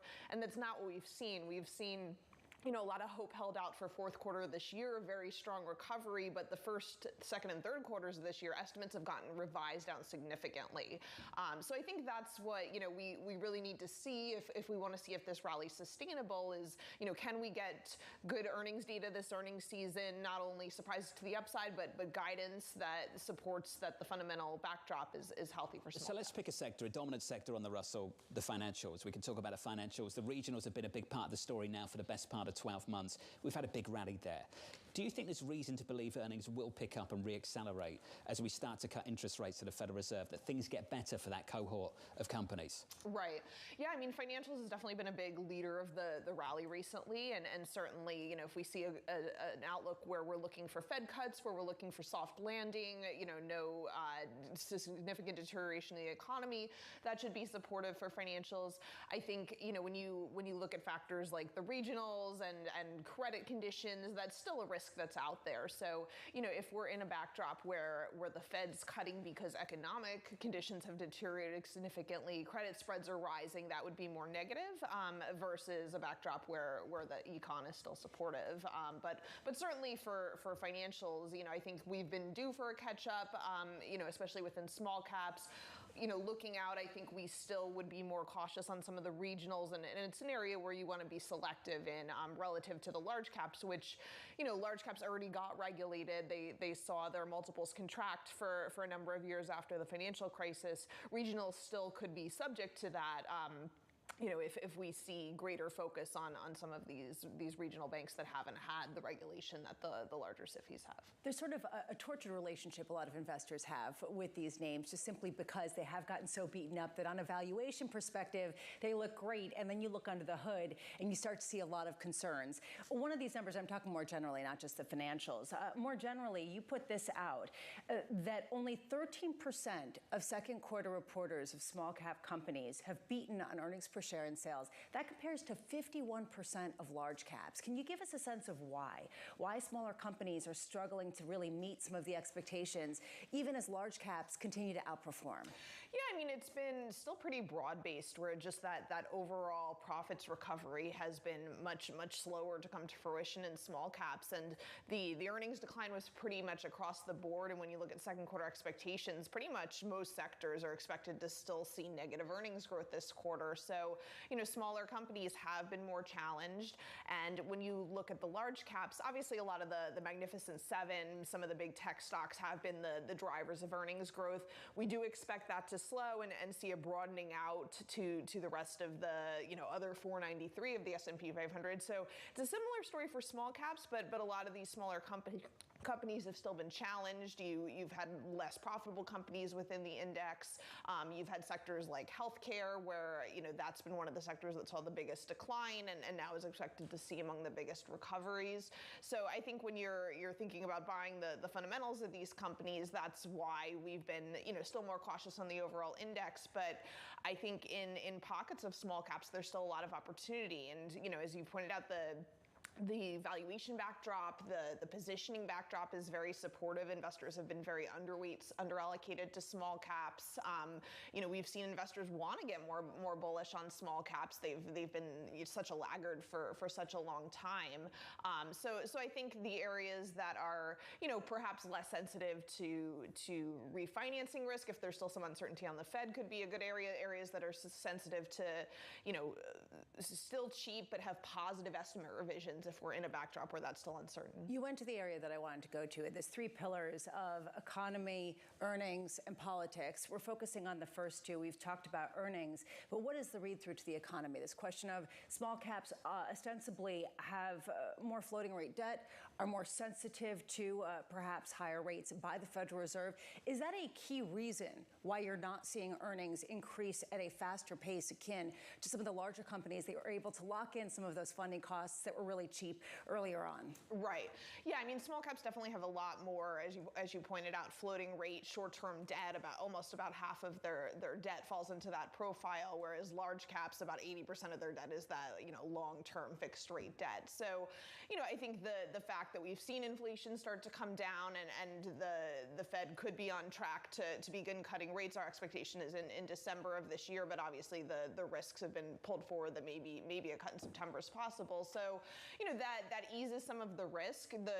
The fact that we've seen credit spreads have been low. Some companies have been willing to refinance even though rates are high because, credit backdrop's been supportive. So, that's the risk, is if we see credit spreads, start to rise again, that could become a headwind to the profitability as well. So, I think this is a backdrop where you want to be selective within small caps and not just by the Russell, which, we think further clarity on the profitability backdrop could help. But for now, our analysts at B of A cover about 1,000 small and mid-cap stocks. I think there's a lot of opportunities for alpha if you can focus on, like I said, the names that actually just have positive estimate revisions in a backdrop where revisions have still been coming down. Guidance has been weaker in small caps, some of the value stocks. But, we're watching what companies are saying this earnings season.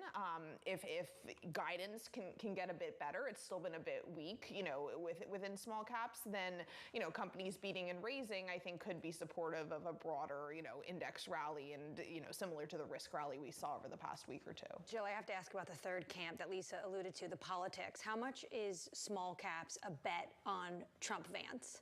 Well, I think when you look at, the rally over the past week, really some of the initial drivers were more on positioning and, risk on. We saw financials as a big rally, deep value stocks. We saw stocks with high short interest rally as we saw some initial short covering. And when we've looked back, really, while certain political factors or political policies can certainly impact small caps when you're looking at tax rates or when you're looking at policies that could impact growth, overall, we found that profits tend to matter more than politics for small caps and for equities. So, I think what's going on with GDP and interest rates is going to be a bigger driver of the index than necessarily which political party's in office. That's the piece of the story we're all waiting for. Jill, it's great to catch up. Jill Carey-Hall there of Bank of America, sort of echoing what we heard from Brian Levitt. Brian was much more brutal about it. Much ado about nothing. That's what he said the politics was for this market. Basically all noise, and anyone who really talks about a Trump trade, he finds a lot of logical fallacy, as he put it earlier this morning. That's a kind way of putting it. Coming up on this program, in the third hour of Bloomberg Surveillance, we'll catch up with Don Stolfus of Oppenheimer, Stefan Slowinski of BNP Paribas Exane, Mark Giannoni of Barclays, and Sofia Drossos of Point72. All of that still to come from New York. This is Bloomberg.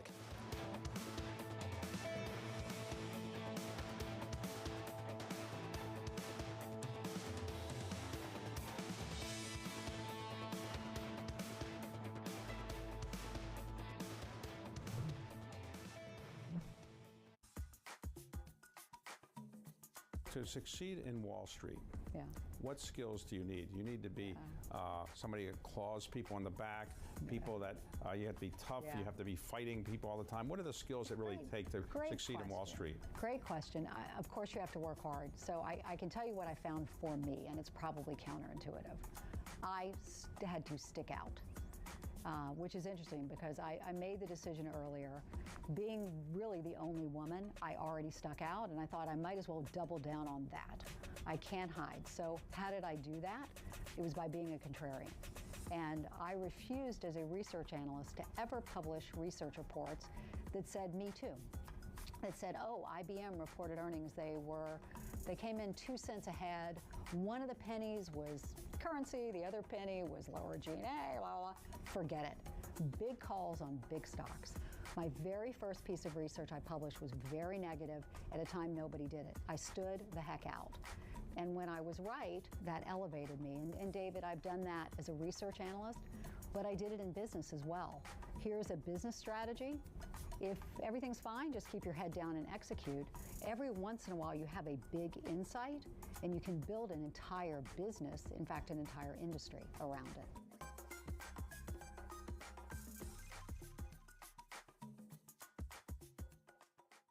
It's the world's second largest economy with a growing influence in global affairs. But geopolitical uncertainties, deflationary pressures, and questions about foreign investment linger. Bloomberg, the China Show, brings you the unmatched expertise you need to keep track of breaking news, in-depth market analysis, and the most influential newsmakers in and around China. Bloomberg, the China Show. Weekdays at 9 a.m. Hong Kong time, right here on Bloomberg. Context changes everything. What about artificial intelligence? Is artificial intelligence going to enable you and others to say, we have enough information to know exactly what something is going to be worth in terms of insuring it or not? Artificial intelligence is finding its way into our business in a variety of different factors. I think the first piece is getting much better insight into data, which allows us to make better decisions on underwriting.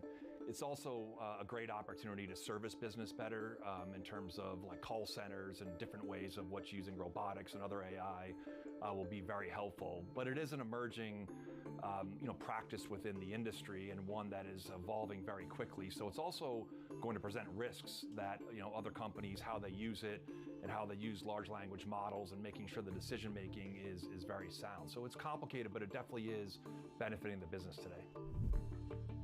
Secured overnight financing rate 5.33% for July the 22nd versus 5.34% for July the 19th. Lots happening on Wall Street. I couldn't have been more wrong. It's going to stay volatile for a while longer. It's a bifurcated market. Need to catch up? This is Bloomberg Wall Street Week. I'm David Weston. We've got the information and insight. Year over year, you could start to see some cracks. It might be overhyped short term, but it's underhyped long term. From businesses most influential and instrumental. A lot of the doom and gloom has been somewhat overblown. If you're not living near the edge, you're taking up too much space. Bloomberg Wall Street Week, live Friday with replays all weekend on Bloomberg Television and Radio.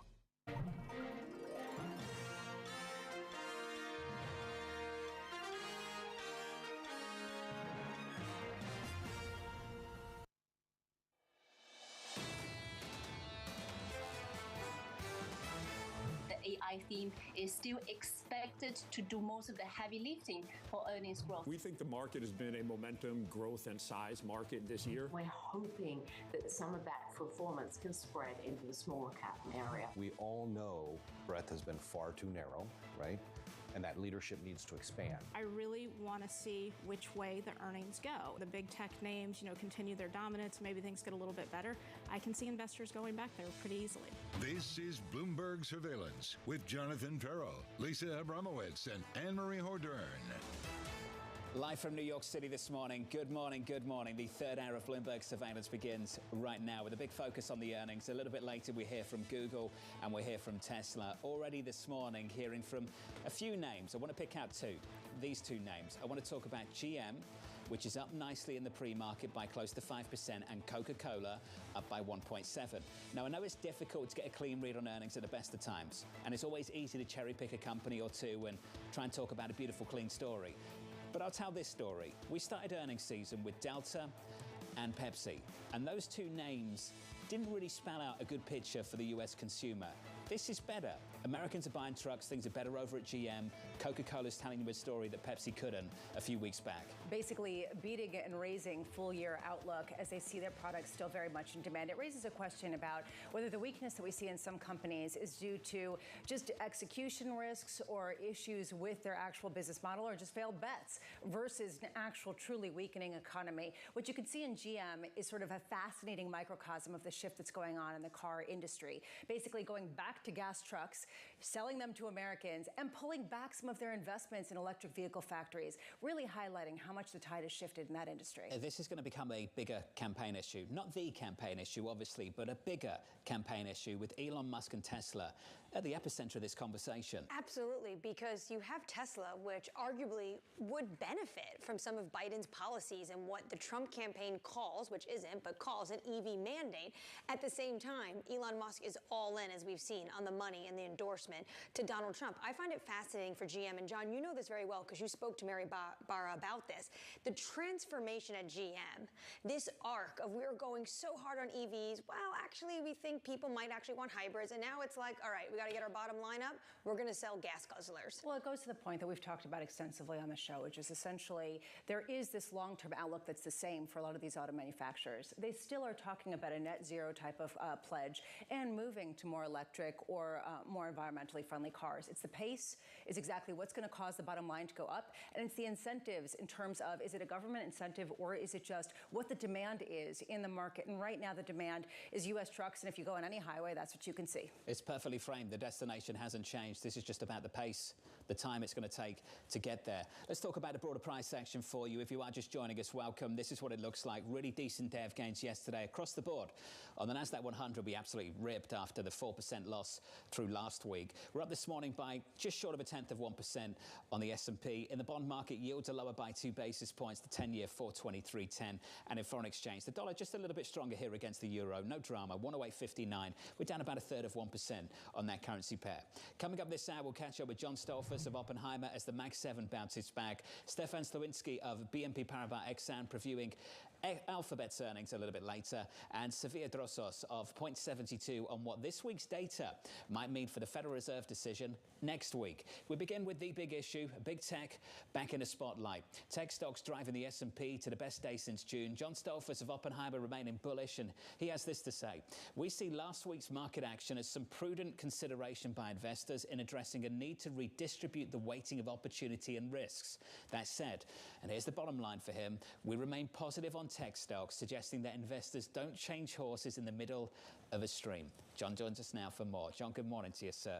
Good morning. Want to pick up on that last line. It's going to be a big week or so for tech earnings. Alphabet later, the bigger players next week. Are you saying stick with those winners? I think you do stick with the winners. These are companies that have proven profitability and are deeply embedded with the lives of both business and the consumers. We're not going back to the abacus or abacus, however one wants to pronounce it, and we're not going back to the slide rule either. So I think in the process of that, we've got to see that chips indeed do rule. And where we are is the transition in terms of where they're going to be manufactured. Those are the issues. At times over the last few weeks, we've had people come on the program and say, trim some of those winners, rotate into things like small caps and banks. What have you made of that argument that's been made? Oh, I think it's a good one. I think that the process of diversification is necessary. It just depends upon the needs and objectives and tolerance of risk of the institution or the individual investor as to how you manage it.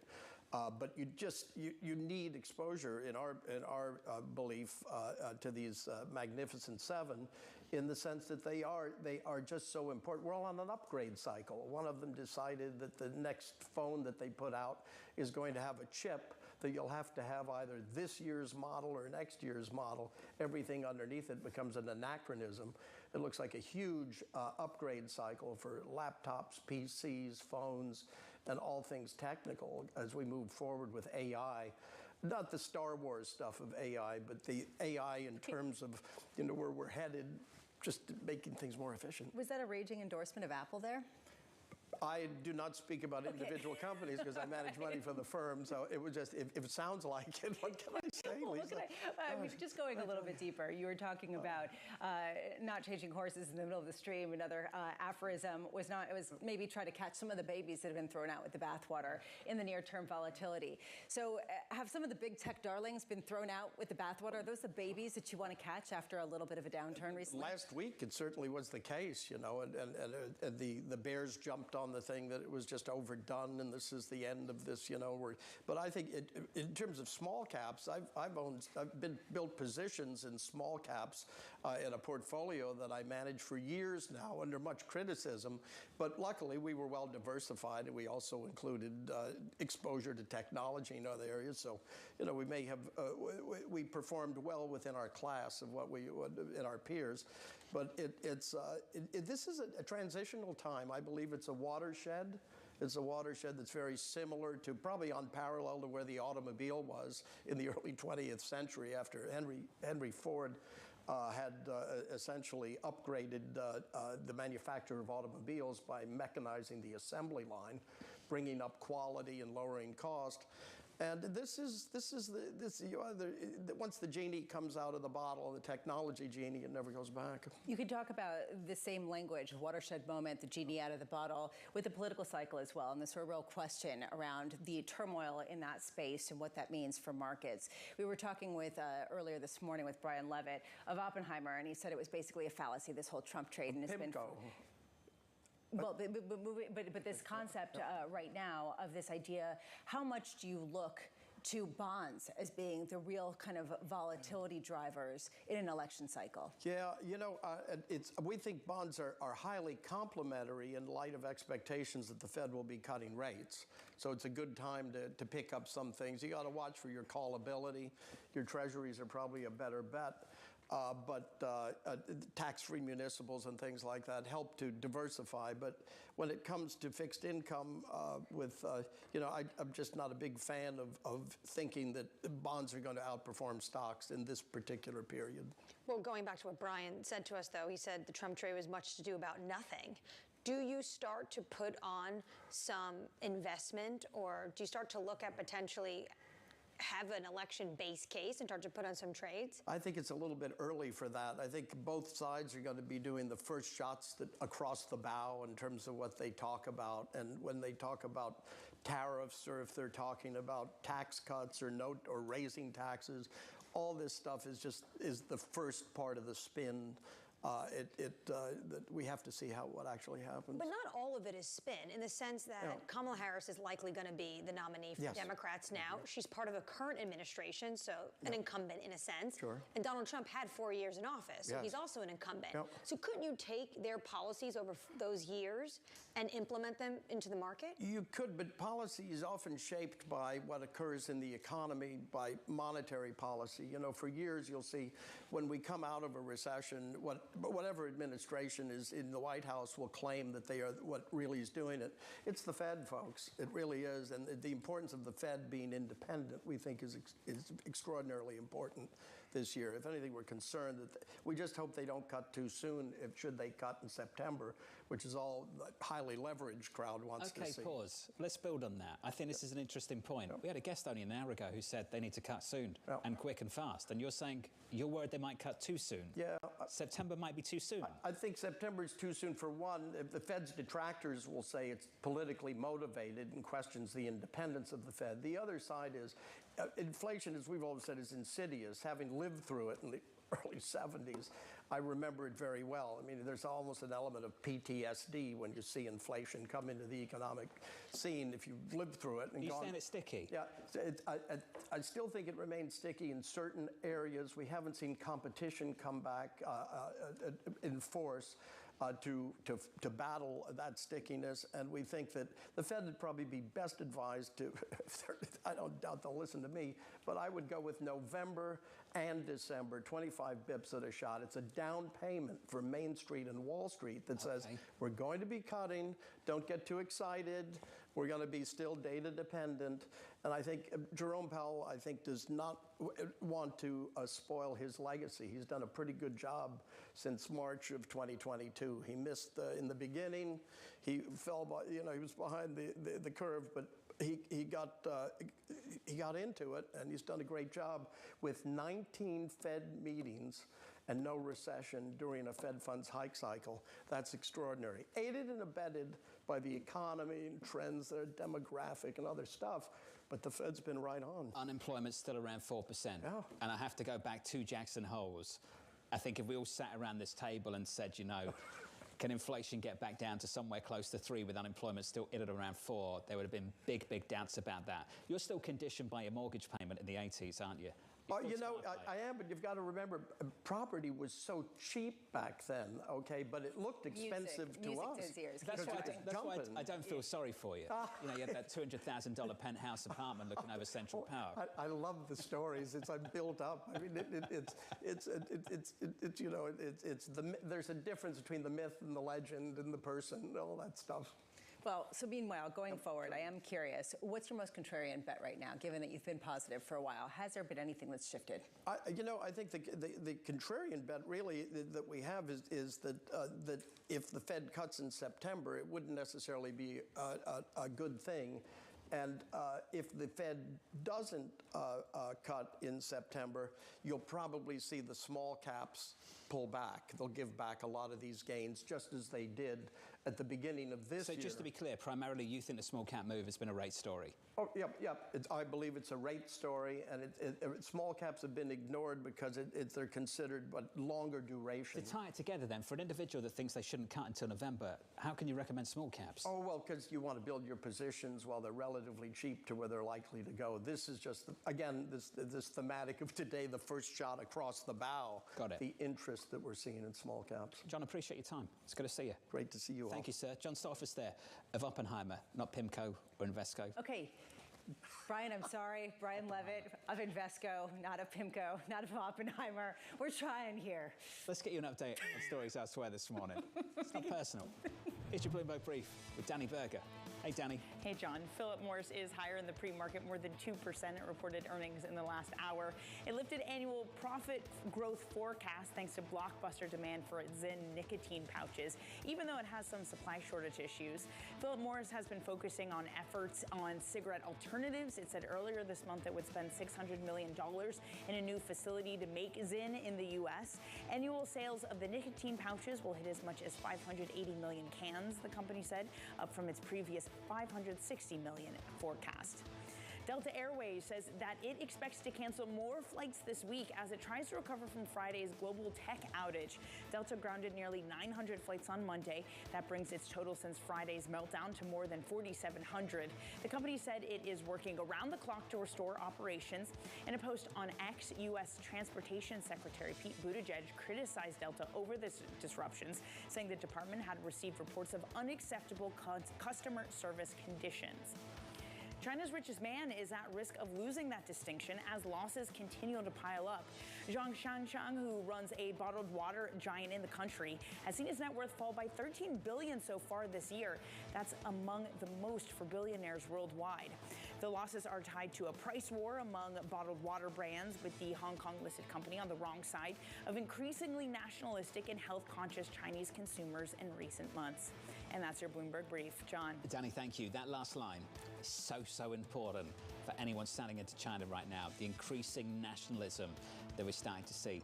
You know, I'm thinking about Apple again next week. If that's something that just sticks around for a longer period of time, because the surprise last time around, remember, China was better than expected coming out of Apple. I just wonder if that sticks. If anyone listened to Xi Jinping's rhetoric in the recent meeting, in the recent confab, it was talking about increasing production, increasing just self-reliance, and fortifying their supply chains. There was not any discussion, much discussion, barely, about housing and some of the property prices, or potentially even consumer spending. We talk a lot about the prospect of protectionism, increased trade barriers on this side of the story, and maybe not enough on what's happening on the other side. Up next on the program, we'll get you some morning calls, and then we'll catch up with Stefan Slavinsky of BNP Paribas Exane, looking ahead to Alphabet earnings out after the closing bell. All of that and more still to come from New York. You're watching Bloomberg Surveillance.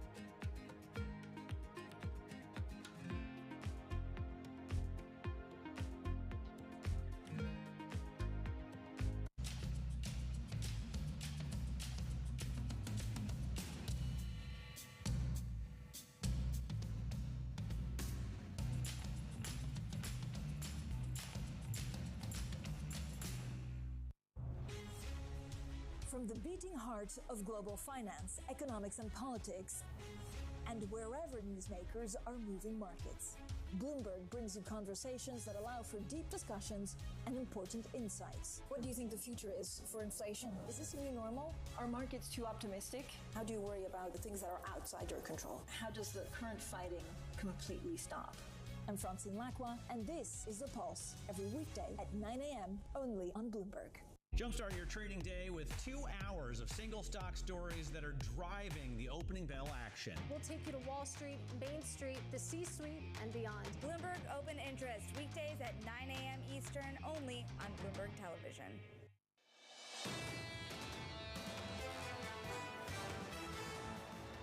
Equities changed on the S&P 500, going nowhere into the opening bell about 1 hour and 12 minutes away. Let's get you some morning calls. First up, Baird lowering its price target on CrowdStrike to $335, keeping an outperform rating on the stock, but the firm saying that financial and legal ramifications remain top of mind after Friday's global tech outage, and apparently some airlines, Delta, still struggling with that.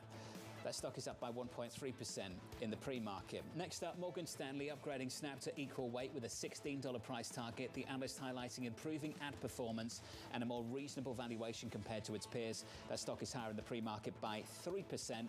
And finally, Piper Sandler raising its price target on Microsoft to $485, maintaining an overweight rating. The firm highlighting that it could take just 3 years to add $100 billion in cloud revenue thanks to AI. That's compared to the 13 years it took to cross the milestone the first time. That stock is up in a pre-market in early trading by about 0.25%. Looking ahead to the big tech earnings through the next week or so, BNP Paribas Exane raising its price target on Alphabet to $210. Analyst Stefan Slavinsky saying inline might be the new beat and raise this quarter. Investors waiting to see whether the generative AI hype will continue. Stefan joins us now for more. Now, Stefan, typically when we talk about inline being the new beat, usually that's relative to pretty downbeat expectations. Now, Stefan, I'm looking at the stock this year. Google's up by 30% year to date. How can inline be the new beat? Yeah, hi, Jonathan. Thanks for having me on. And obviously, in the last few weeks or a couple of months, we've seen some sluggishness in IT demand overall. I think more on the software side. We recently published our channel checks on enterprise software, which did show significant weakening over the last 3 months. And so we're seeing in some areas of tech, like we're seeing today on SAP, for example, where last night they came in line on revenues, in line on bookings. Stock is up 5 or 6% because of concerns. I do think it is a little bit different in the digital advertising space. I think for Meta and Google, expectations have been creeping up. So maybe for them, they do need to beat in order to continue the momentum here. Stefan, just on ad spend, just breathe some life into that conversation. Help us understand your perspective. Are we saying there's a pullback in ad spend? Is it certain industries, certain markets? Where are you seeing that? No, I definitely think that within ad spend, it's been holding up better than IT spend. So we have seen more weakening on the software side, the services side, with digital advertising holding up better. That said, we do have a digital ad tracker that we use for our forecast for Google and Meta, and they're both coming in pretty much in line with consensus, actually maybe even a smidge below when you include FX. So we're kind of in line. Last quarter, we weren't. Last quarter, we raised our numbers going into results for Google. We were 3% ahead, and they did beat by 3%. This quarter, we're just in line. But we do see other benefits. We think on Google Cloud, we could see them beat as they benefit from using Gemini to drive customers to Google Cloud Platform, benefit from Gemini for Workspace and their SaaS business. And we also think on the margin, they're continuing to stick with that sort of extended year of efficiency. We should see GAAP margins once again above 30%. So we see a bit of a mixed quarter for Alphabet coming up here tonight. Stefan, I want to just sort of dig into the mix of that, this idea that the inline may be the new beat and raise, as long as there is a beat under the hood when it comes to cloud, as long as their capital expenditure budget continues to increase and beat expectations so that they can invest in the future. Is that kind of the asterisk next to this sort of inline as the new beat and raise? I think the broader debate here that we've been having with institutional investors over the last few weeks has been sort of the hardware versus software trade, but also hardware versus software versus large cap internet. You know, the SOX is up 33%, large cap internet is up around 31%, software is only up around 9%. So one of the things that we're just cautioning about is that second derivative. Beware of the second derivative. We will see growth slowing here in digital advertising year over year. we will see growth slowing probably for some of the big hardware names. I think on the software side, it's underperformed this year to date. And actually, we have companies where software revenue growth is actually accelerating.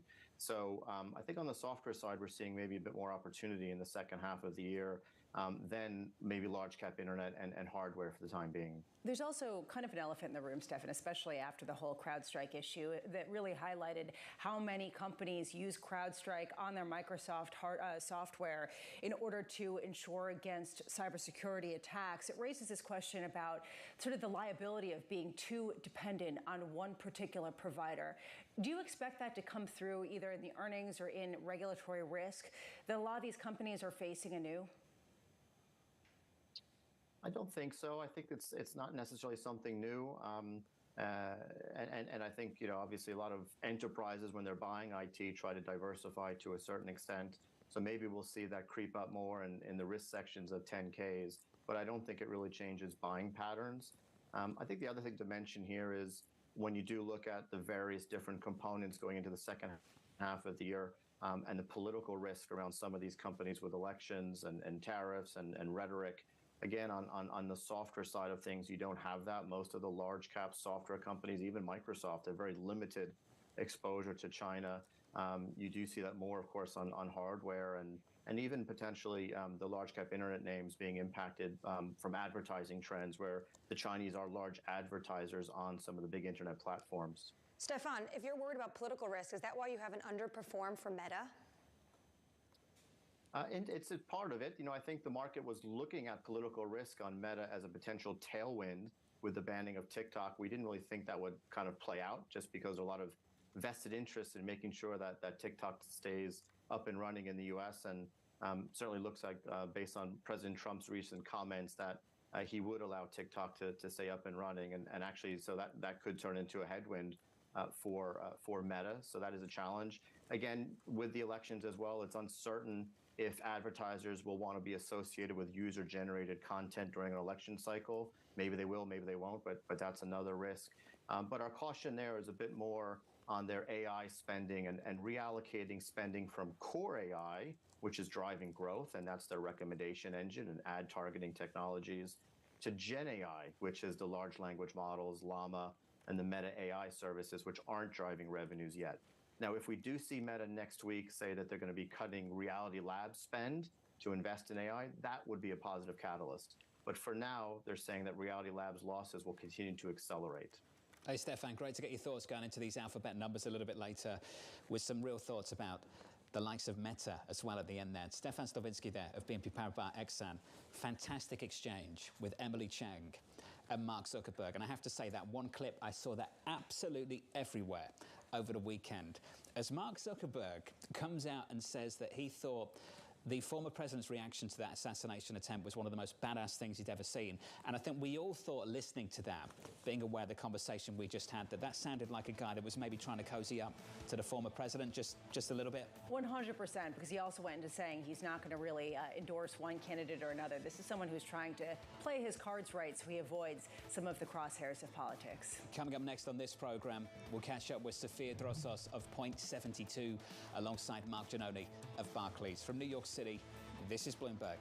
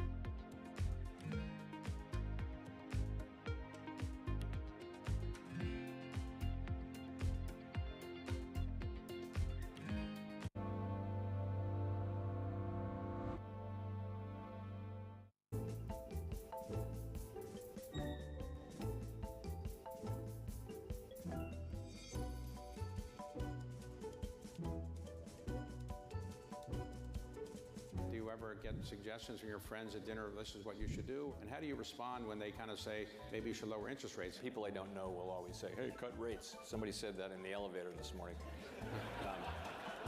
Did that influence you or no?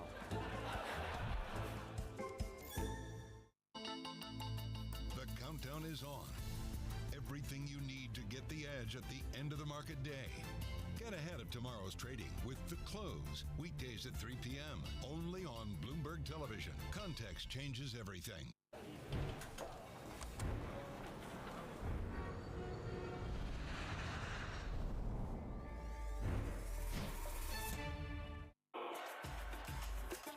Bloomberg Power Players is back this September.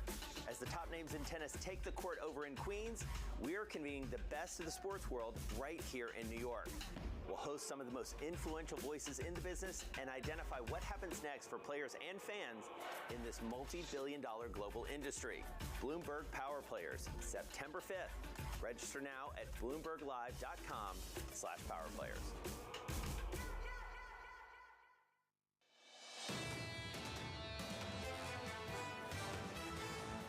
So just before the commercial break, we mentioned that sit-down, that conversation with Mark Zuckerberg of Meta and Bloomberg's Emily Chang. That interview, I know many of you have seen the clips, that one clip, that interview in its entirety a little bit later on Bloomberg TV at 6:30 Eastern Time. Don't miss it. Equity futures on the S&P about an hour away from the opening bell look a little something like this. We're down about 1/10%. Yesterday, fantastic day of gains across the board here. Best day since early June on the S&P 500. NASDAQ had a stellar day as well, driven by Mag 7 stocks. The big names, the likes of NVIDIA bouncing back. Going into earnings over the next couple of weeks for big tech. You've got to wait until the end of August to hear from NVIDIA. NVIDIA's a big deal now. Can they sort that out? Can we bring that in? bring that earlier because we just have to wait for them? I think we have to bring that in. Okay, we'll submit a call. Whoever sits down with Jensen next, bring that in. That's one request for earnings. The other request, bank earnings. Just do them after the bell. Oh, no. You know how I feel about bank earnings. Yeah, I know. You want to be able to digest Everyone's them. busy and in the morning. They haven't got time to listen to their calls. But that and go through the numbers. They do. We then have to break them in a sort of haphazard way. It's a bit of a rush. You sort of like scream through a bunch of numbers. Exactly. And, maybe they like it that way. I don't know. All right. That's the equity story. Not much of one I know. In bonds, we look like this. 2-year, 10-year, 30-year. The 2-year shaping up as follows. Yields down by about a basis point, 450.83. We're down a single basis point on the 10-year, about 423.69. I want to turn to foreign exchange and finish on the Japanese yen. We'll talk more about this in just a moment. Dollar yen 156.23, negative 0.5%. That's a stronger Japanese yen every day this week, Monday, Tuesday.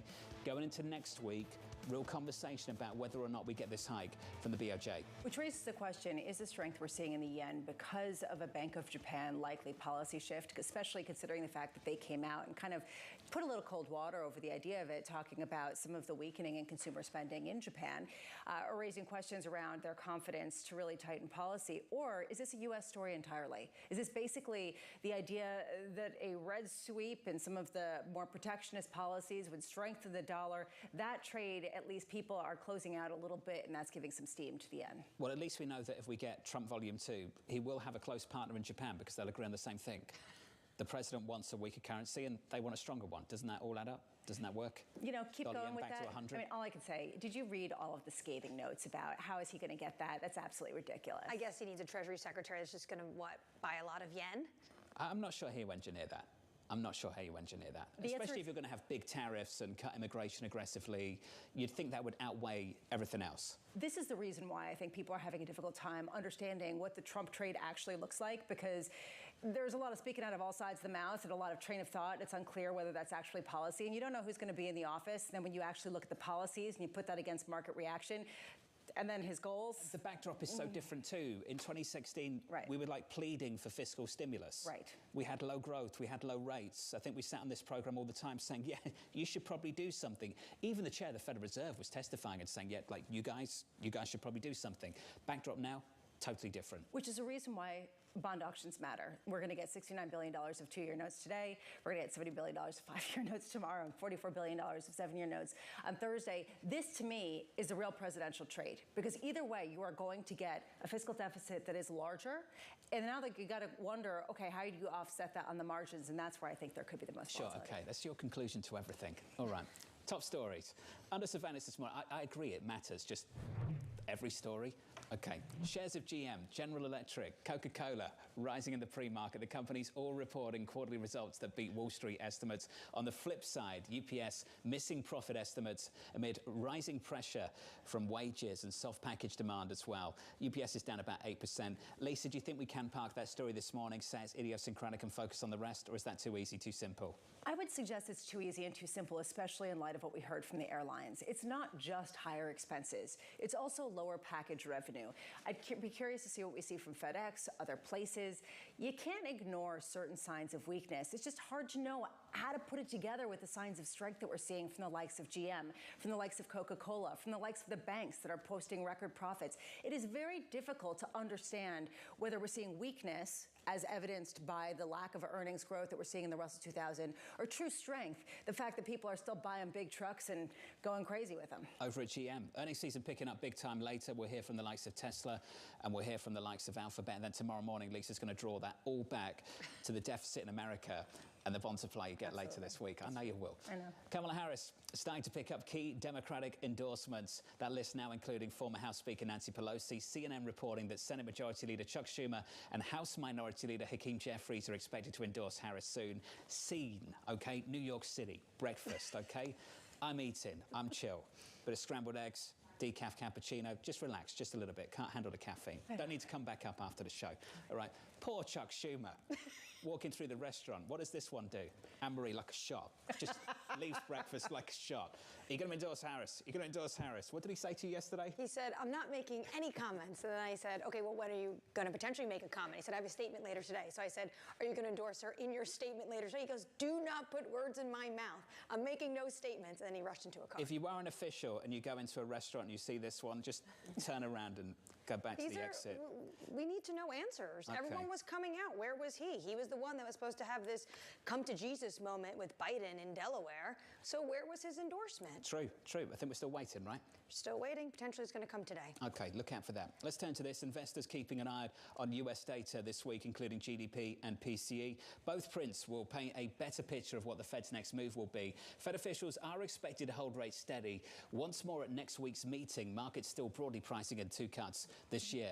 Joining us around the table, I'm pleased to say, still with us, is Sophia Drosos of Point72 and Mark Giannoni of Barclays. Sophia, I want to come to you first. The likes of Goldman have come out and said, why wait, let's go. They've sort of put forward this argument that maybe the Federal Reserve should consider cutting interest rates this month. Do you share that particular view? Because we had another guest on in the last hour who said that they should wait, and maybe they should wait until after the election. Well, good morning, and that's definitely a debate in the market, but what I would say is that this is a very unusual cycle. The Fed's not facing the urgency of needing to cut because the economy is falling apart. Usually when the Fed is turning around and pivoting to rate cuts, we see more material weakness in the economy. This time around, it's not what we're seeing. This time around, we are seeing the economy hold up well as price pressures recede, and the Fed's making a judgment that it can cut back on the amount of policy restraint it has delivered to the economy. So there's not the same urgency, and while you can sort of discuss the fact that inflation has probably come down a little bit faster in the last couple of months than was expected, the Fed doesn't need to be in a rush, and it's a very consensus-based institution, as you know. So perhaps it's this meeting where the Fed gets its ducks in a row and unveils its strategy for reducing the amount of monetary restraint. And that's why there's broad consensus that September may well be the month they actually make a move. Mark, I'll throw the same question at you. Goldman say, why wait? It's interesting that you indicate that you think, sort of, why not wait? Why not wait? Yeah, good morning. Yeah, I think, I mean, the question for us is what's the rush?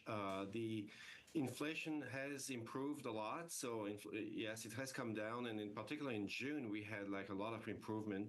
But we've known, I mean, we've seen, you know, in the first 3 months of this year that inflation bounced back again, like for a few months before coming back down. So I think the situation that we are in is one where inflation is gradually trending down, but we'll have likely a few bumps along the road. And on the labor market is still pretty solid. solid, pretty resilient. We still create about 200,000 jobs. The unemployment rate edged up a little bit, but we think this is largely due to the boost to supply of labor coming from immigration. So we don't see any signs of a rapid deterioration.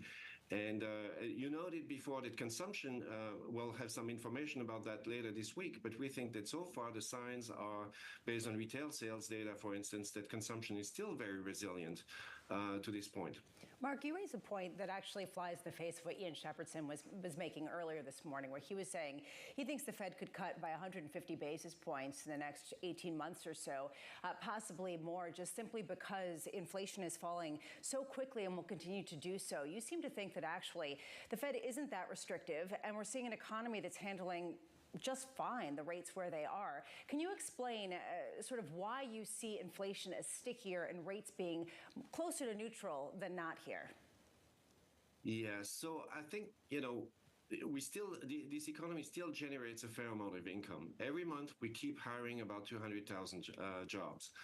With these jobs, create a lot of income. That income keeps fueling consumption. So the consumer turns around, buys all sorts of goods and services, and that keeps pressure up on prices. So yes, we are seeing the trend down. Inflation is no longer as high as it was in 22, 23. It's improving. But hey, on a year-over-year basis, we still have around 3% inflation, depending on what indicator you look like. And on a year-over-year basis, conditions are going to deteriorate going forward. So the improvement that we are seeing is really on a month-to-month basis, that we see these inflation prints gradually coming down, and we could have a lot of surprises on the upside as well. Sophia, do you agree with that right now people are not really understanding to the full degree how much inflation is sticky and could inflect higher in the months to come in a way that maybe people are saying is sort of out of the picture right now as they project Fed rate cuts? Well, I think the beginning of the year, the disruption we saw to the disinflation process was really driven by some idiosyncratic factors, whether it was some one-offs here and there in specific categories or mismeasurement in rents and the like, and certainly some of the typical beginning of the year seasonal pressures that you see in prices. So from my standpoint, I think inflation really does now, if I look at the month-on-month run rate, I'm relaxed about where it's headed. Obviously, we want to see it continue to move in that direction. But really, the Fed, I think, has changed the balance with regard to how they're looking at things. They're talking a lot more about not wanting to overstay their welcome, not keep policy overly tight or tighter than it needs to be. And I think that the market is catching onto that. And of course, we've seen the big shift in market pricing of Fed expectations in the last few weeks. Mark, you talked about Trump momentum riding high. Do you still see that potentially, given the fact that we have basically a restart of the election? So, yeah, well, I think there is, if we look just at the market probabilities, it looks like the Trump administration has an advantage to this point, but we can see a lot of changes in the next 100 days or so. So it's noting German bonds extend their gains, 10-year yield down 6 basis points to 2.44%. At this point, I think the Trump administration would generate some upside risk to inflation as well going forward, but this is more 2025, 2026 problem than it is a 2024 problem. I don't think that that's going to affect the Fed's decision this year, but this is something that could impose some upside risk to inflation next year. Hey, Mark, thank you. Alongside Sophia, to the both of you, thank you very much. Just want to bring you some news just quickly. Those of you struggling with Delta Airlines over the last few days, this from Secretary Pete Buttigieg, the Department of Transportation opening an investigation into Delta Airlines to ensure the airline is following the law and taking care of its passengers during continued widespread disruptions. All airline passengers have the right to be treated fairly. He goes on to say, and I will make sure that right is upheld. Let's get you some stories elsewhere with your Bloomberg brief. Let's cross over to Danny Berger. Hey, Danny. Hey, John. Big tech earnings are going to be kicking off in the afternoon. Both Tesla and Alphabet will be reporting. For Alphabet, analysts are likely to be focusing on the Google parent company's AI-based revenue. It is looking to compete with the likes of OpenAI and Microsoft. Now, for Tesla, investors want answers about its delayed robo-taxi rollout, as well as CEO Elon Musk's move to elevate AI over EVs. Now, elsewhere, VP Kamala Harris is hitting the campaign trail with a rally in Milwaukee later today, where Republicans just held their convention last week. Harris has secured the endorsement of nearly every major Democrat and announced a record-breaking fundraising haul of more than $100 million during her first day as a presidential candidate. Taiwan has suspended trading on its $2.4 trillion stock market as Typhoon Garmi approaches landfall. A government statement also said that Taiwan would shut schools and offices in Taipei. The intensity and size has increased, and the trend is expected to continue, with wind gusts of up to 118 miles per hour. The typhoon is expected to make landfall sometime Wednesday night and the early hours of Thursday. And that's your brief, John. Danny, thank you. Up next on the program, Larry Culp, the GE chairman and CEO, sitting alongside our good friend Bloomberg's Guy Johnson. Must-watch TV up next on the program. This is Bloomberg.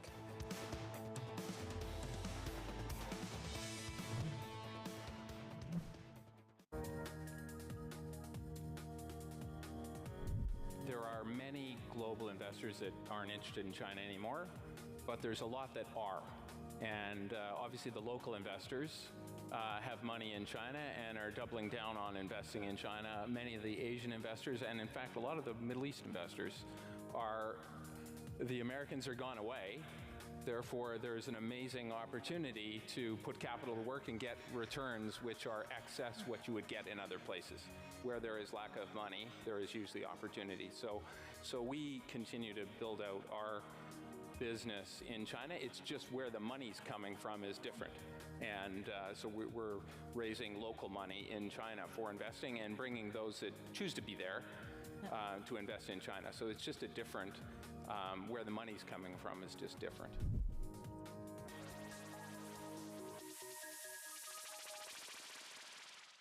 The top names in business are on Bloomberg. What I can say is that we've been making significant investments across the franchise, across regulatory reporting, across data, and across resolution and recovery planning.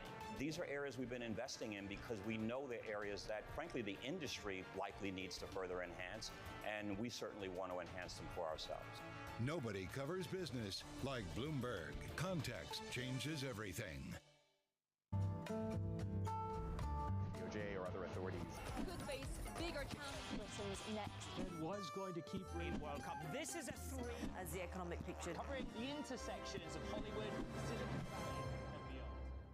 It's a multi-trillion-dollar industry. We'll show you what's happening in ETFs like no one else. Bloomberg ETF IQ, Monday on Bloomberg.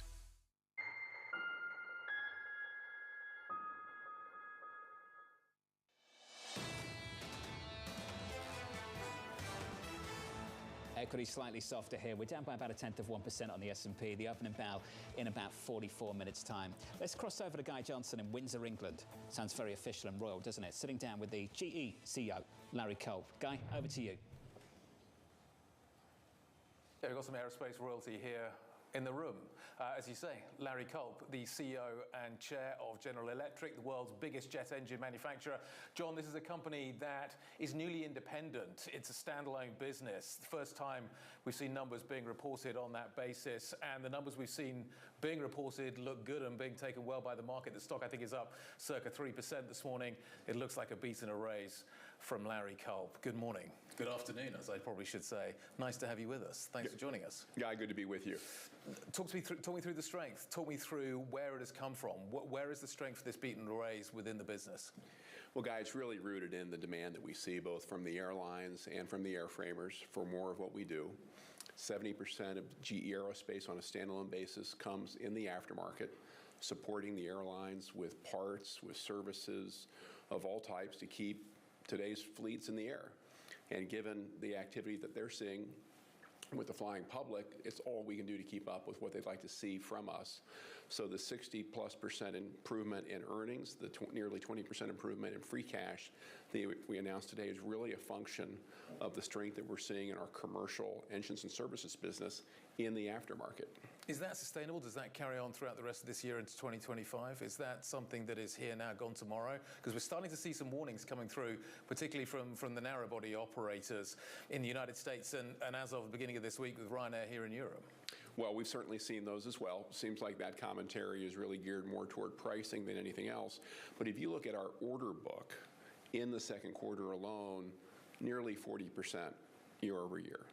We see our utilization of the fleets, both the mature fleet, which we power with the CFM56. Yep.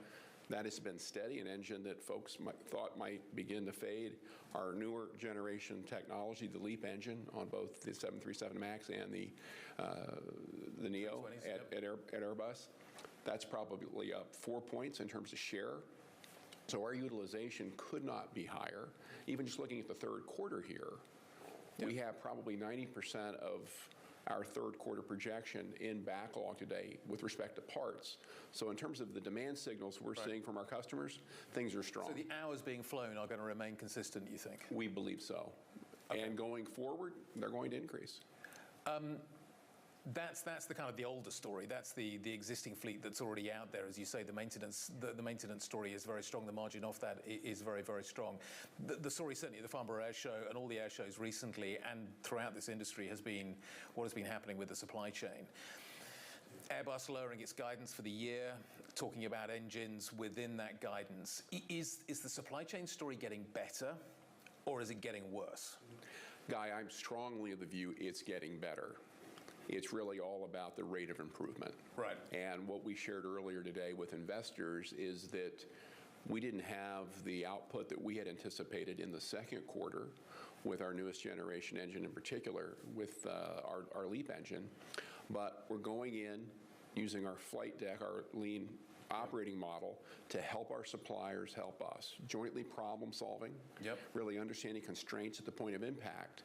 And we saw tremendous results from that in the second quarter. Didn't translate into as many deliveries, perhaps as our airframer customers would have liked, but we saw 2/3 of the suppliers that we worked with improve their output to us by nearly twofold. So that's encouraging. Just kind of talk me through what's happening. So originally the guidance was for a 25% improvement for that engine. Then you went, I think it was in April, you were kind of 10-15. Now you're at kind of flat to 5. Exactly. That feels like it's not getting better. You're telling me that it is, though below the surface, getting better. It's not getting better at the rate that we had anticipated. Yeah. But it's getting better if you look at the sequential trends. And that, from an operating perspective, that's all that really matters. Week in, week out, quarter in, quarter out, are we seeing more and are we seeing more predictably? Okay. We're getting better in that regard. I'm encouraged by what I've seen here just in the first 3 weeks of July. A lot of work, not only in the second half still in front of us, but as we think about 25 and 26, but working in that way, yielding those sorts of results will, I think, put us all on the ramp. So the benefit comes next year. That's when we start to see the big benefit coming through. I think some of the actions that we took in the second quarter will help us in the third quarter and in the fourth quarter of this year. Why is it taking, this was a question I put to Guillaume Faury a little bit earlier on, why is it taking so long to resolve this issue within the supply chain? Well, I saw Guillaume yesterday. We talk about this every time we're together. I think it's important for everyone to remember, Guy, that we turned the industry down to almost zero during the pandemic. And what we're trying to do now is turn it all the way back on. And that's hard. We lost not only people during the pandemic, we lost a tremendous amount of experience, technical people throughout the supply chain, in Guillaume's facilities at Boeing, at GE Aerospace, and throughout the supply chain. We're building all of that capability back. And because those roles are filled now not by a 58-year-old, but perhaps by a 28-year-old, there's a lot we have to do in terms of not only adding capacity, but capability to meet the ramp that we all are embarked upon. He told me this morning he thinks we've probably got another couple of years to go, though, until we resolve some of these issues. Does that timeline feel kind of about right to you as well? We're trying to make progress every week, but I think this is a multi-year effort that the industry faces. In terms of we bring up Guillaume Faury, how is your relationship changing with Airbus. You traditionally been really tight with Boeing. Tom Enders, who I know well, you know well now, is now on your board. Does that signal a change in relationship with Airbus? Well, I think we have served both of the major airframers well over time, right? We don't have over 2/3 of the departures in the narrow-body space serving Boeing alone. We're very excited about the news we put out last week with the A321 XLR now approved, but only approved with the GE LEAP 1A, right, our engine. So there's a lot that we're doing with Airbus, not only in terms of the ramp, but next generation technology as well. And we're trying to be as strong and as good a partner to Guillaume and Christian and their teams as we possibly can be. We want to do the same thing with the folks at Boeing, of course. We can do that as long as we invest in technology, use flight deck to deliver safety, quality, delivery, and cost to their requirements, and jointly serve the airlines. Defense, just spend a moment, if we can, as we conclude things, talking about defense. Do you think defense spending is going up? Do you think a Trump presidency would mean greater defense spending? Do you see defense spending going up in Europe in a Trump presidency because of the requirements in terms of debt to GDP, not debt to GDP, spending to GDP? How do you see that story progressing, and what does it mean ultimately for GE? Well, I think on both sides of the Atlantic, given the authorities that I speak with, spending will be paced by the threat, and the threat is only increasing. Therefore, be it in combat aircraft, be it in rotary craft, the two areas that we serve most directly, we think we will see, looking out over the next 5 to 10 years, sustained growth. Just one final quick question before I'm forced to throw back to the studio. Was it an easy decision to continue your contract? Can I 100% rule you out of the Boeing job? How about 101%? 101%. There you go. 101%. I know the guys in the studio were talking about this a little bit earlier on. So 101%. There you go. John, Lisa, 101%. Larry Culp is staying at GE, and a fantastic set of numbers delivered earlier on today. Looks like the market likes what it hears. Back to you. Hey, Guy, thanks, buddy. Thanks for that. Really enjoyed that conversation. Larry Culp, the GE chairman and CEO, sitting alongside our good friend, Guy Johnson. That's the end of that then, right? It's not. He didn't say it was 102%. It could have been 105% sure. So we're not sure whether or not he can actually join. Just a few days ago, the President of the United States was 100% running for re-election, and then all of a sudden things change in a dime. Things change, but I think we know his position as things stand currently. Need a Nancy Pelosi, like the equivalent over at Boeing, say, yeah, you know, like, we're waiting for his decision. Exactly. Right. Yeah. All right. We'll wait until he gives us his decision, but he has to make a decision because the clock is ticking. I'm not going to do it. Well, you know, it's waiting for his decision. Come on, keep working. The team over at Boeing. Let's get to the trading diary. The week ahead looks a little something like this. President Biden returning to the White House today after ending his re-election campaign. Later Seeing US Red Book year on year at 4.9%. That's 4.9%. Tomorrow, Israeli Prime Minister Benjamin Netanyahu giving an address to Congress, and we get more earnings from Ford and IBM. Plus, we'll get some US PMIs, Thursday, GDP, and another round of jobless claims. And we'll round out the week Friday with UMich, consumer sentiment, and PCE. Tomorrow morning, we'll hear from Greg Battle of BNP Paribas, Ben Callow of Baird, Kate Moore of BlackRock, Sebastian Page of T. Rowe Price from New York City. For this morning, that does it for us. Thank you for tuning in to Bloomberg TV. This was Bloomberg Surveillance.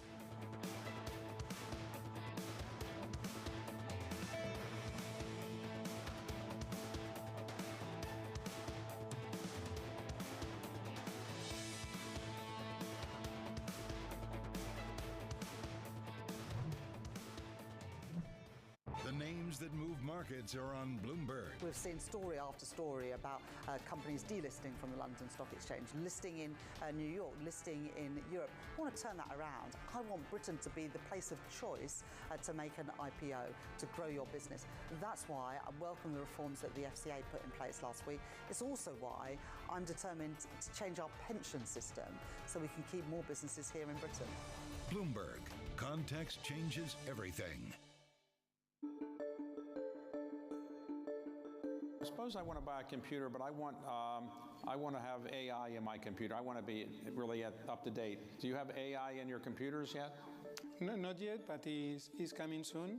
And we think this is going to be one of the largest transformations in the PC industry in decades.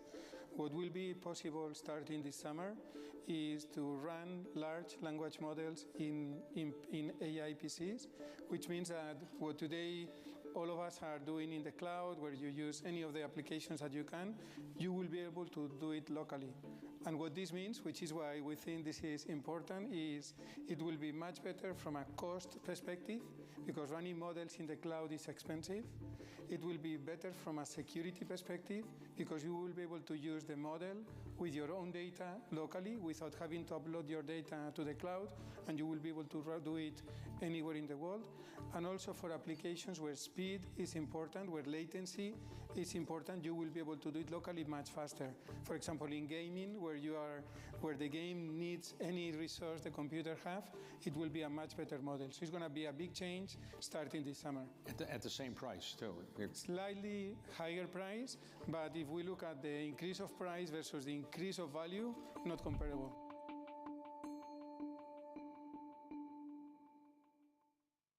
Today's CFOs are reshaping the C-suite. Bloomberg's chief future officer shines a spotlight on these dynamic leaders. It's an incredibly fun job, for sure. We're in the business of leading beyond the numbers. To me, teamwork is key. You need to identify opportunities and push people. It's not about how to say no, it's about how to say yes. Their impact goes far beyond the balance sheet. And on Chief Future Officer, they focus on much more than just revenues and margins. Today's CFO has to be much, much more than a bookkeeper. I talk more about culture today than I talk about numbers. It's not just about debits and credits and digits and dollar signs. It's a lot more than the profit today. It's building the future of tomorrow. Get passion, perspective, and more from the Chief Future Officers of some of the world's most influential companies. New episodes this summer, only on Bloomberg. Brought to you by Workday.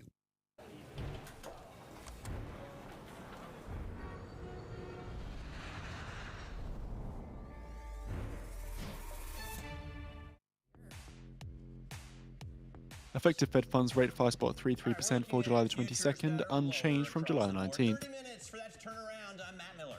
I'm Shanali Basak. And I'm Katie Greifeld. Bloomberg Open Interest starts right now.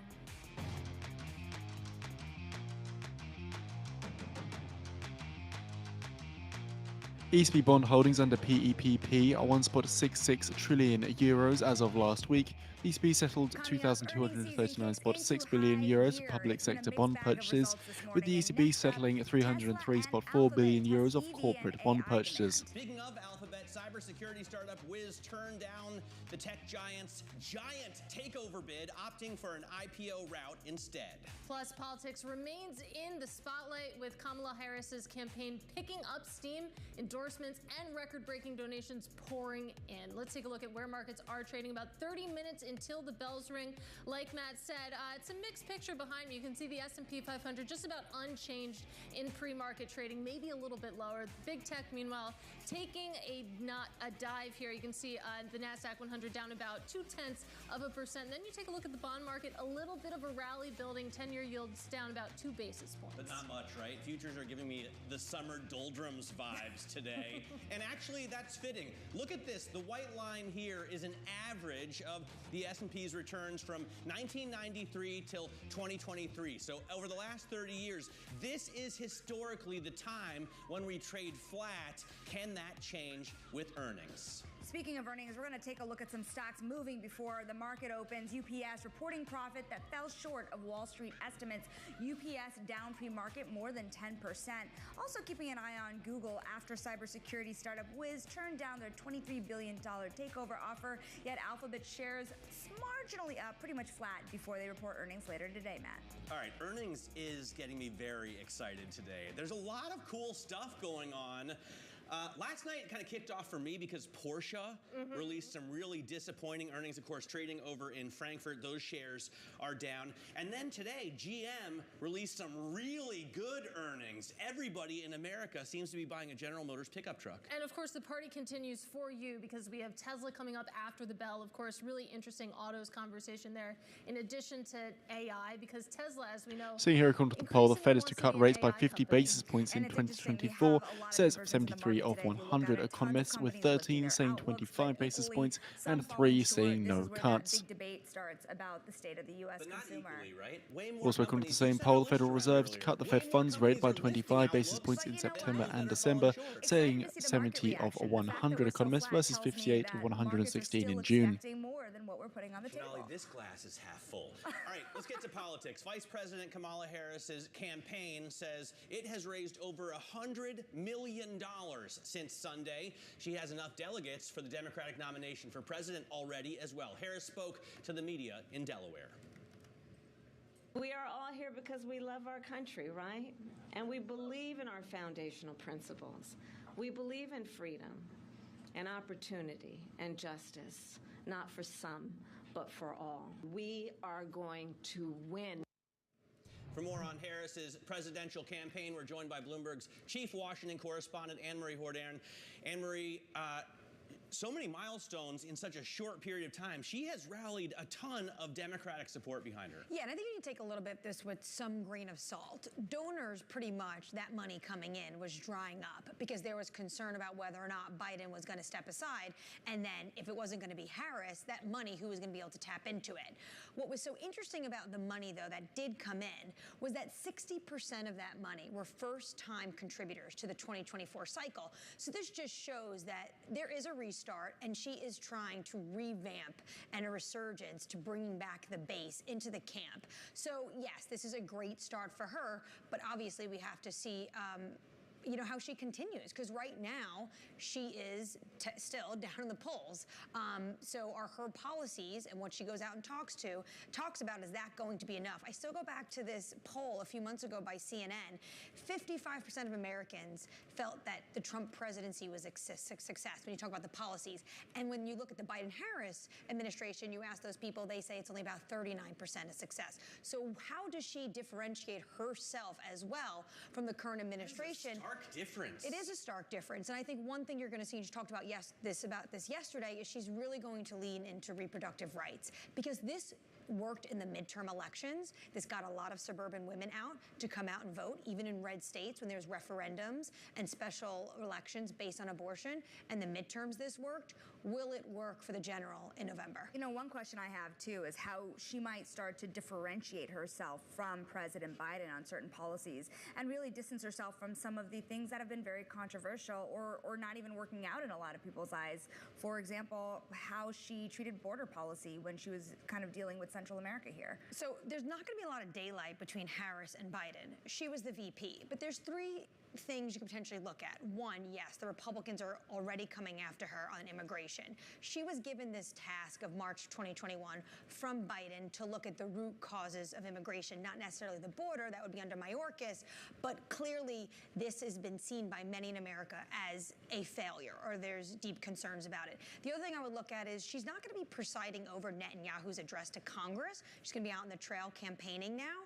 She was the first one in March to say we really need a ceasefire. And some of the reporting that has come out behind the scenes was that she was nudging Biden to really be a little bit more heavy-handed when it came to Netanyahu.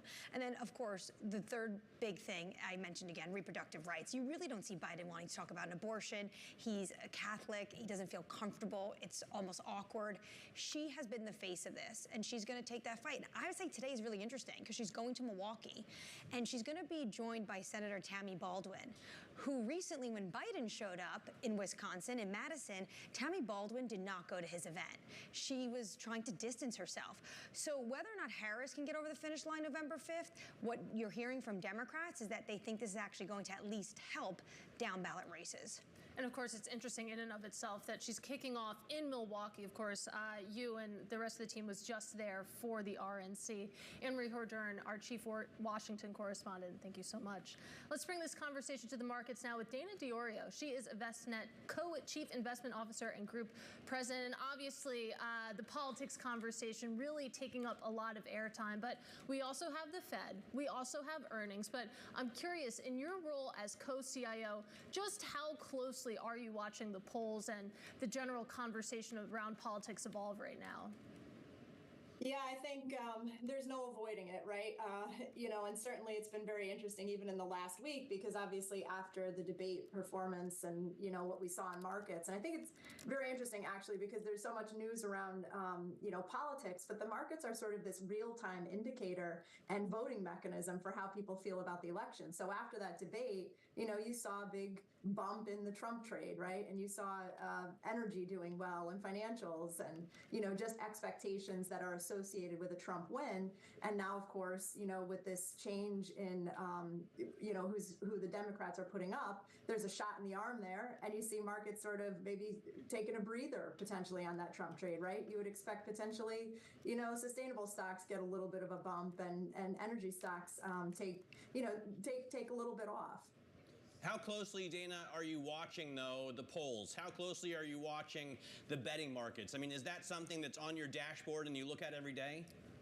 No, I can't. Well, yes, from the standpoint of, being a person that lives in this country, I would say, but not from the standpoint of, do I expect markets to reflect polls? I actually think, yes, to a certain, the market's going to price in known information. So the polls, to the extent that, folks are watching that, and there's nothing else going on, right? Like all else equal, if the polls are moving in one particular direction, you might see the market reflect that. But I would actually put it back and say, look, the market's its own reflection, right? The market actually is another mechanism for voting and voting with your feet. So and the market's a leading indicator. So I do think that, you do see movement in obviously some of these sectors and some of these individual country stocks even based on this. And I look there for more information than the polls themselves.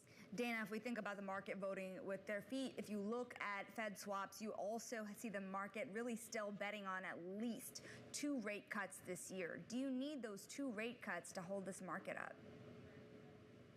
That's a great question. So obviously we've come a long way, right? We started the year at 6 rate cuts. That expectation has dropped a lot. I think what's really interesting about the rate cuts is that, yes, the inflation report being, very satisfactory is obviously fueling expectations. And then you have, of course, does the Fed always seems to cut in an election year, right? That just seems to be the politics of it. But you also have to ask, well, are they cutting because there's an expectation that this soft landing is a little bit in danger, right? I mean, you're looking at cutting rates at a time where valuations are extremely high. So there's a little bit, and unemployment is still very strong. We've seen a little bit of, a cooling in the employment market, but not much. The labor force participation rate went up. So the little drop in employment, the little gain in unemployment is partially related to that. So you've got a strong labor market. You've got, yes, cooling inflation, but at the end of the day, not still where the Fed wants it. The question becomes, are the rates being cut because we can or because we think we need to? In which case, that potentially portends poorly for the market. And Dana, I want to get your thoughts on small caps because much has been made of the potential rotation that we've seen over the past 2 weeks. Whether it's still intact is up for debate. But you make the interesting point in your notes that you think about small caps. You think about that there's still a lot of junk small cap companies. And then you think about the fact that a lot of companies are choosing to stay private right now that could have been good small cap companies helping the index. Where does that leave you on the sustainability of this rally? So this is another great question, right? I mean, obviously we've seen a broadening out where tech and communications have really driven this market. And of course, even, you narrow that down even more to our Magnificent Seven and related AI stocks. And then all of a sudden you see this broadening out because of the expectation of rate cuts. And, small caps are interest rate sensitive. So the expectation that we have more rate cuts helps them. But the point you're bringing up is very important. You still are in a place where 40% of small caps are unprofitable, which is above the average, right? And when you look over time at why small caps tend to actually outperform over time, a lot of it is small companies that do well. So you've got certain small companies, and it's really hard to identify those ahead of time. So you're investing in the overall market because some of those small companies are going to do really well and they're going to get big. Well, what happens when that is happening in the private markets, not in the public markets? So it's private investors that are getting the benefit of that big innovation jump. It's not happening in public markets. It's a very interesting question for the research that we have out there around the long-term outperformance of small caps. I don't think it's to say you should not have small caps. Diversification, I think, is a very good thing to have in the portfolio, but it calls into question some of this longer-term empirical evidence that we have. All right, Dana, great to get your take. Thanks so much for joining us. Dana Dioria from InvestNet. Now, a quick check on some of the companies that have been out with earnings this morning, and there have been a lot. Let's take a look at how they're faring here. Coca-Cola is one that you brought up, yes, which I think is really interesting because remember Pepsi didn't do so well. No. I think it had to do with the product mix. Pepsi sells, the majority of their products now are snacks rather than drinks. And Coke, of course, sells mostly drinks. Mm-hmm. If you're a health-conscious consumer, you're more likely to pick up a water from Coke than you are a bag of Fritos, as delicious as they are, from Pepsi. So, I mean, that assumes that the people who are mostly buying Coke products are buying water, which I don't know if that's necessarily well, true. also their pricing was up across the board, that right? helps. Yeah. But that's also interesting because there's been a lot of talk of we're moving into an environment where some of these beverage and food makers aren't going to be relying on pricing as much as they're going to be relying on volume growth. But at least for Coke, it seems like those higher prices and pricing power is still the way to go. I think it is super interesting to see what people are paying for because Spotify is absolutely soaring this morning as well. And it's because paid subscribers grew. Same goes for Netflix. There's a lot of divergence here in what people are paying for content. Yep. But then you see those UPS numbers, UPS just tanking. Yes, part of that is costs here, but also this has to do with their average daily packages falling below analyst estimates. So is there a slowdown there that signals something else? Yeah. You know what? I will be glass half empty for you while yours is full. Well, speaking of half empty, look, you saw UPS there down, actually getting decimated, right? Yeah. Polaris even worse, and they make razors and side-by-side vehicles as well as marine equipment. Their comparables also sinking today, like Mastercraft, the boat maker. Yeah, so look for those companies where consumers need to reach in their pocket and spend a little bit of extra disposable income because discretionary is getting hit very hard. Coming up, Mark Lehman joins us, Citizens JMP CEO, why he says the great rotation There we go. is alive and well. This is Bloomberg.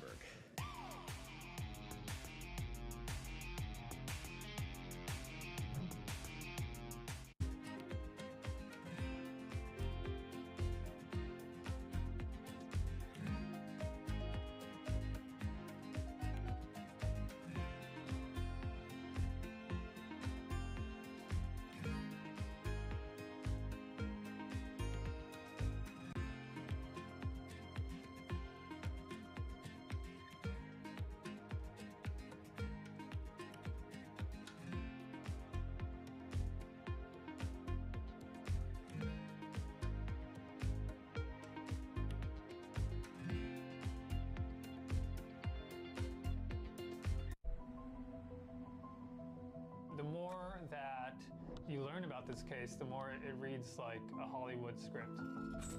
The nature of the killing, the execution, the just brutality of it. It wasn't in the psyche of people that they could be looted because they are considered so sacred. And we did it the way you do every single investigation. How do you eat an elephant? One bite at a time. It jumped off the page at me that you could see that there was a Ponzi scheme taking place. I started hearing mafia, mafia, mafia. Il sistema è perfetto, sono gli uomini che spesso non lo sono. These are the holders of truth and justice. They cannot be possibly be doing this, but then they are. They are. And the evidence is there. It's overwhelming.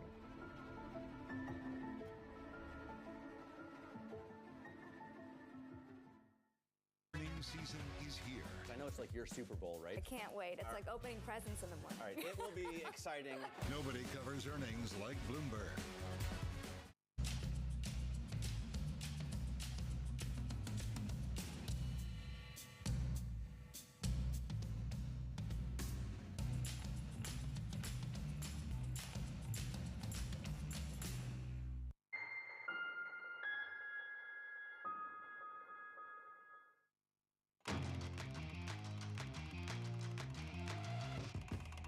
get now to high interest, look at what's making headlines around the world. First off, the U.S. Department of Transportation has opened an investigation into Delta over Friday's outage, which has continued to disrupt flights this week. Transportation Secretary Pete Buttigieg posted on X that his department is working to ensure the airline is following the law and taking care of its passengers during continued widespread disruptions.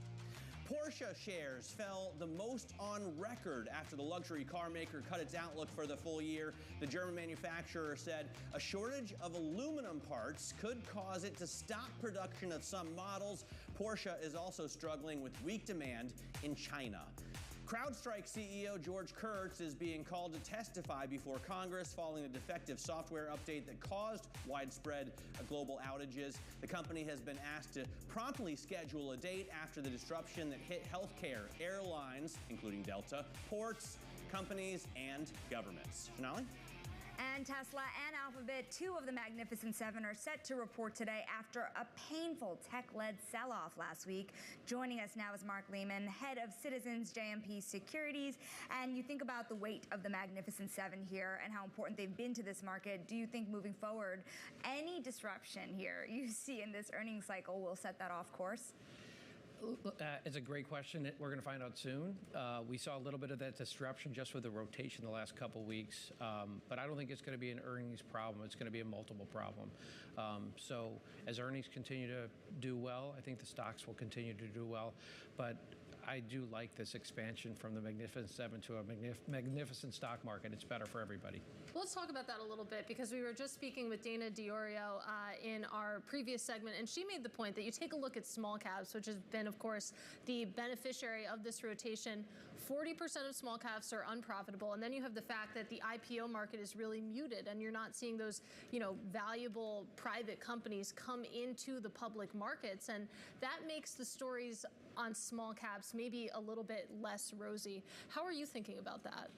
Well, the smaller companies that have decided to go public have done quite well. We were at Citizens part of Reddit, as you know, earlier in the year, and there was a lot of question marks about valuation, a lot of question marks about earnings and about their ability to monetize. And they have just absolutely done a phenomenal job with both projecting what they're going to do about monetization as well as reporting those numbers. In fact, our analyst, Andrew Boone, has raised his numbers continually since they've gone public. So the question is not, are all small caps in a problem territory? The question is, who's going to make the decision to go public? I'll point to last night. We're talking about Google.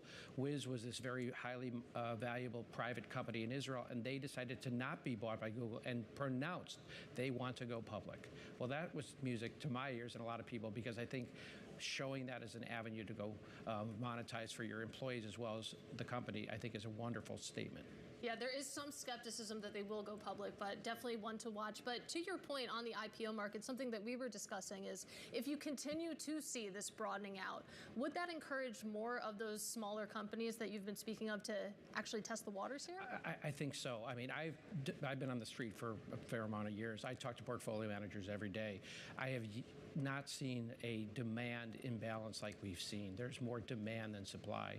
And I think when I talk to portfolio managers each day, they're like, show me some companies because we are interested, because we are looking to broaden out our portfolios. That usually is the opposite what you hear, which is like enough. So I think as long as companies somebody's going to test the market. Somebody's going to be brave enough, if you will, to see if there's that demand. And somebody on our side of the street is going to say, you don't have to float $500 million worth of equity. You don't have to be a $10 billion company. There is demand, and I think that's true. But let's not give up on this Wiz point, because I think the skepticism comes part $12 billion company in May, right? Google basically doubled their offer, and they said no, which I get, because you know what? Instagram got sold for $1 billion. It's worth a heck of a lot more right now. How much was YouTube? Probably less. Or no, I think it was about $2 billion. Right. But it's worth a heck of a lot more right now. Why do you think there would be a problem with demand for a $23 million IPO? This IPO market has not been as hot as anybody expected. And also, these large companies, your point on the multiples here, can they make it out of the gate? think the question really is, and remember, they're only going to float 5 to 10% of the company, and there's probably going to be very little that's sold by insiders as well as employees. So the question is, as a public company, are you going to grow into that valuation? If you're doubling revenues, like Wiz has done, the $24 billion number in 18 months is going to look not great. So I think we're seeing that. Look at what happened with Reddit. I don't want to keep pointing at just one example, but that stock has doubled from, they priced outside of the range, above the range last time. The stock's already doubled. I think more people will see that and say, if we are confident in the numbers, our stock is also going to do very well. Also, I get, being skeptical on it this quarter, but 18 months is like 50 years from now, right? Everything could change in 18 months. By the way, speaking of that, let me ask you about a Trump presidency, because, we're talking about rate cuts right now. If he really goes through with higher tariffs, more tax cuts, deporting 15 million workers and closing the border, you're going to see rate increases more likely than rate cuts. I think you're right, Matt, but I also think this is this is election season. So in the next 120 days, we're going to hear a lot of that rhetoric. I think you get in front of Congress and January 20th, and you start to talk about reality, and we're not going to want to deport 15 million people. We're going to want to make sure that we have an economy that's humming along, which it's doing right now. So rates coming down, productivity going up. We haven't even 10 minutes, and we're not even talked about AI, which is obviously really important. That productivity is multiple enhancing, and I think we're going to see that over the next 5-10 years. Well, Mark, I'm sad to say we have to leave it there. Have to have you back soon to talk about AI and some of the other buzzwords. That, of course, is Mark Lehman of Citizens JMP. Now, coming up, we're going to take a look at the companies making the most social buzz today in our Social Climber segment. Up next, this is Bloomberg.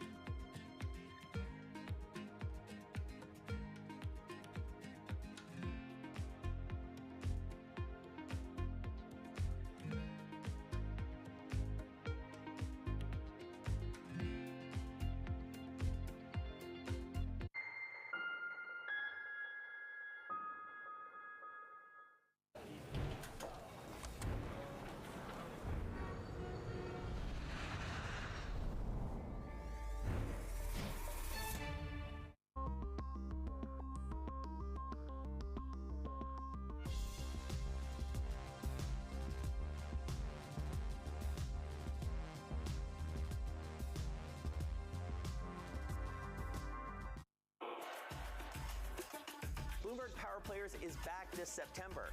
As the top names in tennis take the court over in Queens, we're convening the best of the sports world right here in New York. We'll host some of the most influential voices in the business and identify what happens next for players and fans in this multi-billion-dollar global industry. Bloomberg Power Players, September 5th. Register now at BloombergLive.com/powerplayers.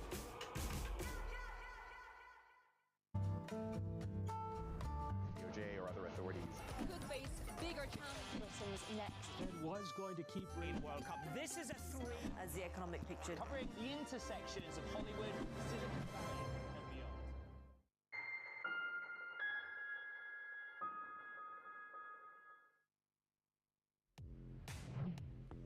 Time now for Social Climbers, the companies making waves this morning. And first up, Comcast missed revenue estimates in its second quarter as it dealt with a sluggish season at its movie studios and theme parks. Park sales slumped 11%, while revenue in the film unit tumbled 27%.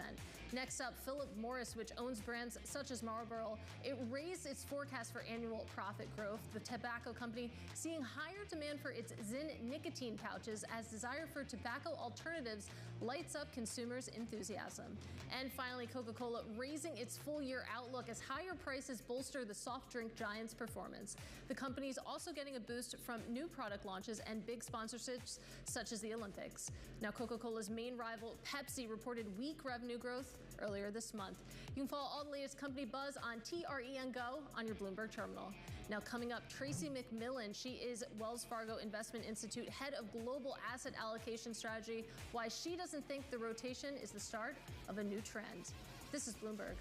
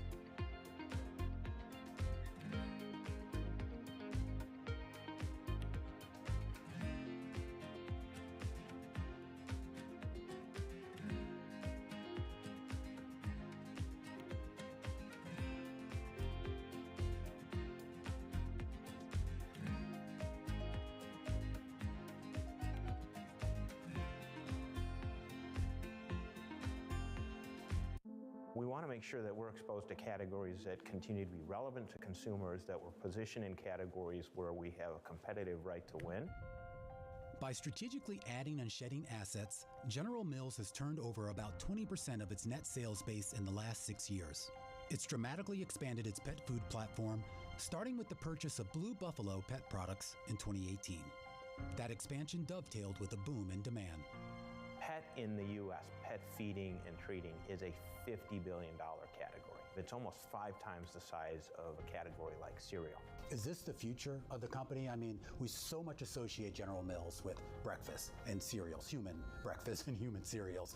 Are we now going to be thinking about General Mills much more as a pet food company? I think you'll be thinking about General Mills as a food company where we treat all the members of the family like family. The humanization of pets is actually the biggest driver of pet food and pet treating growth. It has derivatives in not only feeding, which is the core thing that you know most households where most of the dollars go against the pet, but treating, and then you start to branch out to So 1 minute now to the cash equity open and the market on open really imbalance. Love their pets. They want to take care of their pets like they do their family, and it really is a global phenomenon. That's why we recently entered the China market with Blue Buffalo. That's why we bought Edgar & Cooper recently in Europe, because we see the same kinds of trends that have played out here in the U.S. playing out all over the world. Good morning. This is Bloomberg Surveillance. Welcome back to the opening trade. This is Bloomberg Technology. This is the Asia trade. You're watching the close. Welcome to Balance of Power. This is Bloomberg. Get your fixed income fix. Watch Bloomberg Real Yield every Friday right here on Bloomberg. Context changes everything.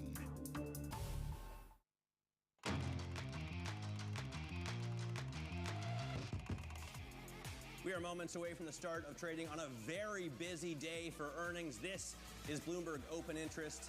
So we are looking now to the market on open imbalance. The S&P 500, 20 million to the sell side. NASDAQ 100, 40 million to the sell side. Dow 30, 20 million to the sell side. Mag 7 stocks, 15 million to the sell side. We have Iron reading the bell, IREN there. Cool hats. Let's see if that does anything to move the markets. After a slew of earnings came down, we still have red arrows across the board. Let's get over to Katie Greifeld right now and see where the major averages are opening up. Katie? Yeah, you take a look at the big benchmarks right now. A little bit of a breather after what we saw yesterday, that big Monday rally. Currently, the S&P 500, I'm going to go ahead and call that unchanged. The NASDAQ 100, meanwhile, taking a little bit of a dip lower. The NASDAQ 100, your big tech names down about 0.2%. Meanwhile, your small caps, that rotation faltering today. The Russell 2000 off by about 0.5%, but it's early still. But one stock we're keeping an eye on at the opening bell, of course, is UPS, reporting profit that fell short of analyst estimates, with the delivery company really facing pressure from wage inflation and soft demand. You add it together, shares currently down about 10%, Shanali. Katie, I'm back to glass half full. I'm keeping an eye here on Spotify surging. After reporting subscriber growth that beat expectations, it also boosted profitability through those price increases and cost cutting. Spotify up almost 14% at the open. And General Electric surging after reporting a jump in second quarter profit and raising its guidance for the full year. Let's get a closer look at Bloomberg's Abigail Doolittle. Abby? Yeah, investors really liking this one, Matt. The stock up about 3.2%. And as you mentioned, they did beat profits, the estimates for the last quarter by 22%, putting up $1.20 in adjusted earnings. It was a mixed quarter, though. Revenues fell short by almost 3%. That was $8.2 billion. But investors doing what investors love to do, looking forward. They love the fact that the guidance for profits boosted on the full year. And this has everything to do with GE Aerospace, in particular their maintenance services. In addition, on the quarter that was, orders and free cash flow also growing by double digits. Now, into today, this stock up about 60% on the year, which is really pretty incredible. Let's put this into the context of the overall industrials complex. Industrials on the year into today up just 11%. You can see tech, communications, those are the top sectors. Real estate, materials, the worst. All 11 sectors up right now. Industrials almost right there in the middle. GE, one of the stocks in that industrial complex, Matt, that's right at the top of the pack. All right, awesome. Abigail, thank you very much for that. Abigail Doolittle, they're looking at GE for us. Joining us to talk about stocks and earnings, Tracy McMillian, head of global asset allocation strategy at the Wells Fargo Investment Institute. Industrials, one of the sectors that you favor, Tracy. What do you think out of the gate here? CPG industrials, we think that there's going to be a broadening out of earnings away from just information technology and communication services like we've seen so far this year to sectors like industrials and materials and energy, areas of the market that have been somewhat ignored so far this year. And so we think that, some of the earnings out so far are very encouraging for that favorable rating. Is that enough, though, to really keep the momentum behind this recent rotation that we've seen? You think about the small caps, by and large, just really taking the leadership baton over the past 2 weeks. That's paused a little bit, but that broadening out of earnings, could that revive it? So we think that in terms of small cap companies, it's probably too early to be investing significantly in small caps. Small caps are responding to the potential for lower rates, and the surge that we saw in small cap prices really came at the same time that we saw that lower CPI print. So lower inflation means lower input costs, lower interest rates. Both of those are good for small caps, but we see signs that we're more late cycle, extended late cycle than early cycle. Small caps really start get a more sustainable rally at the beginning of a cycle, not late cycle. So we think it's probably too early. Tracy, you think about the divergence that you're seeing in the stock market right now and some serious pain trades going on. When you look at UPS alone, it's dropping the most since October of 2008. If you think about any places that cost pressures are still a problem, where consumers are getting weaker, where are you the most concerned? Yeah, we're most concerned with staples, in fact, because we think that as consumers do pull back and the lower quintiles of the consumers are struggling as they pull back, that's going to result in less revenue for staples companies, and we think that margin pressures are going to continue in that space. We do think, though, that there are opportunities in financials and in healthcare. So a couple other sectors that we like away from some of those consumer sectors. Yeah, I look at the consumer, and we've been worried for weeks or months now, Tracy, that people aren't, putting in pools anymore, that they're not buying Winnebagos. Today we see that, Polaris is having trouble selling off-road and marine equipment to those who need them.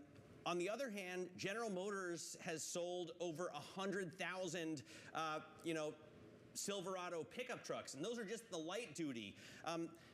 They raised their full-year forecast to as much as $15 billion in profit. So what's going on that the consumer can still buy cars right now?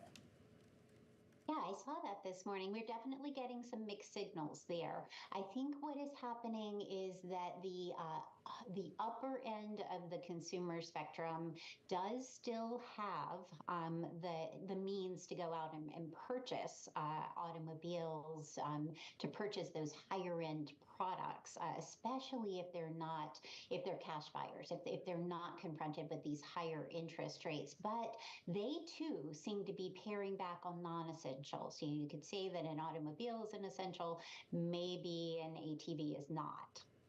It's a good point, too. But even still, it feels like you can't really paint with a broad brushstroke here. We were talking about the difference between Coke and Pepsi. And of course, like Matt pointed out, they do have a slightly different product mix there. But still, you think about sort of this black and white earnings picture. What level of nuance do you need to have as you're reading through these earnings reports and trying to just prepare for what's to come? That's a really good point. Yes, it does seem to be somewhat idiosyncratic, and different companies are executing more efficiently in this market. So, what we're really looking at are those higher quality companies that have cash on their balance sheets. They're not borrowing. They do have growing earnings, and during this earnings season, we're going to be watching both the past, so the earnings reports for this quarter, but more importantly, what they're saying about the coming quarters.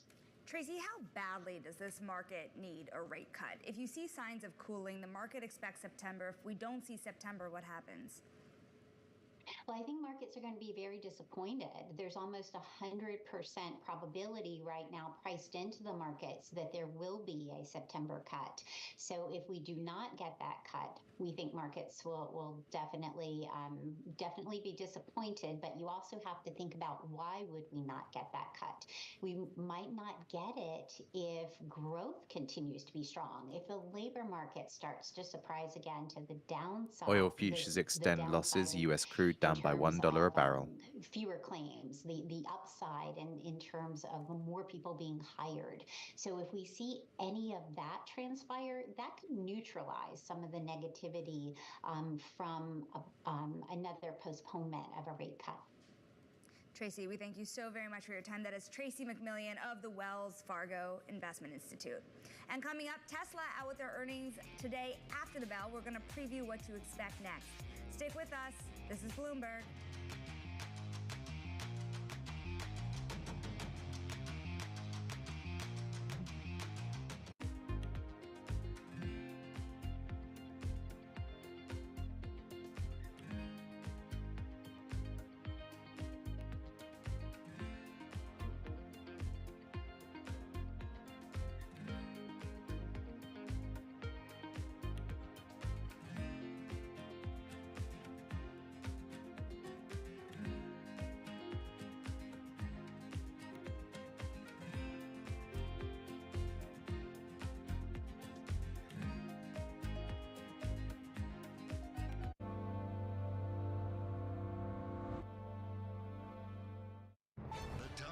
In global leadership are on Bloomberg. We are 40 millions. We're a big country, and we really depend on the aid from the world. And we depend on the aid and the position and the stance of the US. So I would like to understand, what would it mean to finish war fast? If Trump knows how to end this war, he should tell us today.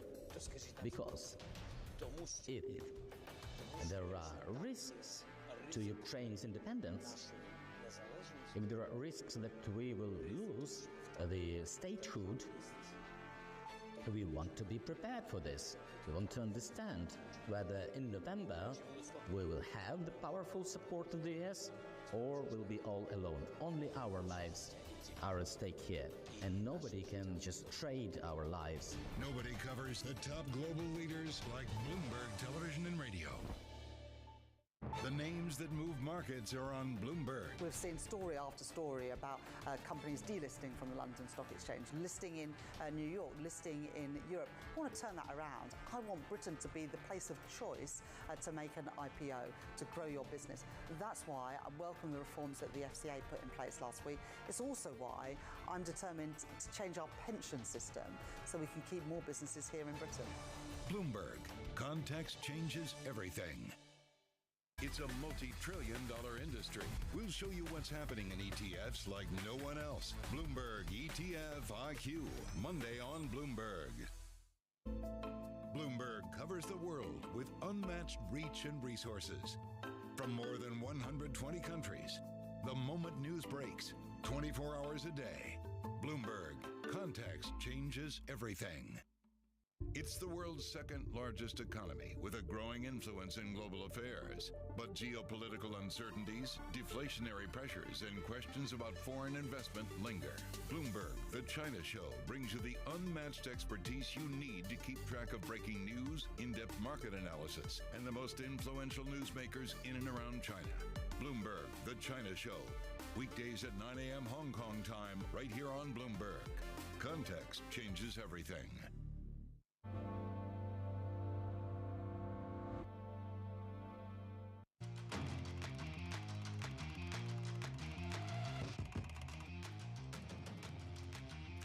This is Bloomberg Open Interest. You take a quick check on stocks right now. We're pretty much flat on the session. The S&P 500 not doing too much, of course, after yesterday's action, higher by about 0.1%. Let's get to our top calls, though. Some of the analyst action in focus this morning. And first up, Morgan Stanley raising Snap to equal weight.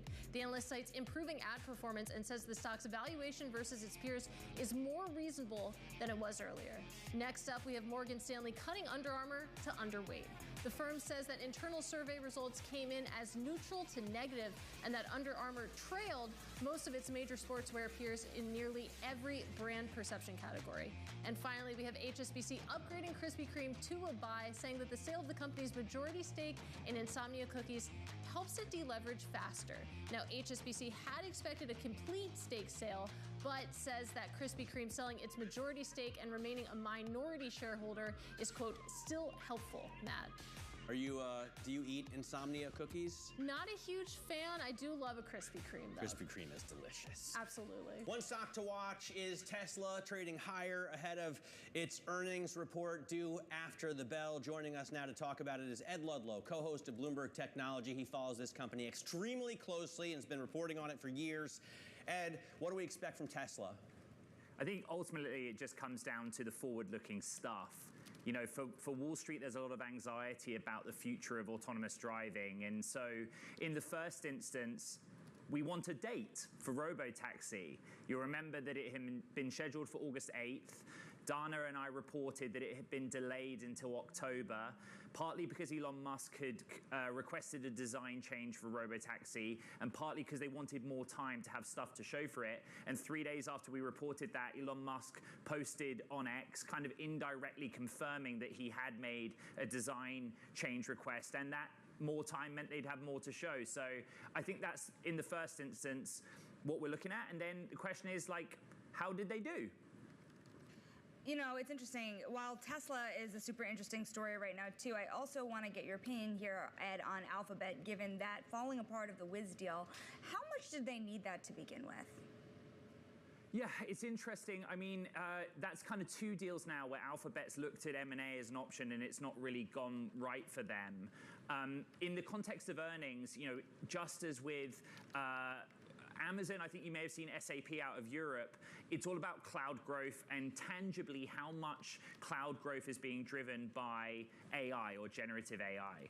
So, you know, the Wiz deal was kind of seen as a value add, and I'm sure that Ruth Porat will get questions about it on the media call that she does, and that Sundar Pichai will get questions about it on the analyst call. But then everyone will look past that and go, okay, what's the cloud story along with the bread and butter search and advertising business? And it was interesting. You saw a Dan Ives note come out from Wedbush, of course, and his take was that potentially this opens the door for Microsoft to make a cyber M&A play, sort of in optimistic shade to what's going on right now. But you think about all these antitrust concerns out there, this aggressive FTC. I mean, what does the M&A landscape in big tech look like right now? Would this even be possible? As sure as the sun rises and sets, Dan Ives has put out a note on it. And I think that the idea was that after CrowdStrike, where Microsoft is basically the #1 player on endpoint security, CrowdStrike's #2, and they're closely linked, of course, that there was an opportunity for someone to make some market share due to CrowdStrike's misfortune, put it that way.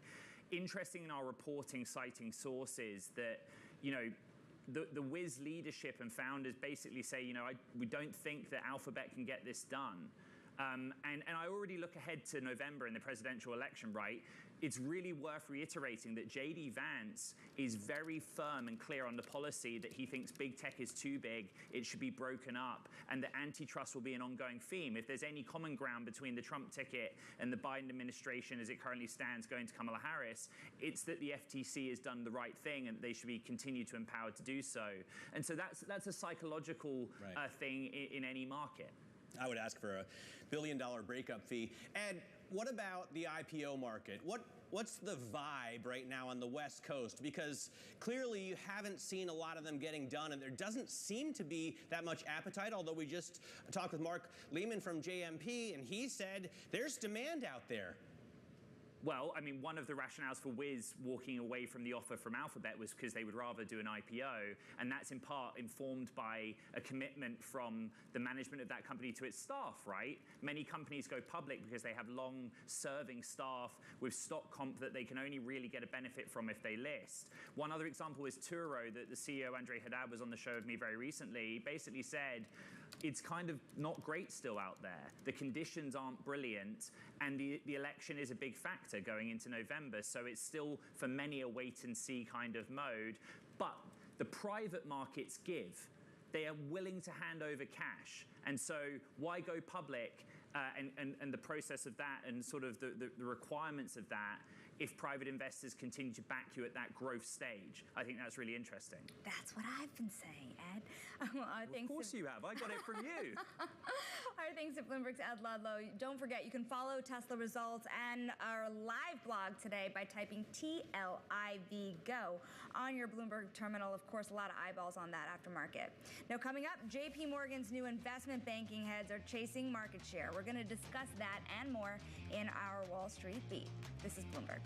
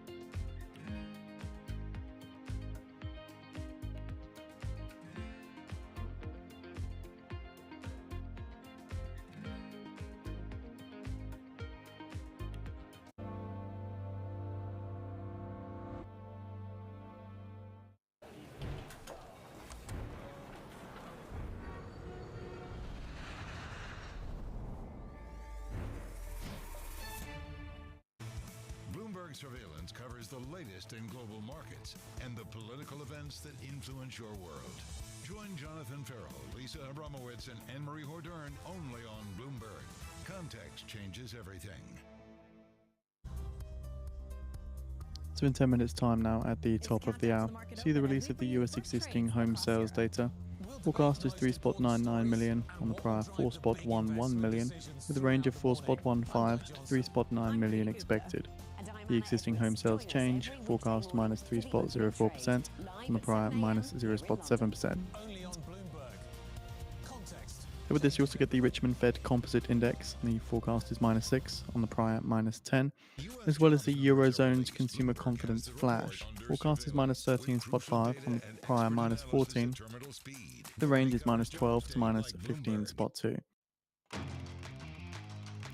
Let's keep an eye on the yen at the moment as well. So we're looking at the euro yen here, dropping 1% to the lowest since June 19th. Stock market 20 minutes into the trading day, you can see the S&P 500 up about 0.2%. The NASDAQ 100 actually not leading right now. It had been, but currently, up only 0.1% or so. Meanwhile, the small caps, they were down and they're still down, but taking back some of those losses. The Russell 2000, your small caps, currently down by just 0.1%, Janali. And Katie, it's time now for the Wall Street Beat, the most talked about stories in finance. First up, JP Morgan's new investment banking co-heads are looking to handle even more corporate cash flows, a mundane service that can open the door to lending and trading. In their first joint interview with Bloomberg News, the co-heads said they are also forging ahead in private and deploying artificial intelligence. Now, you have to remember, we're talking about Jennifer Pipsack here and Troy Rohrbaugh. Both of these people, guys, are seen as very significant successors to Jamie Dimon. They clocked a record amount of revenue in their division, a division that they bought together in a bid to compete more with Citigroup, actually. Remember, the division is already about 2 times the size of Goldman's headcount, just that division at JP Morgan alone. Yeah, it's an interesting move here. Remember, this was one of, the biggest shakeups in quite a while. A real question, though. Jamie Dimon is 68. Is he going anywhere? We talk about succession all the time, but it seems like because you think 68 is so young? No, yeah, I kind of do. Well, the interesting thing is he's stopped saying that 5 more years thing that he's always been saying, and it's interesting because with this investment banking division, you have to remember, now it's giving them a chance not just to work with big companies around the world, they're doubling down on India and elsewhere, but also middle market companies. They are even expanding across America more than they are. Anyways, coming up next up, the IPO market is in focus. Wiz rejecting Alphabet's takeover bid. We've been talking about it. The cybersecurity startup will instead stick to its IPO plans. And talking more about investment banking here for a minute, because if you guys have seen that this is actually going to be one of the largest moments in IPOs since we saw last September when ARM finally lifted the gates. You mean if they actually do it? Yeah.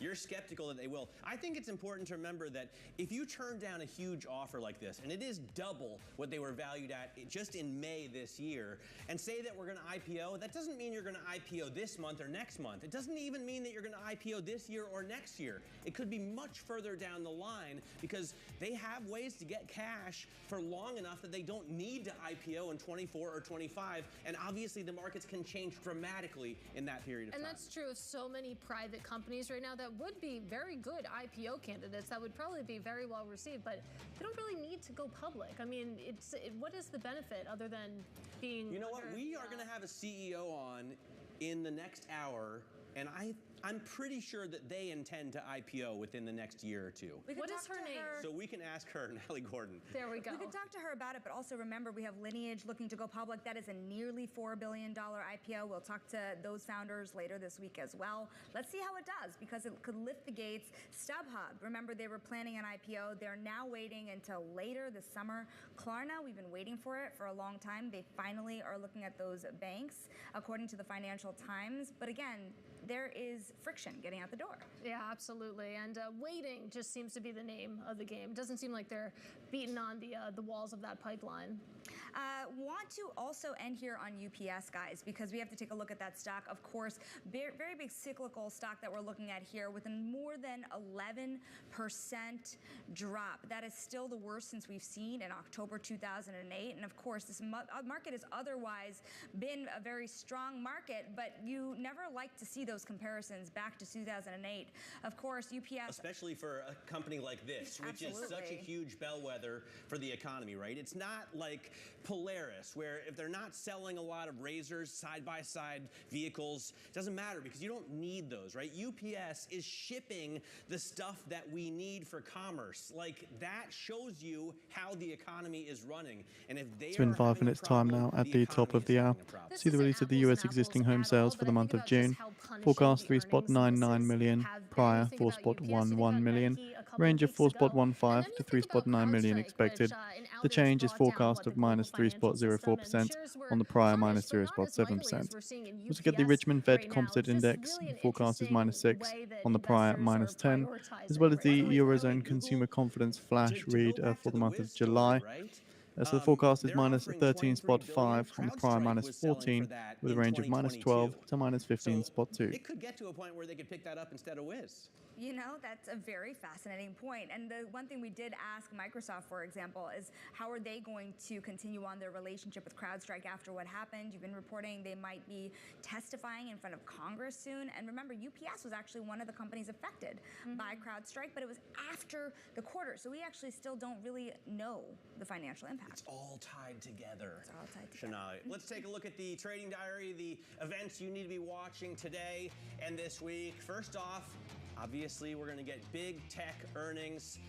Tesla and Alphabet, the owner of Google, reporting after the bell. Will be paying very close attention. Definitely tune in to the close for that. Tomorrow, Israeli Prime Minister Benjamin Netanyahu addresses Congress. He was going to meet with President Biden today, but now he's not going to meet with President Biden today. Maybe later on in the week. Thursday, we're going to get U.S. GDP and durable goods numbers, so watch EcoGo for that, and especially on Friday, we get the inflation data. We're going to get PCE. This is Bloomberg.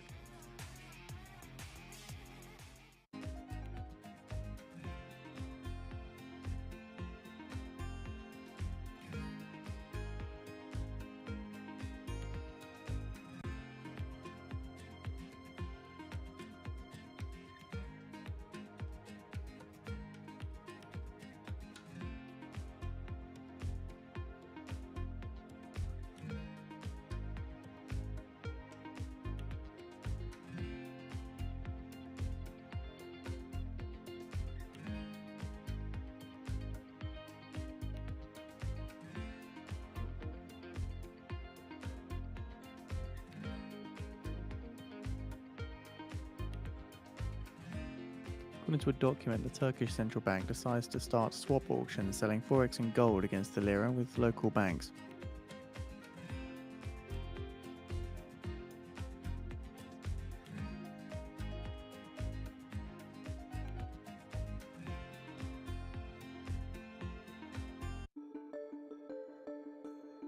You are also an owner, I should have pointed out, of 3 major sports teams. That's right. Right? And you're the first woman, as I understand it, the first woman to own 3 major, have a stake in 3 major sports teams. Is that right? Yes, and we'll say African American. You were approached by the owner then of the, I guess, the Washington Wizards and the Washington Caps about maybe buying the Washington Mystics, which is the women's basketball team. And what did you say? Well, first of all, it was Abe Pollin. He did come to me and Susan O'Malley, and they said, Abe Pollin says, look, I want you to be the face of the Washington Mystics.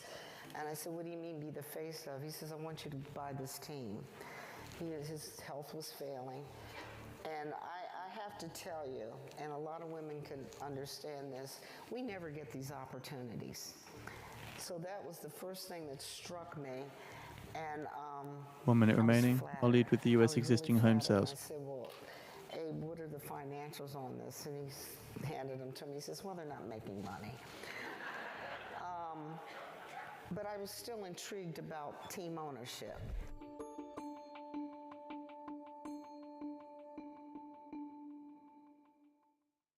Richmond Fed Composite Index out early at -17, -17, which is lower than forecast, -6. The market news, data, and analysis you need live every weekday at 5 a.m. Eastern.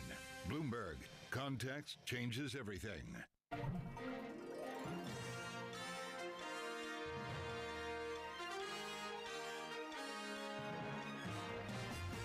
10 seconds.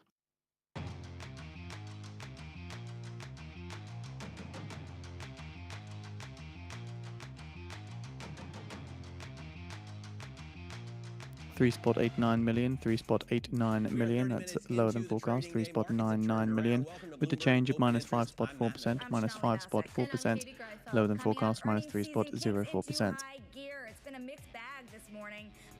Still waiting on the Eurozone consumer confidence data. Politics remains in the spotlight. It's out now at -13, -13, which is higher than forecast, -13.5. And from election risks to policy pivots, we'll survey the investment landscape with Guggenheim's Ann Walsh. But first, let's get a check on these markets. As Matt said, starting to perk up a little bit. You take a look at the S&P 500 rallying right now in the green. The S&P 500 up about 0.2%, actually outpacing big tech. The NASDAQ 100 just up about 0.1%. Meanwhile, the bond market Also just noting the US June national medium home price for existing homes, 426,900. It's up 4.1% from June of last year. That's an important level to watch. All right, we are getting some economic news right now. Take a look at EcoGo on your Bloomberg terminal, and you will see existing home sales, for example, coming at 3.89 million. We were looking for 3.98 million, so a little bit lower than expected. But probably more important than any of the eco data we're going to get from our eco screens is really the UPS earnings report. Well, let's get right there because that's obviously one stock we are watching. UPS, the shares tumbling by the most since October 2008, a very, very bad time after reporting a profit well short of Wall Street's expectations. Joining us now with more is Lee Klasko. He is Bloomberg Intelligence Senior Logistics Analyst. Really appreciate you running to set for us. And let's talk about that superlative. Nice set. Worst day since October 2008. I know that they missed, but was it really that bad? Well, I think the expectations going into the second quarter weren't great because everyone knew that there were a lot of headwinds facing the company, especially as it relates to its new labor agreement with the Teamsters, which anniversaries on August 1st. That being said, I think demand was not as good, and also UPS was apparently hit by a mix shift of lower yielding, lower profitable freight. They've definitely seen a trade down where, someone that might have shipped something via air decided to go ground, and someone that was using ground, maybe they're using their SurePost, which is more of an economy type product. And all these products have, lower yields, which definitely impacted the top line. I think sentiment is really low on UPS, which is, the old saying, it's darkest before the dawn. I think looking into the second half of the year, there are a lot of things that, could go UPS's way if demand, comes along, and that's a big if. And as you were talking earlier, it's all about, consumer demand and economic activity. Lee, because there's such a big if baked in there, what do UPS's earnings say about everything else, given that there's such a bellwether here? Well, the good news is that their domestic operations, which is really, in the U.S., has seen volume growth inflect positively for the first time in about 10 quarters. That obviously to us is maybe telling us maybe the worst is over for them on the demand side. And then their international side, they noted that a number of their markets were starting to see growth again, especially as it relates to Asia. And again, these are, incremental net positives. The company We have posted the existing home sales June report on the feed for anybody interested. Program. They're going to buy back around $500 million in the second half of the year, and maybe $1 billion next year. That's obviously a step in the right direction. Some of that is driven by their plans to divest their brokerage business, which is called Coyote. RXO is going to buy that business. It's supposed to close at the end of the year, and that is expected to free up some cash, which they're probably using towards those buybacks. But the big kind of takeaway here is that margins are just not going to be as good as they originally thought, and some of that has to do with A, higher labor costs, and B, maybe the product mix is not where they thought it was going to be 3 or 6 months ago.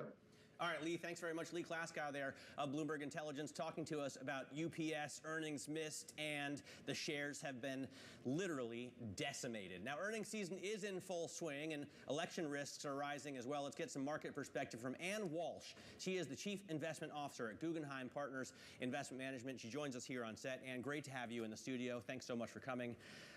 Let me first ask you about, it seems like what Lee was telling us is that UPS, as a bellwether, the shipping volumes aren't as bad, right? It's a business, it's a margin problem that they're having. Having said that, I know you expect the economy to slow down. So what's your view on GDP and growth? Well, thanks so much for having me here today. I'm so excited for the new format, so congratulations. It is interesting. We're a little bit more pessimistic, I guess would be the right word, with regard to where the economy is going. We think it's going to be a little bit slower than most of our peers in the industry believe. So looking for real GDP coming in second half of the year, moving into that 1.6 to say 1.89 level, relative to about the 2% level that I think most of our peers are seeing and expecting. What we've really seen is a very bifurcated economy. There really are two economies in the U.S. right now. There's those with access to capital, those that are larger businesses, the wealth class, relative to the other part of the economy, which is small and mid-sized businesses, which make up 50% of the economy, and then also, income earners in the lower 50% bracket. And this is a very different economy between these two. And so how does that bifurcated economy that you described work its way into the markets? Of course, against that backdrop, we've spoken to a lot of investors who say quality, quality, quality. Does that hold in the fixed income market as well? Absolutely. And in fact, I think that's the place to be. I mean, after all, when the Fed started raising rates, they put the income back in fixed income.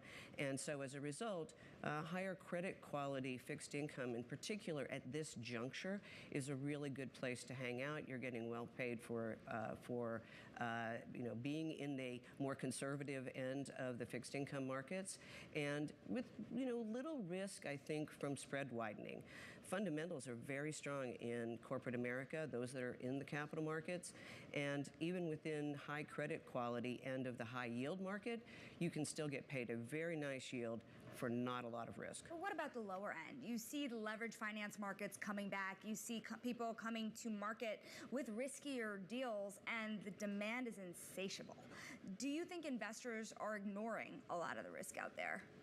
Well, again, in this bifurcated economy, those in the CCC rated category, for example, have probably the most risk. Profit margins, which is where we started, for example, with this conversation. I think that's going to be a problem potentially. Access to capital. We really don't talk a lot these days about the fact that the Fed's continuing its quantitative tightening.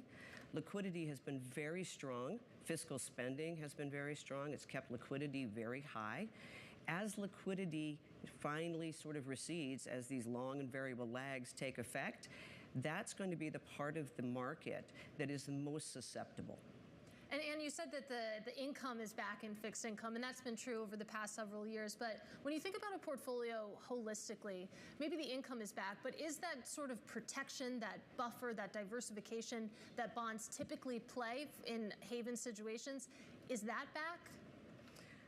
I believe it is. Frankly, the balance between the equity market relative to fixed income, I think that's an important place to be thinking about right now in this diversification. Equities have been very strong, obviously. The S&P 500 performance has been excellent, but it's also been highly concentrated. Lately, we've made a big deal in the markets with regard to the fact that there's been some broadening out, but there's still risk there.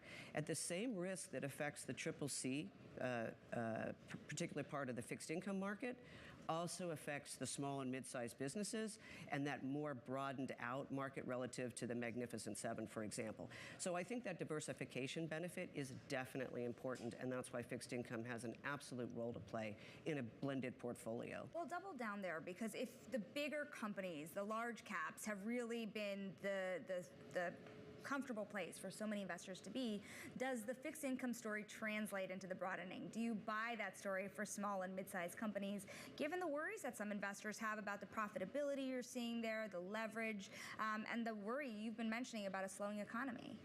I think we have to realize something that's really happened differently in the U.S. capital markets over the last, say, decade, and that is the movement from a public market capital markets to a private market capital markets. And as a result, a lot of that risk has been shifted.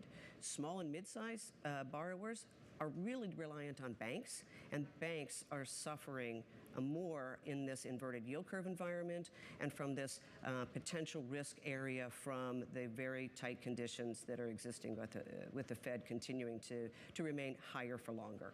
Well, Ann, we are just getting started. You're sticking with us, but let's take a beat and take a look at what's moving underneath the markets right now. For more on the stocks that are making big moves today, we're joined now by our own Abigail Doolittle. Well, at the top of the block, of course, we're talking about GE. Let's take another look at it, up 5.63%. Of course, they put up that big earnings beat. They also raised for the full year on aerospace, the GE aerospace strength. To the downside, though, you're also talking about UPS down 12%, the worst day since 2008. They missed by about 10% on the top line. They also missed on the bottom line. It looks like they are seeing an unfortunate mix of weaker demand and rising costs. Let's take a look at what's really working, though, here, along with GE. Coca-Cola up 1%. They boosted on higher prices. Philip Morris up 2.7%. They also beat and were able to boost, and this has to do with smoke-free products. And then looking ahead, because we, of course, have some big earnings after the bell in the tech space, we have both Tesla and Alphabet reporting after the bell. Tesla right now down 1%, but this is ridiculous, Matt. And we looked at this chart a couple of weeks ago. This stock now almost a double from the April lows. So the pressure's on, will they deliver? And then Alphabet up about 0.6% ahead of their earnings report. I will tell you, I was looking at all the car makers from September of 2022, and I put a chart together of, Porsche, and that's why I chose September of 2022 because they IPO'd then, versus Mercedes, BMW, Ford, General Motors, all of them, Stellantis. Porsche has underperformed every single one, but at least it's made gains. If you look at Tesla since September of 2022, by the way, I swear I made that chart. I swear I did. We can't see it, but I swear. If the control room wanted, they could probably pull it up right now. In any case, Tesla is down in that period. So at least all the other car makers. Tesla's in a big range. It has a history of doing that. A very good trading vehicle. But if you went back to 2010, then how many thousands of percent is it up? Of course. Yeah. That's a very good point. From zero, it looks a lot better. Abigail Doolittle, thanks very much for that. We'll show you that chart at some point eventually, I swear. Up next, much more with Ann Walsh of Guggenheim Partners Investment Management. And then later in our C-suite conversation, Babylist surpasses $400 billion in revenue. That's more than Wiz. We'll speak with Natalie Gordon, the CEO of Babylist, next. This is Bloomberg.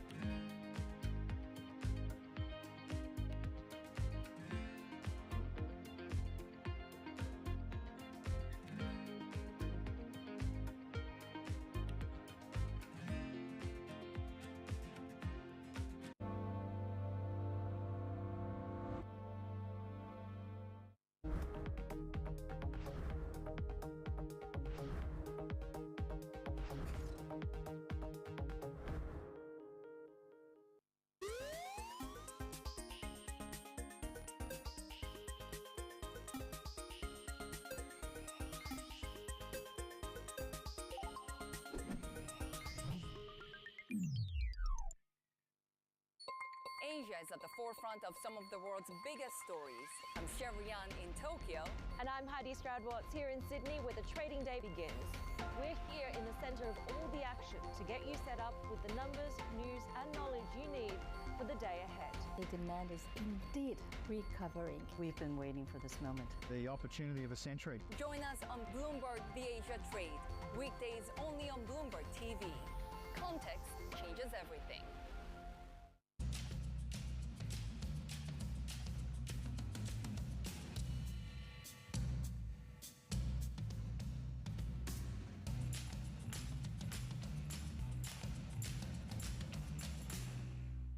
Season is here.